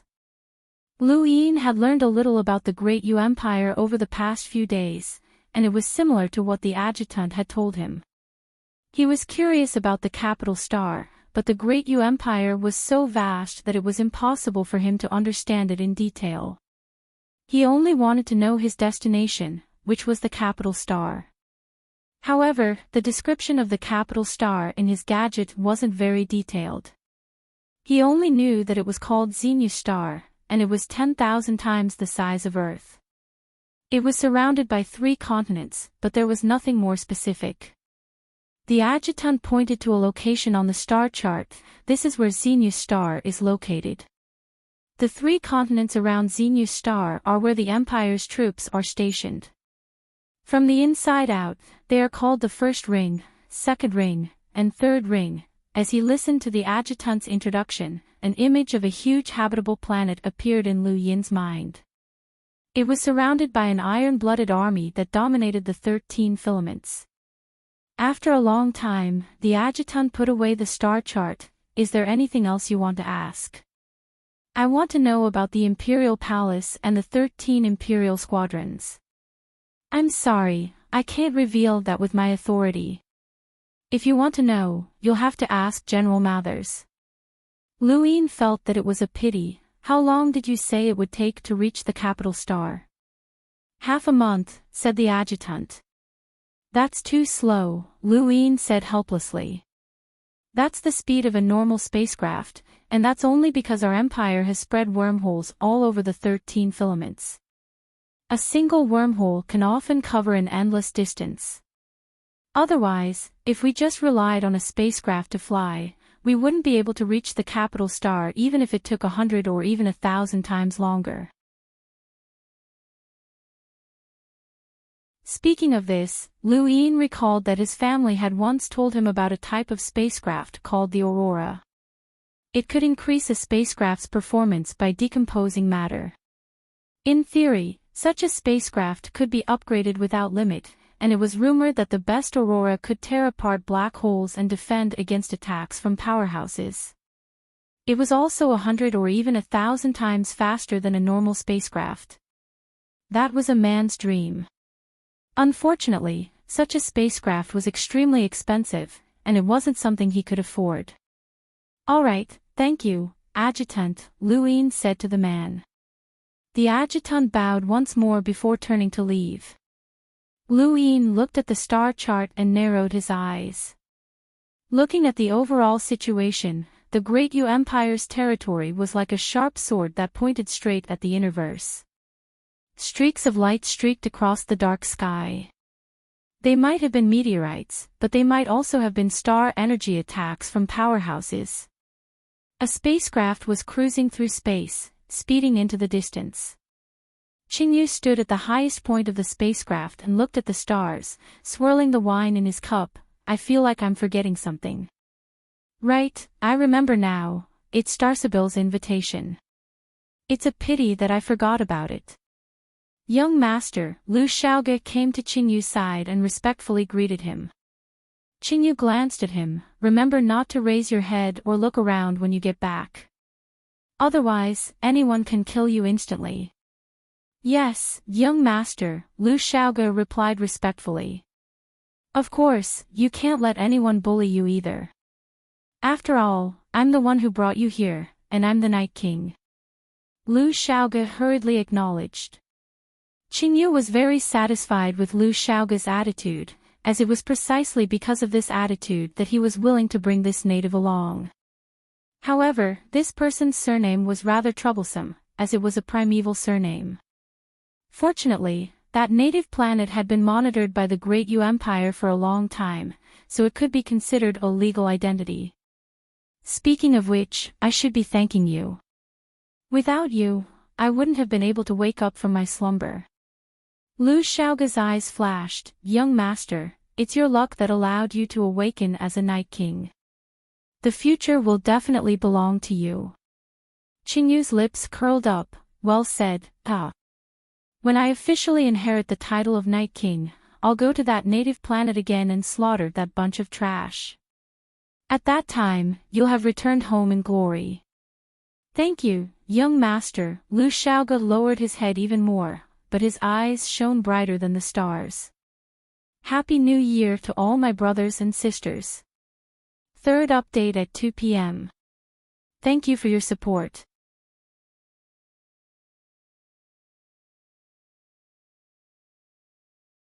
Welcome aboard. Stay tuned and subscribe to Han Li's Wuxia Adventures for more thrilling content. Chapter 70. The Perseverance has arrived at Gima Space Station. Students, please prepare your belongings and land in an orderly manner. Lu Yin stood in front of the window and looked down. Gima Space Station was very far away from the solar system, and this was where the Perseverance had made its first wormhole jump. To most people, Gima Space Station was very ordinary, but to people like Zhang Dingtian and Su San who were stepping into space for the first time, it was extremely shocking. Gima Space Station was huge, thousands of times larger than the Perseverance. It was made entirely of unknown metal components, floating in space with flying machines everywhere. At first glance, it looked like a giant metal monster baring its fangs and brandishing its claws. Behind Gima Space Station was a protective net formed by countless spacecraft. Even though they were separated by a great distance, Zhang Dingtian could still feel the shocking fluctuations of star energy emanating from them. These were space-exploring powerhouses.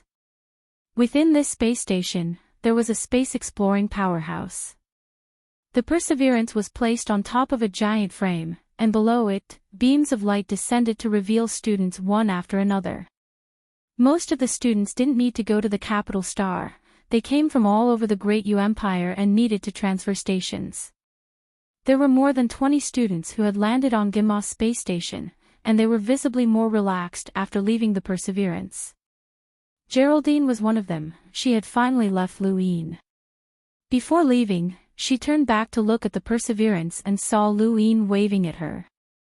She rolled her eyes and muttered something that obviously wasn't anything nice. Lu Yin's brows rose. This girl was asking for a beating. Other than Geraldine, Varen, Parlai, and the rest left as well, their academies weren't too far apart.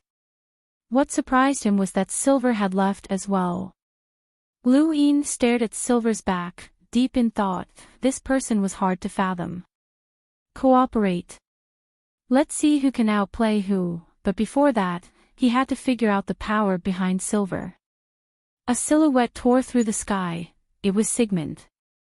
Lu Yin glanced at the universe and then continued to observe the star chart. It was only when he was in the universe that he truly felt its vastness. He was confident that he would be able to revolve the fifth star within a month. Just how powerful would he be then? Normally, an additional star would double one's power. Lu Yin had suppressed the Sentinel Qingyu with 4 stars, making him invincible.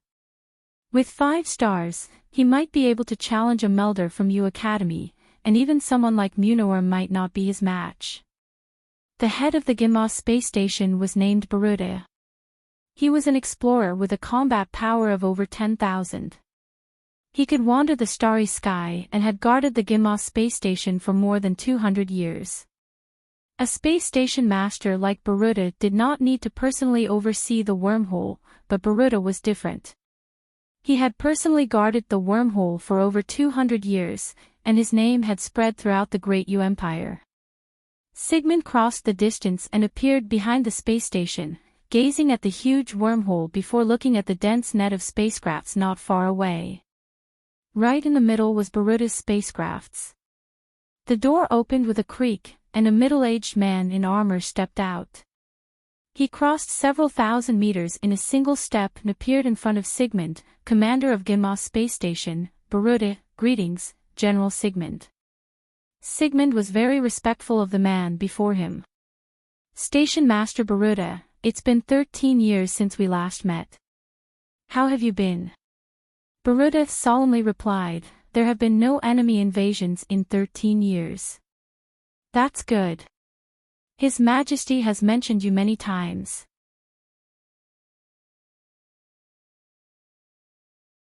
He could foresee that he would be hated by everyone in the Great U Empire, but that didn't matter. His identity was fake, and all he needed was power to influence a domain in the future. Of course, that wasn't possible right now. The training area simulated many environments, and it was quite large. Lu Yin wandered over to the gravity room, finding it a good place to train his body. There were over 100 gravity training rooms in the gravity training area. Each gravity training room was very large and could accommodate more than one person. They were all open. Lu Yin found an empty room and increased the gravity to 6 times, warming up for a bit before increasing it again. Gradually, his body grew heavier, and the pressure on his organs increased. When the gravity reached 30 times normal, he was covered in sweat.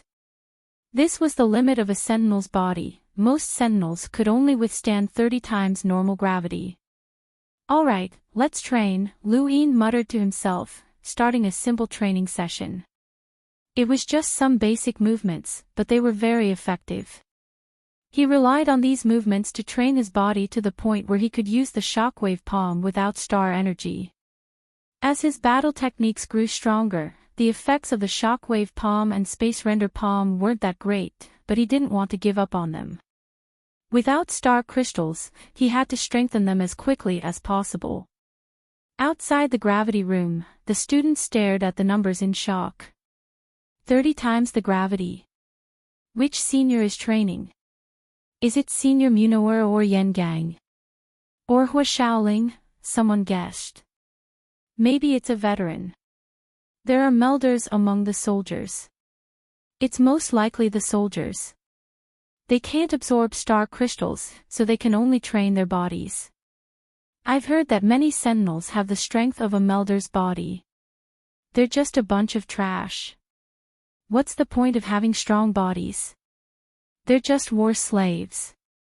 Not far away, a few soldiers had ugly expressions, but they didn't retort.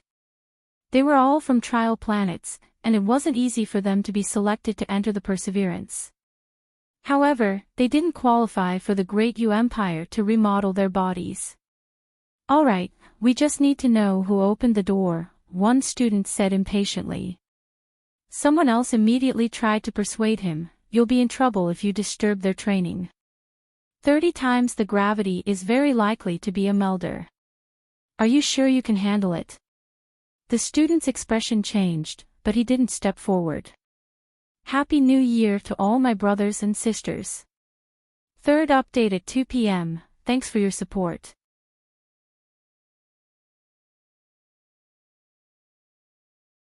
Welcome aboard.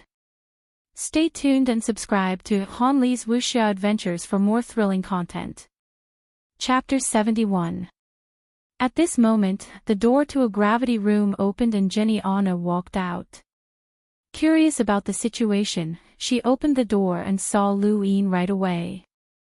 Her expression turned ugly, and she glared at him before slamming the door and leaving. The students around them were stunned. What was going on? Lu Yin blinked. What was going on? Was this woman crazy? Why did she look like that when she saw him? wasn't it just a threat? Did she know about the marriage between the Anna and Zishan families? Lu Yin's guess was right. Jenny Anna did know about it, but Tori Anna had accidentally revealed it. Although the marriage between the Anna and Zishan families had not been named, even an idiot would know that it had to be the heir. The Zishan family had been much more prosperous than the Anna family back in the day, and now Lu Yin was the only surviving member of the Zishan family. As for the Anna family, Jenny Anna would be the one to marry Lu Yin, as long as the marriage was carried out. Jenny Anna didn't have a good impression of Lu Yin to begin with, and she immediately contacted her family after learning of this matter. The answer she received made her heart turn cold. This marriage was very likely to be carried out. Jenny Anna instantly felt her entire life turn dark, which was why she had come to the gravity room to vent her frustrations. She hadn't expected to run into that bastard again. She felt like she had stepped in dog shit. Not long after Jenny Anna left, Lulu Mavis happily ran over and entered Lu Yin's gravity room. Lu Yin looked over in surprise. Lulu Mavis. Oh, it's you. Just in time. My hands are itching, let's spar, Lulu provoked. Lu Yin didn't refuse. He was curious about the Mavis family's battle techniques. Lulu had displayed terrifying strength and extreme speed in the capital, and he wanted to know if that strength was a battle technique or something else. If it was a battle technique, he wondered if he could secretly learn it. Lulu licked her lips excitedly when Lu Yin didn't refuse. She had been paying attention to him for a long time, and it wasn't easy for him to defeat a Night King, even if he had just awakened. Don't hold back, I want to see what you got from the inheritance stone. I'm coming, watch out. Lulu's body vanished. She was able to maintain such a terrifying speed even in 30 times the gravity, leaving only an afterimage behind as if she had merged into the day. Lu Yin immediately activated his Sirius art, but Lulu's palm was still fast enough to break through the limits of Sirius. Lu Yin dodged to the side, but Lulu's palm slammed into the wall, shaking the room. Lulu stared at Lu Yin in surprise. Not bad. Again, as she spoke, she charged at 30 times gravity as if it was nothing to her. Lu Yin stared intently at Lulu's incoming fist. He raised his own hand and punched out, the day-night punch alternating between black and white. Within the gravity room, Lulu was shocked. This is the battle technique you learned from the inheritance stone. It's nothing special. Lu Yin clenched his fists and stared at Lulu in shock. Aside from her speed, she hadn't used any battle techniques in that punch. She'd relied purely on brute force to block the day-night punch. Could it be that the Mavis family's innate gift was brute force? Continue. Lulu shouted, increasing her speed and sweeping her leg towards Lu Yin. He dodged again, keeping a close eye on Lulu's legs. The next moment, Lulu disappeared again and attacked him from all directions. Lu Yin couldn't learn extreme speed from Qingyu, but he could see some clues from Lulu's display of it. His feet unconsciously imitated Lulu's footwork and gradually brought it into the roving step. His speed increased slightly, but only slightly. Just as he had guessed, the Day-Night clan's battle techniques had a unique rhythm that couldn't be learned outside of the Legacy Stone. Even if he imitated them, there was a limit to it. Lulu landed with a backflip and stared at Lu Yin in shock. You were imitating my white flash, weren't you? Lu Yin nodded. I couldn't. Lulu laughed. You were actually imitating the white flash, and a little at that. Interesting, you're an interesting person. Lu Yin was confused. Is that strange? Lulu smiled. Of course it's strange. It's common knowledge that a race's battle techniques can't be imitated. Many races' battle techniques need to be passed down in a specific environment, and even powerful techniques can't be successfully imitated. This is the foundation of the great clans in the universe, but you were able to imitate it a little. You're a strange fellow. Not only did you inherit the Day-Night clan's battle technique, you even imitated the white flash. Ha ha ha, Luin didn't understand what was so funny. Are you still going to continue? Yes, continue. But 30 times the gravity is too low, how about we raise it a little? Lulu suggested slyly. Luin raised an eyebrow. Sure, how much? Lulu Mavis thought for a moment and stretched out 4 fingers. Lu Yin's eyes narrowed. 40 times. How ruthless. He believed that even an elite sentinel like Roz wouldn't be able to withstand 40 times the gravity. Was this woman testing him? Very quickly, he adjusted the gravity to 40 times. His body immediately sank, his legs feeling like they were filled with lead. The terrifying pressure almost made him unable to make a sound. This was a gravity that only a melder's body could withstand, and he was barely able to withstand it. Across from him, Lulu's expression was ugly, but she stubbornly stared at him and gestured. Luin found it strange. Are you having a hard time as well? Of course not, Lulu gritted her teeth. Luin was speechless. He could tell that this brat was forcing herself to endure 40 times the gravity, but she was still acting as if nothing had happened. At that moment, the door opened and Xiao Luo walked in, smiling. How about I join in? Lulu Mavis pouted, shameless melder. Xiao Luo laughed. I won't use any battle techniques, and I won't attack first. Luin shrugged. It doesn't matter, it's just training anyway. Let's begin. He then attacked Xiao Luo at the same time as if they had agreed.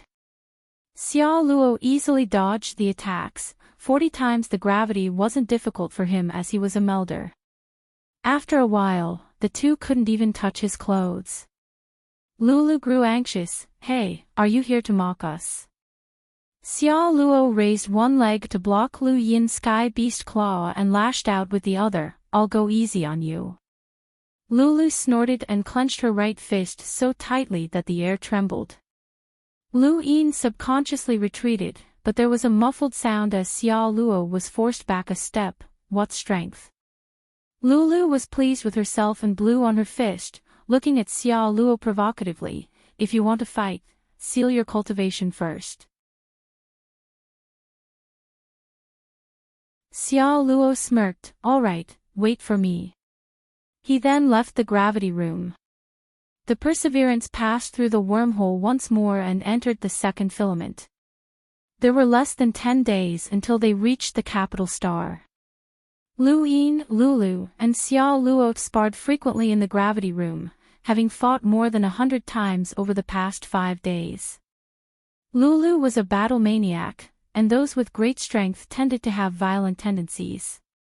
Luin wasn't surprised that she liked to fight, but he was surprised that Xiao Luo would rather seal his cultivation to fight them. This sort of battle shouldn't be of much use to him, but Luin felt comfortable with him nonetheless. On the 6th day, another person joined them, Zhang Dingtian. He usually trained in a gravity room far away from the rest, but had accidentally bumped into Luin and decided to come here. Luin had always thought that Zhang Dingtian was a monster, but even so, he hadn't expected him to be able to withstand 40 times the gravity. His skin had cracked and blood had splashed everywhere, but he hadn't retreated. As an earthling, he had no combat skills, yet he was able to suppress the strongest of Parlai and the other academies. His strength was enough to fight Roz, and he was one of the rare realmbreakers. Even Sigmund Mathers had praised him, saying that he could make an exception and join the 13 Imperial squadrons. Xiao Luo admired Zhang Dingtian, even leaving Lu Yin and Lulu behind to personally spar with him. This was very beneficial to Zhang Dingtian, as Xiao Luo had been guiding him to develop his own battle techniques. Over the next 2 days, another person joined the group. It was Saruzin, the ascetic monk from Earth. When he first appeared, Lulu was so frightened that she hid behind Lu Yin. It was obvious how intimidating his appearance was. He gave off the feeling of an otherworldly expert, and normal people would not dare to make a move against him. Saruzin couldn't withstand 40 times the normal gravity, so he simply opened the door and stepped in with one foot. Once he got used to the gravity, he stepped in with the other foot. This left everyone speechless, and the door to the gravity training room was always left ajar. Because of Saruzan's appearance, many people came to watch every day. It was quite attractive. Happy New Year to all my brothers and sisters. Thank you for your support.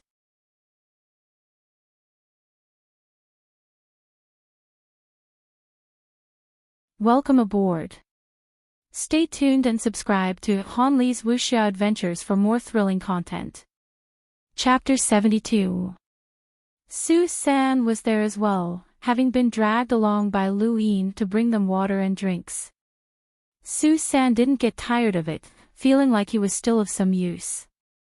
Quite a few students passed by and looked at the gravity room strangely. Even the strongest students of the various academies might not be able to fight in 40 times gravity. Another group of students left, this time with Jerlin, Ballerer, Eddie, and Hayden. With them gone, Lu Yin was left with fewer students. Jerlin purposely found him before leaving and raised her fist. You better watch out, I haven't settled the score for robbing me. Want to do it again? Lu Yin asked proudly. Jerlin quickly ran away in fright, but before she left she tried to scare him once more. Don't underestimate you Academy, there won't be any sentinels fighting you anymore. Your opponents are melders, my brother might beat you up. She then ran off. Lu Yin burst into laughter as he recalled someone's introduction of her brother, Jerbok, and his expression turned serious. Someone at Jerbok's level was an elite of U Academy, someone who had even joined the 13 Imperial Squadrons. Although Lu Yin's status was high, he might not be able to intimidate someone like that. He still had to work hard, and only by becoming a melder would he have the ability to protect himself. Although there were no specific rules, it was rumored that the Astral Combat Academy only recruited young elites above the melder realm. Just as he was about to rush back to the training area, he saw Bai Shui looking up at the starry sky. With the starry sky as a backdrop, Bai Shui's beautiful side profile shocked him, almost glowing. He wasn't the only one, many students around him were also attracted to her, staring at her with burning gazes. Bai Shui was already used to such gazes, whether on Earth or in the universe, they would never disappear. Lu Yin walked over to her. What are you thinking about? Why don't you train with us? The universe is huge, and Earth is too small. No wonder it can't hold people back. Didn't you get out yourself? Don't worry about Lu Xiaoge, Lu Yin said. Bai Shui shook her head. I'm not talking about him. Who else? Lu Yin was puzzled. Bai Shui turned to look at him. Qingyu, who discovered it? A thought suddenly flashed through Lu Yin's mind, and he blurted out, Bai Qian. Bai Shui's eyes dimmed. That's right, Bai Qian. Lu Yin had always felt that something was missing. It was Bai Qian, the person who had first stepped onto Neptune and brought Qingyu back. He had also been the first person to come into contact with Qingyu, but he had never been one of the 7 sages. Bai Qian had been the first human to set foot on Neptune and was an absolute elite of the human race, but there had never been any news about him. Where is this person? What does that have to do with you? Bai Shui bitterly replied, she's my sister. Lu Yin was shocked. Bai Qian is a girl. Bai Shui nodded. She couldn't help but laugh when she saw Lu Yin's shocked expression. Isn't it unbelievable? All the major newspapers have been reporting on Bai Qian's arrival on Neptune, but they've completely hidden her personal information. In your mind, Bai Qian must be a man, as domineering as Zhang Dingtian, right? Lu Yin smiled bitterly and nodded. That's exactly what I thought. Since you mentioned her, what happened to her? Did she leave Earth? Bai Shui lowered her head, her long hair covering her eyes as she spoke in a low voice. My sister, Bai Qian, is said to have a face that can make a rainbow pale in comparison, a strategist like Zhuge Liang, a heart like an empress, and a genius in the way of the sword. But she abandoned me, abandoned Earth, and went to the stars alone. I might never see her again. She went to the stars. How did she leave? Lu Yin was puzzled.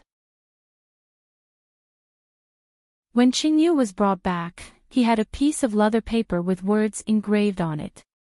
It took us a long time to decipher it, but we only managed to decipher 3 words: invitation. It was this invitation that opened the door to the stars for my sister. She then disappeared. At the time, she had just entered the realm of sky, which is the same as the Sentinel realm. Your sister has guts, daring to step into the stars with just an invitation. Isn't she afraid of being torn apart by spacetime? Lu Yin exclaimed.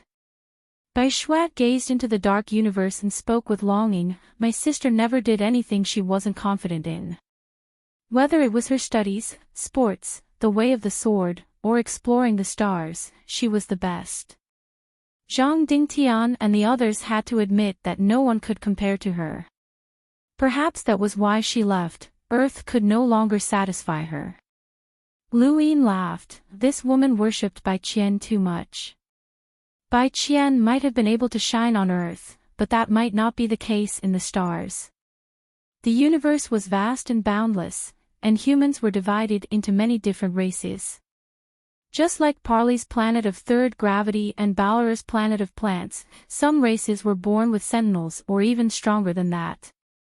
The Day-Night clan was already terrifying, and the Night King clan was the king of the Day-Night clan. Their talents and resources were limitless, and any elite would pale in comparison to them. Lu Yin was confident that he could compete with these monsters because of his dai. But what about Bai Qian? Bai Shua was right about one thing: she might never see Bai Qian again in this lifetime. Most people couldn't cross the stars. A face that can make a rainbow pale in comparison. It was a pity that he couldn't meet her. Oh right, do you have a picture of your sister? Lu Yin asked, wanting to take a look. Bai Shua shook her head. There's a rule against keeping pictures. She glared at Lu Yin like he was a thief. What are you trying to do? Just taking a look. If you don't have it, then forget it. Train with us when you're free. It's easy to get sick by yourself, Lu Yin said indifferently before turning to leave. Bai Shua retracted her gaze and looked into the dark universe again with a complicated expression. Earth was truly miraculous. Qingyu alone had brought out a group of monsters from a single trial. Zhang Dingtian was a realm breaker, Bai Shua and Su San were innate talents, Saruzin had unparalleled willpower, Lu Shaoga's fortitude, and the perfect Bai Qian. Lu Yin didn't know what this group of people would experience in space, but the future would definitely be interesting. That's right, I'm also from Earth. Lu Yin smirked. Am I considered a monster? The Perseverance was peaceful for the next 10 days. The students left one after another, and Bai Shua joined the combat training. She couldn't withstand 40 times the gravity and had no choice but to copy Saruzin's method. However, she was different from Saruzin. One was breathtakingly beautiful, while the other was nightmarish. The two polar opposites stood at the entrance of the gravity training room, leaving Lu Yin speechless. Su San looked at Bai Shua with a strange gaze, feeling that she must have been provoked. Why else would she copy Saruzin and try to adapt to 40 times the gravity? In 10 days, Lu Yin had completely adapted to 40 times the normal gravity, which surprised Xiao Luo. Most people who had just broken through to the Melder realm wouldn't be able to adapt so easily, but Lulu Mavis had adapted even faster than Lu Yin. No one was surprised by her. Anything was possible in the Mavis family. Zhang Dingtian could also move freely under 40 times the gravity. Saruzin had spent 10 days and finally advanced by one leg. This was normal. A sentinel being able to adapt to 40 times the gravity was already an exaggeration. Bai Shua was the same, and her improvement was even faster than Saruzin's. This gravity training room was very famous on the Perseverance, and even Sigmund had come to take a look. Aside from Su-san, everyone else could defeat the strongest in the academy. It was hard not to attract attention. At that moment, Liu Yin received a message from his adjutant that the Great Yu Empire's evolutionary trial had ended. "Careful, I'm coming," Lulu shouted, her palm brushing past his ear and hitting the wall. She then stopped and looked at him with dissatisfaction. "Hey, can you show some respect? I was hitting you." He apologized. "Sorry, I got distracted. I just received news that the students who passed this trial will be sent to the capital star for an assessment. Those who pass will be recommended to Astral 10 by the Empire." Lulu rolled her eyes. "What does that have to do with me?" Xiao Luo didn't mind. It was only then that he remembered that these two weren't simple. Lulu was from the Mavis family, which wasn't any weaker than the Day-Night clan. He wasn't surprised that she could enter the inheritance stone and obtain it, but Xiao Luo's background wasn't simple either. The Great Yu Empire's recommendation was useless to them. "So we're the losers?" Zhang Dingtian asked Liu Yin. Liu Yin nodded. "Everyone failed Earth's trial. Aside from me, no one can be recommended to Astral 10. "I don't need a recommendation, I can go myself," Zhang Dingtian said. Lulu rolled her eyes. "Go yourself? Are you kidding? You don't even know where the Astral Combat Academy's gates are. Do you think anyone can go there? Astral 10 has descended upon the Frostwave Weave, and only a power like the Great Yu Empire knows its exact location. They have a way to get close, and normal people won't even be able to see it." Zhang Dingtian's gaze was heavy as he gripped his sword tightly.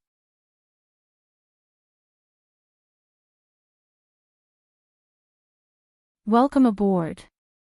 Stay tuned and subscribe to Hanli's Wuxia Adventures for more thrilling content. Chapter 73. Liu Yin looked at Lulu. "Do you know about the Astral Combat Academy? I've heard about it from my elders. Do you want to know?" Lulu smiled slyly. Liu Yin nodded. "Yes." Lulu's eyes darted around. "I can tell you, but you have to promise me one thing. As long as you join Astral 10, help me get something." Liu Yin turned to leave. "Hey, don't go. It's not like it's anything special. It's just a fight. Let me tell you, even General Mathers doesn't know about the Astral Combat Academy. Besides me, no one else can tell you. The Astral Combat Academy is split into 10 academies. 8 of them are in the Innerverse, and Astral 9 is in the Endless Weave. Astral 10 is about to descend on the Frostwave Weave. The Astral Combat Academy is said to have supreme battle techniques that have been passed down since ancient times, and there are invincible powerhouses overseeing it. The Astral Combat rankings are composed of the top 100 youths in the universe.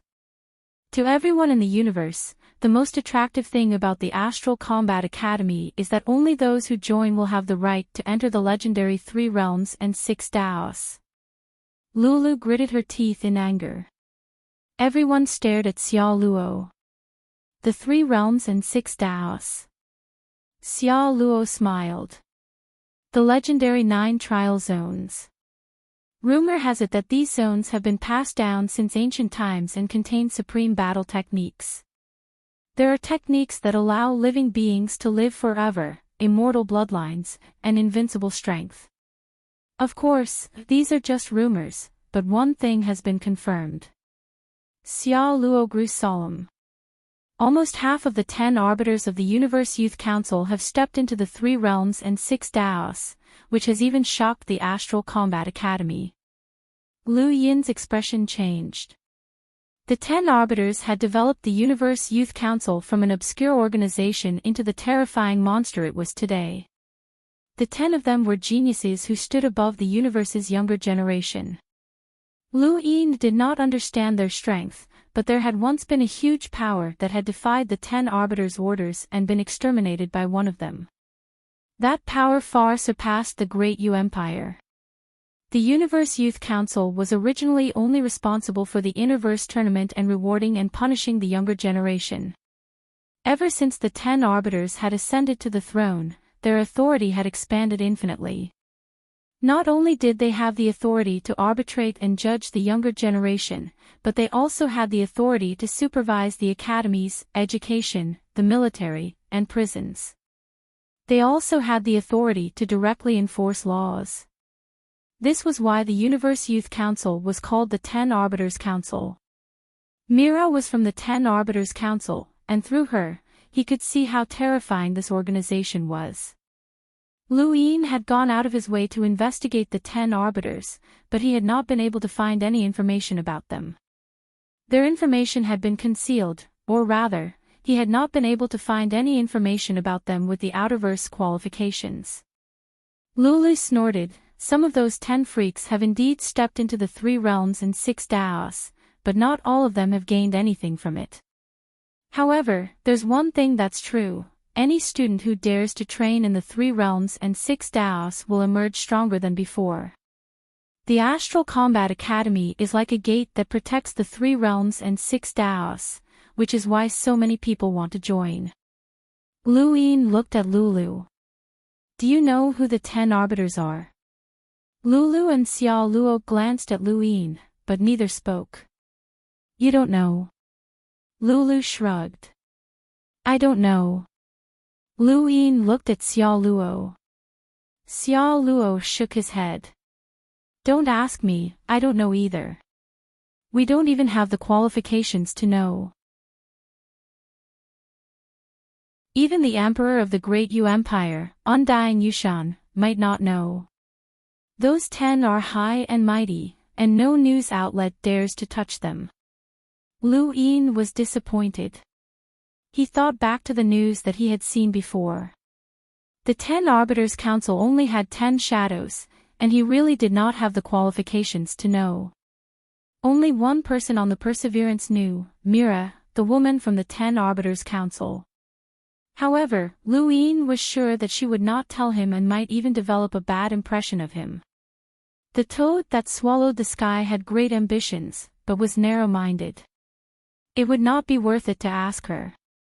When the Perseverance vibrated again, a notification came that they were about to arrive at the capital star.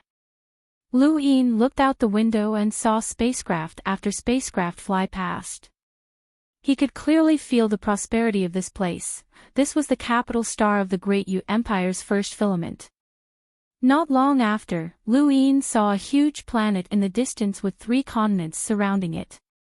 It was a magnificent sight, and there were terrifying star energy fluctuations from time to time. A fleet of spaceships stretched far into the distance. This was the capital star.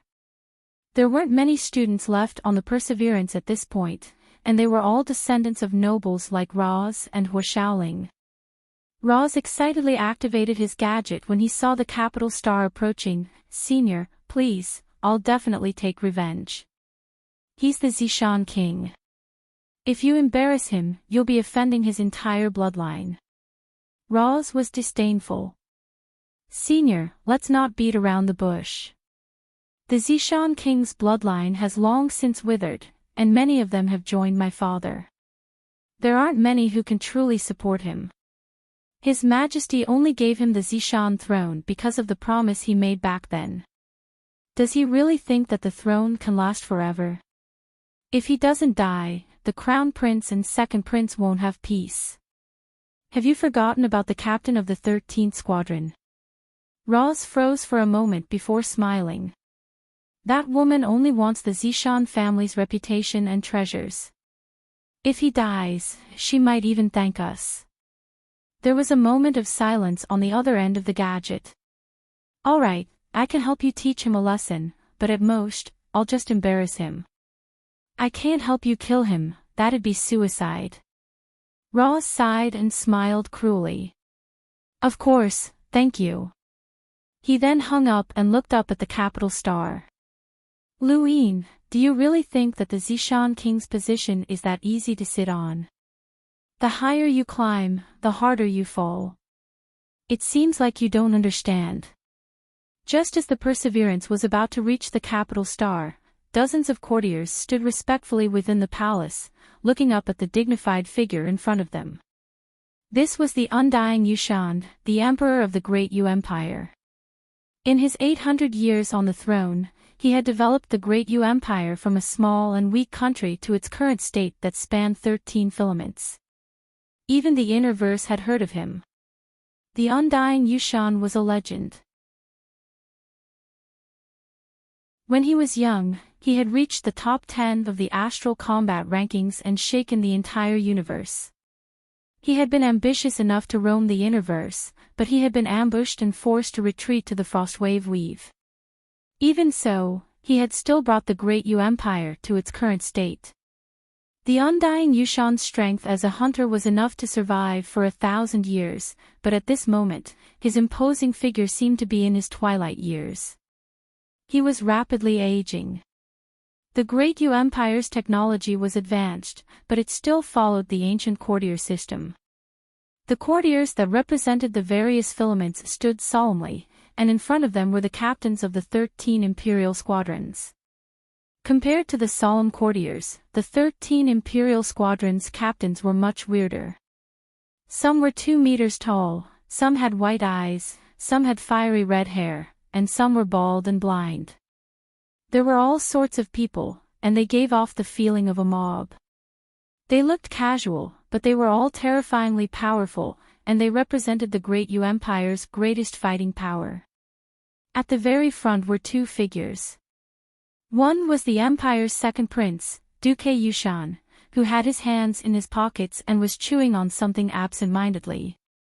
The other was much more normal, with a smile on his face and a dignified look in his eyes. He looked very similar to the undying Yushan. He was Doran Yushan, the crown prince of the great Yu Empire. The matter of establishing diplomatic relations with Grand Top Weave ends here. Next, I would like to mention someone, Lu Yin, the undying Yushan said, his dignified eyes sweeping across everyone with a trace of exhaustion. Everyone was shocked when they heard this name. The first time this name had appeared, it had shocked the entire court. It represented a family that had long since declined, but was still shocking, the Zishan family. Crown Prince Doran immediately stepped forward and respectfully said, "Father, royal brother Lu Yin is about to arrive. Do you need me to welcome him?" The undying Yushan waved his hand. "I've already sent Bronson to welcome him. His status is enough to represent the imperial family. Bronson is the first squadron's 3rd seat, and he is indeed qualified to act as a vice-captain," Doran respectfully replied before returning to his seat. The second prince, Duke Yushan, glanced at him, still chewing on something as if he didn't care at all. The undying Yushan coughed a few times. "I used to be brothers with Zishan, and the empire wasn't conquered by me alone. Zishan also contributed to it. Now that the Zishan family has been annihilated and Lu Yin is the only survivor, it's truly pitiful. I've already decreed that Lu Yin can inherit the Zishan throne and enjoy the honors of an outsider." "As you command, Your Majesty," everyone replied in unison. The undying Yushan nodded and coughed again.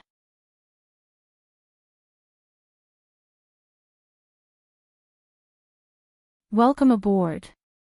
Stay tuned and subscribe to Han Li's Wuxia Adventures for more thrilling content. Chapter 74. At this point, an old man walked out. "Your Majesty, I have a question, but I'm not sure if it's appropriate." Undying Yushan smiled. "Feel free to speak in court." The Zishan family once had a marriage agreement with the royal family. Is that agreement still in effect? The man asked loudly. Everyone looked up at undying Yushan. Even the captains of the 13 imperial squadrons and the absent-minded duke turned to look at him. Undying Yushan's eyes narrowed. This was a difficult question to answer. If he denied it, the royal family would lose face, but if he admitted it, he couldn't do it. There was only one princess waiting to be married, the 5th princess, Wendy Yushan. No one could decide Wendy Yushan's marriage because she wasn't an ordinary princess. She was a disciple of the Interverse Myriad Swords Peak, and even more terrifying was that she was ranked in the top 20 of the astral combat rankings. She was one of the few powerhouses in the Outerverse who could reach the top of the rankings. She was the pride of the Frostwave Weave and the Outerverse, and she was known as the second Undying Yushan. In terms of status, even Undying Yushan couldn't compare to Wendy Yushan, let alone decide her marriage. It wasn't that he didn't want to, but that he didn't have the ability. Undying Yushan suddenly coughed violently, and a few healers immediately rushed over to inject him with medicine. His coughing soon subsided. Pass down my orders, the court will be suspended until Lu Yin arrives. The Perseverance slowly landed on Xenu Star's space station. Beams of light descended as Lu Yin and the rest finally stepped onto Xenu Star's surface. It was a bustling scene as far as the eye could see.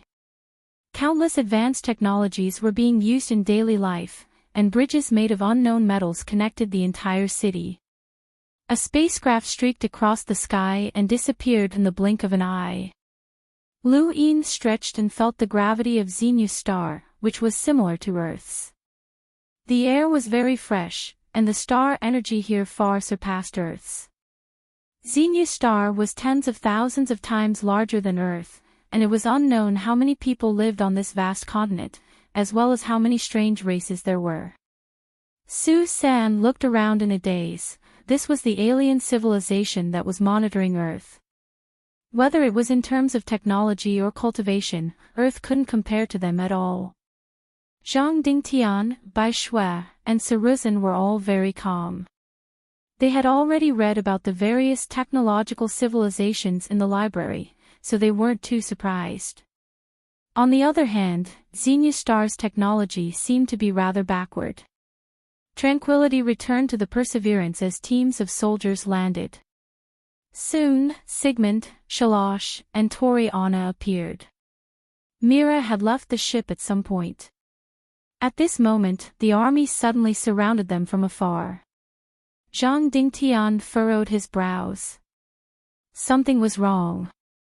The atmosphere of these soldiers was solemn, and there was even a trace of killing intent. He was from the military, so he was very sensitive to such auras. This was the prelude to an attack. Be careful, Zhang Dingtian warned. Lu Yin also felt that something was amiss, and the surrounding soldiers were looking at them warily. The Perseverance's surroundings were sealed off as invisible weapons locked onto the crew, especially Sigmund. Sigmund's face was solemn as he looked at the descending man.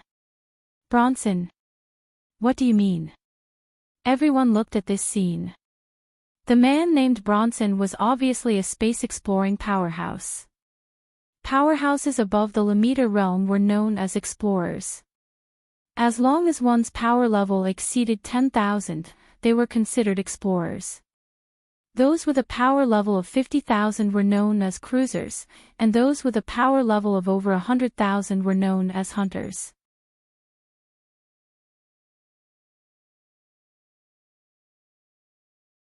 They were all experts from U Academy, which was located in the first ring. Hua Shaoling, Jenny Anna, and the other nobles were taken away one after another. Zhang Dingtian and the other two were taken away along with Raz and the others. They were going to U Academy to undergo body remodeling, a reward given to them by the Great U Empire. Ordinary people wouldn't receive such a reward even if they passed the trial, mainly because of their talents. The Great U Empire was strong because it constantly absorbed new blood. Xenu Star's space station was huge, and it didn't take long for a spacecraft to stop in front of them. This way, Your Highness. Lu Yin and Su San boarded the spacecraft while Bronson floated beside them. With a roar, the spacecraft sped off into the distance. Su San looked at the spacecraft curiously, focusing on the position of the screen. The route had been set long ago. This was a smart pilot. General Bronson, may I ask you a question? Lu Yin asked politely. Bronson's star energy cleared the air around him and he replied respectfully, Please ask, Your Highness. I heard you say that there were 27 zombie kings. What do you mean? Bronson's gaze turned cold. Your Highness's planet has evolved, giving birth to strong cultivators and failed zombies. There's a type of zombie king that can consume natural energy crystals to gain great strength. There's an alliance of these zombie kings in the universe called the Neo-Human Alliance. They claim to be the new humans, representing the true direction of human evolution. They're all made up of zombie kings and are extremely dangerous. Lu Yin's eyes flashed as he thought of the long-haired zombie king and the one that Zhang Dingtian had killed. Innate gifts were rare among humans, but zombie kings could obtain them by consuming natural energy crystals.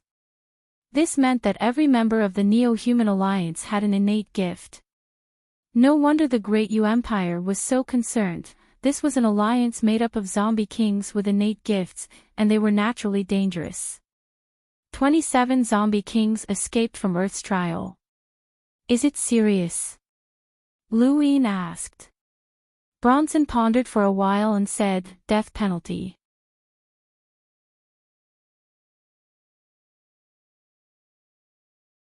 Welcome aboard. Stay tuned and subscribe to Han Li's Wuxia Adventures for more thrilling content. Chapter 75. Normally, the corpses must be cleaned up immediately after a trial to prevent a new corpse king from being taken away by the Neo-Human Alliance, but Sigmund didn't do so this time. Baruta even defected, so the Empire decided that he colluded with another race, Bronson explained. Lu Yin nodded and didn't ask any more questions. The Mathers family was a former subordinate of the Zishan family, but Lu Yin had just entered the capital and had yet to gain a firm foothold. There was no way he could help Sigmund, so he could only pray for himself. Lu Yin thought of Silver and was certain that he was a member of the Neo-Human Alliance. Could he be a corpse king? That didn't seem likely. Silver had left at Ginma space station, so Lu Yin guessed that Baruta's defection had something to do with him. Lu Yin didn't think too much about it. So what if he knew the truth? He couldn't say anything about it.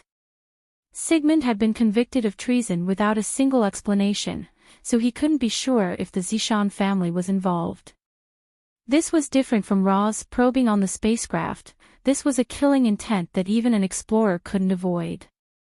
After observing Xenu Star's environment for 2 hours, the spacecraft finally saw the majestic Great Yu Palace. Towering buildings pierced the sky. This was the Grand Yu Palace, the center of power in the Great Yu Empire. Even from so far away, the majesty it exuded was shocking. Su San's lips trembled as he looked into the distance in fear. The Grand Yu Palace was like a monster that could swallow the heavens. The Grand Yu Palace is entered through 13 gates guarded by the 13 Imperial squadrons.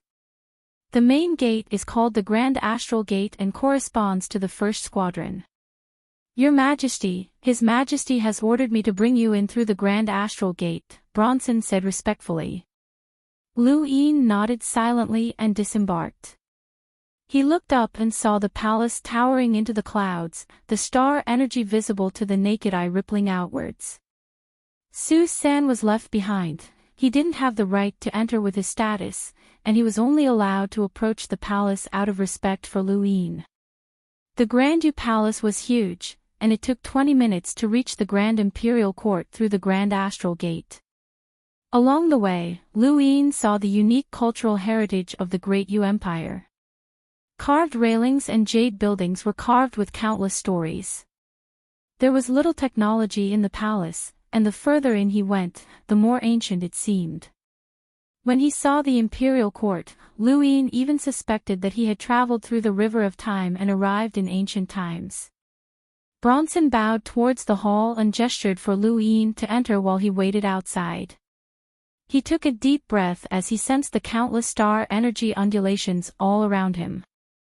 Step by step, he approached the palace and finally stopped outside. Cough cough Undying Yushan coughed twice and looked out of the hall with a smile. Come in.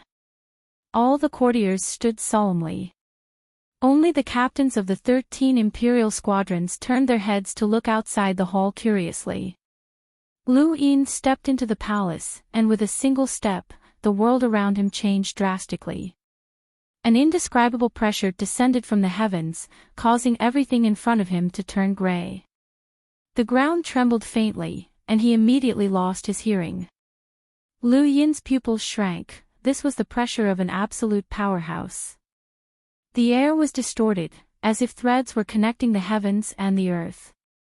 Lu Yin's organs began to hurt, and his vision blurred. The star energy in his body was suppressed to the point where he couldn't move.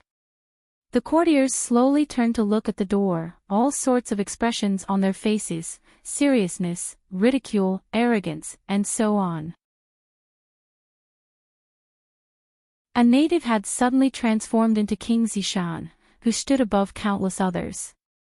This pressure didn't come from a single person, but from everyone.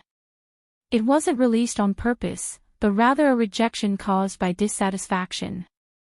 The entire court wanted to expel Lu Yin. Lu Yin felt dizzy, his fingers trembling as undying Yushan's figure gradually disappeared. He couldn't take it anymore. Huff! With a low shout, Lu Yin bit the tip of his tongue and tore open the flesh of his palm. Fresh blood dripped down his palm, but the pain woke him up. He lifted his foot and took another step, completely entering the palace. Suddenly, the pressure receded like a tide. Everyone looked at him in shock. It wasn't easy for a sentinel to withstand such pressure. At the front, Crown Prince Doran Yushan smiled, while the second prince curled his lips. Amongst the captains of the 13 imperial squadrons, a bald, blind man nodded imperceptibly. At the top, undying Yushan laughed. "Come closer." Lu Yin exhaled and raised his head to meet undying Yushan's gaze. His gaze was solemn as he walked forward, passing by the courtiers and even the captains of the 13 imperial squadrons. Finally, he stopped in front of the crown prince and second prince. Lu Yin greets his majesty. Undying Yushan smiled and was about to speak when he coughed again and drank some water. "Call me royal uncle." Lu Yin bowed. "Royal uncle." Undying Yushan nodded. "You've suffered outside for so many years." "Thank you for your concern, royal uncle," Lu Yin replied respectfully. "Royal brother, royal father has always been concerned about the Zishan family. Where have you been all these years? Why is there no news at all? And who gave you the name Lu Yin?" Crown Prince Doran asked. Everyone looked at Lu Yin. Ever since Lu Yin's Zishan bloodline had been confirmed, the Great Yu Empire had been investigating him, but they hadn't been able to find anything. This was inconceivable. The Great Yu Empire was one of the top powers in the Frostwave Weave, but they couldn't even investigate a single person's background. This made everyone curious about Lu Yin. Lu Yin had already prepared an answer. "To tell the truth, I've lost my memories and only remember this name. If you don't believe me, you can check my brain. I'm telling the truth." Doran quickly waved his hand and smiled. "Royal brother, you're exaggerating. There's no need for that. Your identity as a descendant of the Zishan family has already been confirmed. No matter what happened in the past, the Great Yu Empire will always be your strongest backer. The Crown Prince is right. Little Yin, you can stay in the Empire with peace of mind. Take over the Zishan throne and bring the Zishan bloodline to greater heights," Undying Yushan said clearly. Lu Yin quickly agreed. "Royal father, has royal brother Lu Yin's residence been arranged? If not, I'm willing to arrange it for him," Second Prince Duque spoke for the first time. Undying Yushan smiled. "No need, little Yin doesn't need anyone to arrange his residence. The Zishan Palace is his home." Everyone was shocked. "Your Majesty, you can't do that. The Zishan Palace has a high status in the Empire. Not only does it represent the Zishan throne, but it also represents the glory of the Great Yu Empire's powerhouses. It represents the undying Zishan's achievements. Even if we return it to him, we have to wait until he grows up." "Yes, Your Majesty, please reconsider. Your Majesty, please reconsider. Lu Yin found it strange, it was just a place to stay. Did they have to make it sound like they were risking their lives to admonish him? Bang! Undying Yushan flew into a rage. I've already said what I wanted, do you want me to go back on my words? I'm not dead yet, and it's not up to you to make decisions for me. Many of the courtiers paled. Please forgive us, Your Majesty. The Crown Prince and Second Prince bowed as well. Lu Yin glanced around and found that only a few strange-looking people hadn't moved. Why was there a lowly? There was a total of 7 people. One of them was 2 meters tall and was completely black. One of them had fiery red hair and had a serious expression. One of them was emitting a cold aura and seemed unapproachable. One of them was bald and short. One of them was wearing a white coat and looked like a scientist. One of them was extremely handsome and looked even gentler than Xiao Luo. There was also a petite Lolita. The 7 of them looked quite unique. They stood at the front, second only to the Crown Prince and the Second Prince. Lu Yin guessed that they were the captains of the 13 imperial squadrons, which were the most powerful in the Great Yu Empire. What are you looking at? Haven't you seen a beauty before? The petite lowly glared at Lu Yin. Lu Yin was speechless and turned his head away. It was hard not to attract attention with their appearances, especially the bald, short, blind man. His appearance was second only to Saruzan's. When the petite lowly saw that Lu Yin had turned his head away, she proudly puffed out her chest and raised her head proudly. All right, dismissed. I'm tired. Crown Prince, Second Prince, and Little Yin, please stay. The Emperor waved his hand tiredly. The courtiers retreated one after another. The petite lowly glared fiercely at Lu Yin before she left. Lu Yin ignored her. She was just a little girl, how could she be considered a captain? Undying Yushan brought Lu Yin's group to the garden. The air in the garden was fresh, and the plants were all new to Lu Yin. Thankfully, he had spent some time in the inner verse before, so it wasn't too strange. Perhaps the Undying Yushan was getting on in years, but he began to reminisce about the past as he brought Lu Yin to tour the garden. Along the way, he reminisced about the past, leaving Lu Yin helpless. He wasn't even a member of the Zishan family, so he didn't have the time to listen to the old man's ramblings. However, the Undying Yushan had set his sights on Lu Yin, and even Doran and Duque couldn't escape.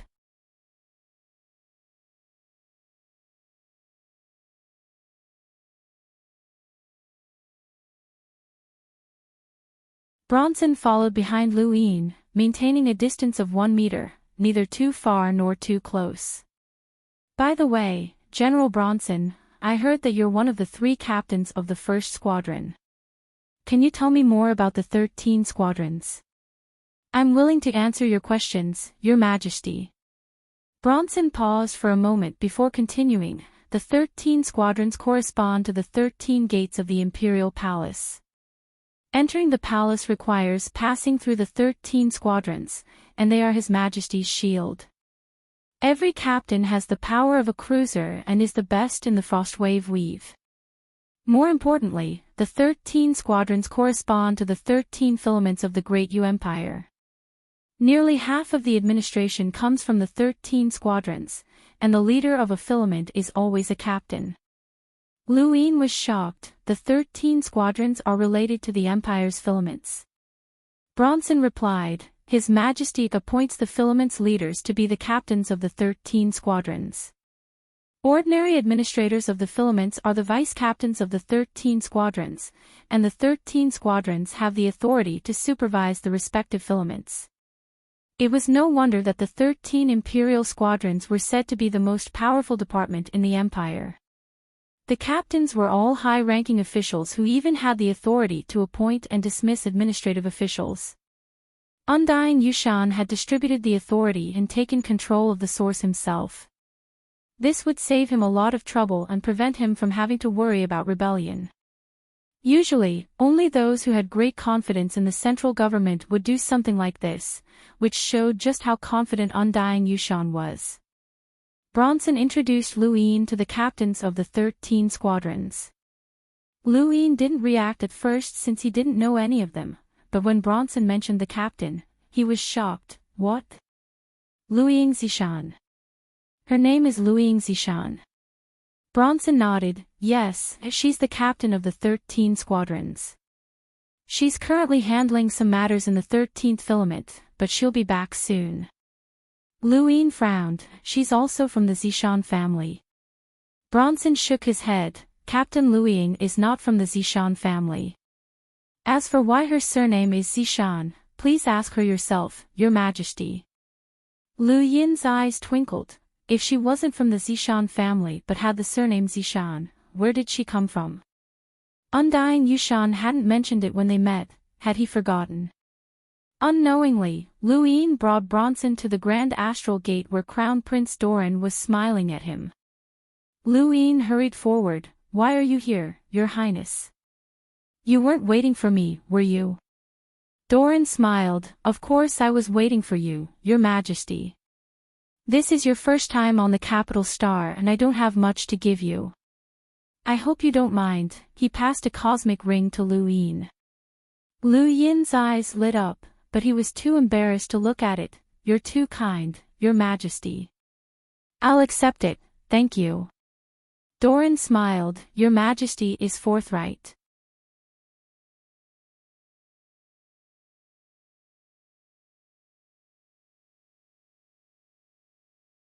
Welcome aboard. Stay tuned and subscribe to Han Li's Wuxia Adventures for more thrilling content. Chapter 77. Xenia's star was surrounded by 3 rings of land, with the first ring being the closest to it.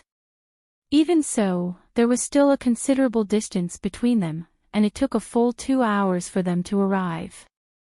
This was the Great Yu Empire's newest aircraft, and its speed surpassed even that of a Lemeter. Even so, it still took 2 hours. From Lu Yin's perspective, the distance between Xenia's star and the first ring was like an ocean that needed to be crossed. Lu Yin's group wasn't the only one heading to the first ring. He saw dozens of others along the way, but none were as fast as him. Not everyone could enter the 3 rings, and only those with special permission could enter. All 3 rings were important military areas, and the first ring was especially restricted to Yu Academy. The aircraft that Crown Prince Doran Yushan had given to Lu Yin had obviously been specially approved, and it was unimpeded. It didn't even need to land at the first ring's platform, and it could head straight to the Formcast pool. Boss, that's awesome. Look, there are so many people being checked, and they're obviously the nobles of the Empire. Even they have to stop for inspection, but we can pass through directly. This is what it means to be a noble. Su San shouted excitedly. Lu Yin told him to shut up and glanced at Bronson, who occasionally appeared in the distance. The moment they passed the platform, Bronson appeared, and all the soldiers and officers on the platform bowed to him. Even though he was only the 3rd seat, his position was comparable to that of the vice-captains of other squadrons. His status in the Great Yu Empire was extremely high, not because he was an explorer, but because of his status. Did his family want him to inherit the Zishan name and enter the Great Yu Empire because they wanted him to enter the 13 Imperial squadrons? Then what about the Great Yu Empire Youth Council? What did his family want? No one had contacted him yet. Lu Yin grew irritated at the thought of this. The first ring surrounded Xenia's star, and its diameter was similar to that of Xenia's star. Its surface area far exceeded that of Xenia's stars, and the scenery was rough with sand and dust everywhere. Occasionally, there would be a tornado that connected the heavens and the earth, causing Su San's face to turn pale. This was where Yu Academy was located, and it was also where the elites trained. It was also where the Yu Academy's military was stationed. The aircraft flew along the planned safe route without encountering any danger, but 10 minutes later, a roar shook the sky, tearing the air apart and cracking the ground. The terrifying shockwave almost flipped the aircraft over. Fortunately, Bronson intervened and blocked it. This was the roar of a Lemmeter. It was not as invincible as an explorer's, but it still made Lu Yin's heart tremble. This was definitely a Lemmeter. Did U Academy's elites often come into contact with Lemmeters? After thinking about Roz and Eddie, Lu Yin shook his head. Probably not. Boss, I feel like Xenu Star is still safer. Why don't we head back? Su San asked in a trembling voice. Lu Yin ignored him. An hour later, the sky gradually darkened. In the distance, a huge mountain range came into view. The most eye-catching thing was that the middle of the mountain range was hollowed out and surrounded by an unknown transparent metal. Countless soldiers stood above the mountain range, densely packed and imposing. This was U Academy's formcast pool. Lu Yin brought Su San in after the aircraft landed, but they were stopped. Even someone of Bronson's status couldn't enter, so they had to show their communication pass. Even you can't enter U Academy as you please. Bronson replied, U Academy is the best academy in the Empire, and even His Majesty cannot interfere. This was an order from His Majesty when he first ascended the throne. I cannot interfere with anything that happens in U Academy unless it endangers Your Majesty's life. Please take care of yourself, Your Majesty. Lu Yin nodded. He couldn't help but admire undying Yushan. He had given the younger generation as much freedom as he could and had won over their hearts. As they approached the formcast pool, Lu Yin heard a low growl that contained extreme pain. His expression changed. It was Zhang Dingtian's voice. He was about to rush in when Bronson spoke up. Formcasting is extremely painful. It's like having your body broken down and reformed. Not only does it disperse the energy in your cells, but it also regenerates blood. If you can't endure it, you'll fail, and failure means death. Lu Yin paused, regained his composure, and walked in. The formcast pool was surrounded by countless soldiers and guarded by many of U Academy's experts. There were even space-exploring powerhouses among them, but the pool consumed too many resources. If not for Zhang Dingtian being a realm breaker, he wouldn't have been qualified to remodel even if he had defeated the strongest person in the academy. Lu Yin saw Bai Shui and Saruzin outside of the formcast pool, which was strictly prohibited from entering while it was in use. Bai Shui's eyes lit up when she saw him. How long has Zhang Dingtian been in there? He asked. A few hours, Bai Shui whispered. He's been in pain for a few hours? Lu Yin was astonished. Bai Shui nodded, her face pale.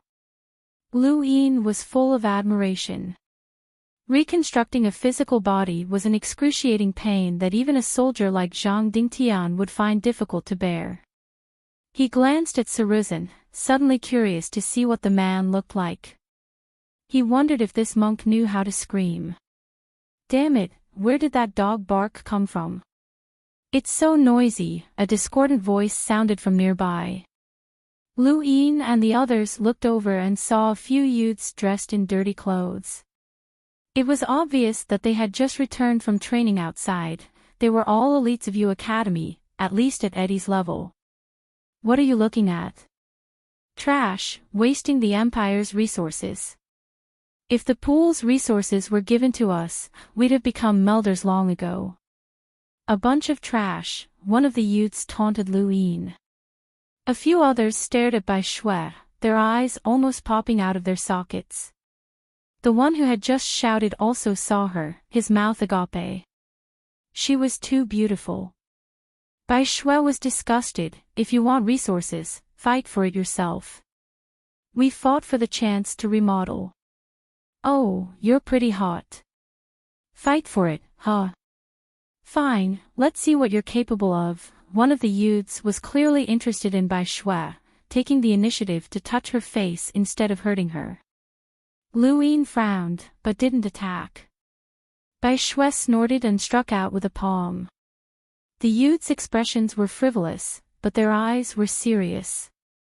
Anyone who could join U Academy was no ordinary person, and they naturally knew what it meant to be qualified to remodel. They didn't underestimate her, immediately turning their palms into claws and roaring, "Sky Beast Claw." Bai Shue's expression changed, but she wasn't afraid. She was much stronger than she had been on Earth, and her training on the Perseverance was beginning to bear fruit. She dodged the Sky Beast Claw with the roving step, something Lu Yin had taught her. She could adapt to 40 times the gravity better than Saruzin, and her speed had already surpassed the average sentinels. The Sky Beast Claw slammed into the ground, but it didn't cause much damage. Bai Shue pressed her palm against the youth's abdomen, freezing him in the next moment. An innate gift of ice, the youth gasped and retreated without a second thought. However, the ice shattered with a bang, and a figure suddenly flashed past the youth and struck at Bai Shue. Lu Yin's eyes narrowed. Despicable. He raised his palm and punched out, revealing 5 stars. At the same time, Bronson almost made a move because the attacker was a melder, but he stopped when he saw Lu Yin's palm strike.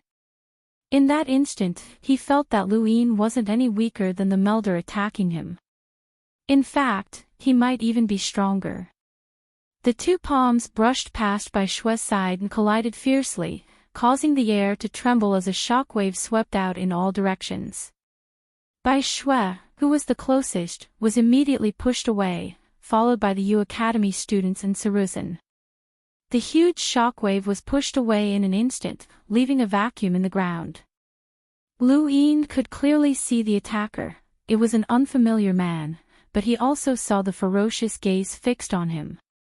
This person's target wasn't Bai Shue, but him. A terrifying pressure pressed down on Lu Yin. The attacker was a melder, and the power of his star energy was enough to crush Lu Yin. Lu Yin's gaze turned cold as he detonated the stars in his palm. The first 3 stars had been used to resist the attacker's attack, but the moment the 4th star was detonated, the attacker's expression changed. He bent his fingers and formed a Sky Beast Claw that pressed down on Lu Yin. Lu Yin growled as the 5th star exploded, and the 2 of them were sent flying backwards. Arcs of energy shot out in all directions, causing the guards to raise their eyebrows. Lu Yin took 5 steps back, while the melder youth across him took 7 steps back, his face filled with shock. It wasn't just the melder youth, Bronson, and even the powerhouses guarding the formcast pool stared at Lu Yin in shock. A sentinel defeating a melder wasn't a simple realmbreaker, not to mention an elite from U Academy. Bai Shue also stared at Lu Yin in shock. He had grown even stronger.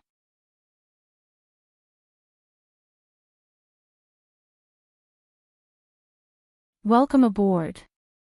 Stay tuned and subscribe to Han Li's Wuxia Adventures for more thrilling content. Chapter 78. The other U Academy students were stunned. Senior Tyson actually lost. How is that possible? He's one of the few melders in our branch, but he was defeated by a sentinel. When he heard this, the melder youth named Tyson's eyes turned fierce.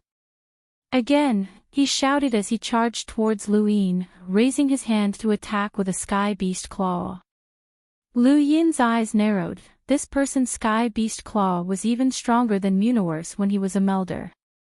U Academy was indeed full of powerhouses, as expected of the Great U Empire's elite camp.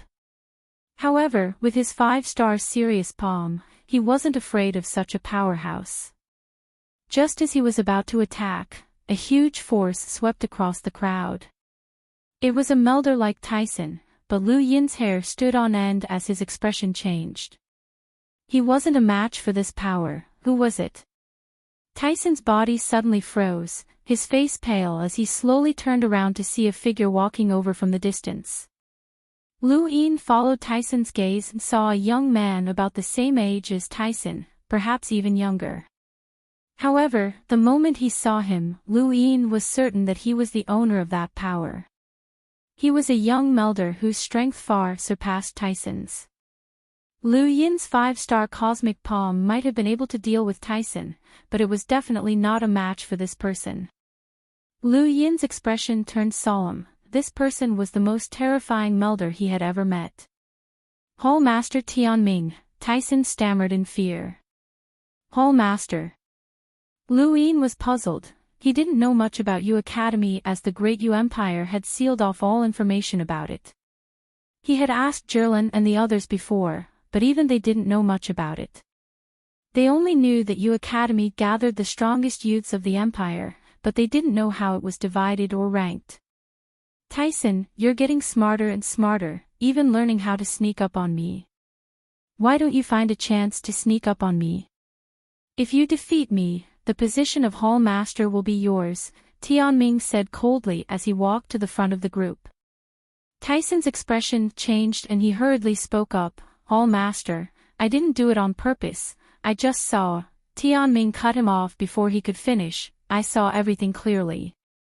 Your target wasn't the girl, but King Zishan. Who gave you the guts to sneak up on him? Tyson didn't reply, beads of sweat dripping from his forehead.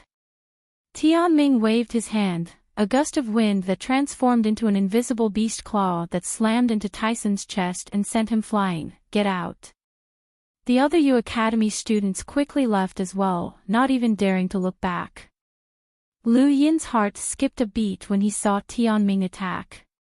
It was the Sky Beast Claw, but it was different from Tyson and the others. Tianming had cultivated the Sky Beast Claw to an extremely high level, and his every move could be transformed into a claw without the need for a palm strike. He was definitely an expert. Tianming's eyes flashed Liu's eyes. And Tianming. Liu won. Bronson whispered, Schutz, Gerbok, Locke, Huazhong, and this Tianming. They're the 5 Hall Masters of Yu Academy, the best of the younger generation. Liu Yin nodded. Tianming had just finished dealing with Tyson and turned to Liu Yin apologetically, it's my fault for not being strict enough. Are you hurt, King Zishan? You're too polite, Hall Master Tianming. We were just sparring, Liu Yin replied. Although Tianming was only a student of Yu Academy, he had absolute authority as a Hall Master. Tianming sighed, I can tell the difference between a sneak attack and a sparring match. Yu Academy has lost a lot of talent over the past few years, and they've only produced such embarrassing things. I heard that Yu Academy lost a lot of face during Earth's trial, King Zishan. Liu Yin smiled, we barely won the last battle with the help of Yu Academy's experts.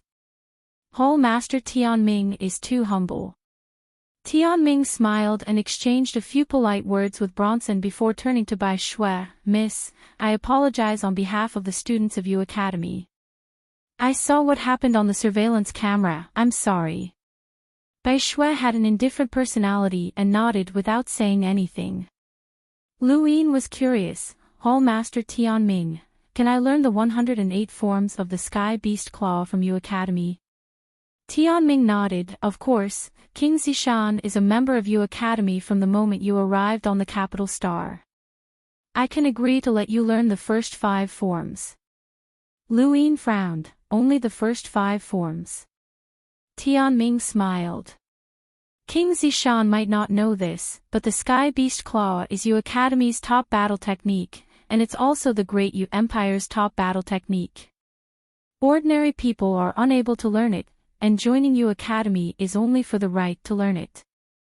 If you want to learn it, you need the agreement of the Hall Masters. If one Hall Master agrees, you can learn the first 5 forms. If 3 Hall Masters agree, you can learn the first 10 forms. So there's such a rule, Liu Yin said helplessly. Generally speaking, Sentinels of Yu Academy can only learn the first 5 forms. The Sky Beast Claw isn't easy to learn, but for Sentinels, the first 5 forms are enough. Only Melders can learn the first 10 forms, and the stronger elites can learn the first 20. That Tyson just learned the first 20, but he's only comprehended the 13th form. It'll be a long time before he can fully comprehend the 20th, Tianming explained with a good temper. Lu Yin remembered that Roz had learned 5 forms, Munor had probably learned 10, and Tyson had more or less 13. He himself had learned 7 from Munor, making a total of 108 forms. Hall Master Tianming, how much have you learned? Bai Shui suddenly asked. Everyone looked at Tianming. Lu Yin was curious as well. Tianming's casual display of the Sky Beast Claw had far surpassed Tyson's. Someone who could become a Hall Master and intimidate someone like Tyson was definitely not simple. Tianming smiled faintly, 43 forms. Lu Yin and the others' expressions changed. This was close to half of the Hall Master's level. No wonder he was so much better than Tyson and the others. Actually, of the 5 Hall Masters, Lok Khan has learned the most. 49 forms are the strongest of our Sky Beast Claw, Tianming said. What do I have to do if I want to learn all of the Sky Beast Claw? Tianming shrugged, defeat one of us and become a Hall Master. You'll be able to enjoy all of Yu Academy's resources. He then waved his hand, I still have matters to attend to, so I'll be leaving. Good luck, everyone. By the way, those who have remolded will have to join Yu Academy. If you don't have a choice, you can join me, I'll take good care of you. We've already been booked by the 13 Imperial Squadrons, can we still join Yu Academy? Bai Shui asked. Tianming smiled, the 13 Imperial Squadrons don't clash with Yu Academy. Yu Academy is a place to learn, while the 13 Imperial Squadrons are a place to fight. Zhang Dingtian's growl also disappeared at this point, and Bai Shui stepped into the formcast pool not long after. It didn't take long for Bai Shui to start moaning in pain as well, her voice much more pleasant than Zhang Dingtian's. Bronson, who's reshaping their bodies? Is it a man or a woman? Bronson answered, no one, they're doing it themselves. Lu Yin nodded. If it had been a man sculpting Bai Shui's body, he would have been pissed. Although Bai Shui wasn't his woman, he didn't want her to be taken advantage of by someone else. By the way, Saruzin, which squad took a liking to you? He asked as he thought of the monk. Saruzin slowly raised his head, his voice raspy, Zhang Dingtian, the 5th. Bai Shui, the 6th. I'll join the 11th. Lu Yin muttered to himself. Bronson had introduced the 5th Squad's captain to Hua Qingshan, the head of the Hua family in the Great Yu Empire. He was also Hua Xiaoling's father, the red-haired middle-aged man in the court. The 6th Squad's captain was Peach, the lowly. The 11th Squad's captain was the bald, blind monk. It was normal for Hua Qingshan to take a liking to Zhang Dingtian, who was a realm breaker and could join the 13 Imperial Squadrons. It was also normal for Saruzin to be chosen by the bald, blind monk. Sigmund had said that Saruzin's perseverance had attracted some people's interest, so it should have been the blind monk.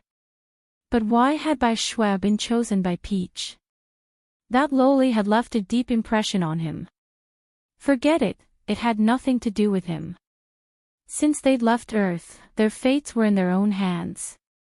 It was a pity that the Astral Combat Academy was about to reach the Frostwave Weave.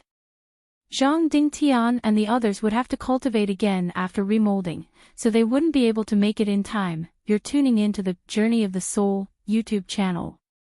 Don't forget to subscribe and join us on this journey to catch the most captivating stories.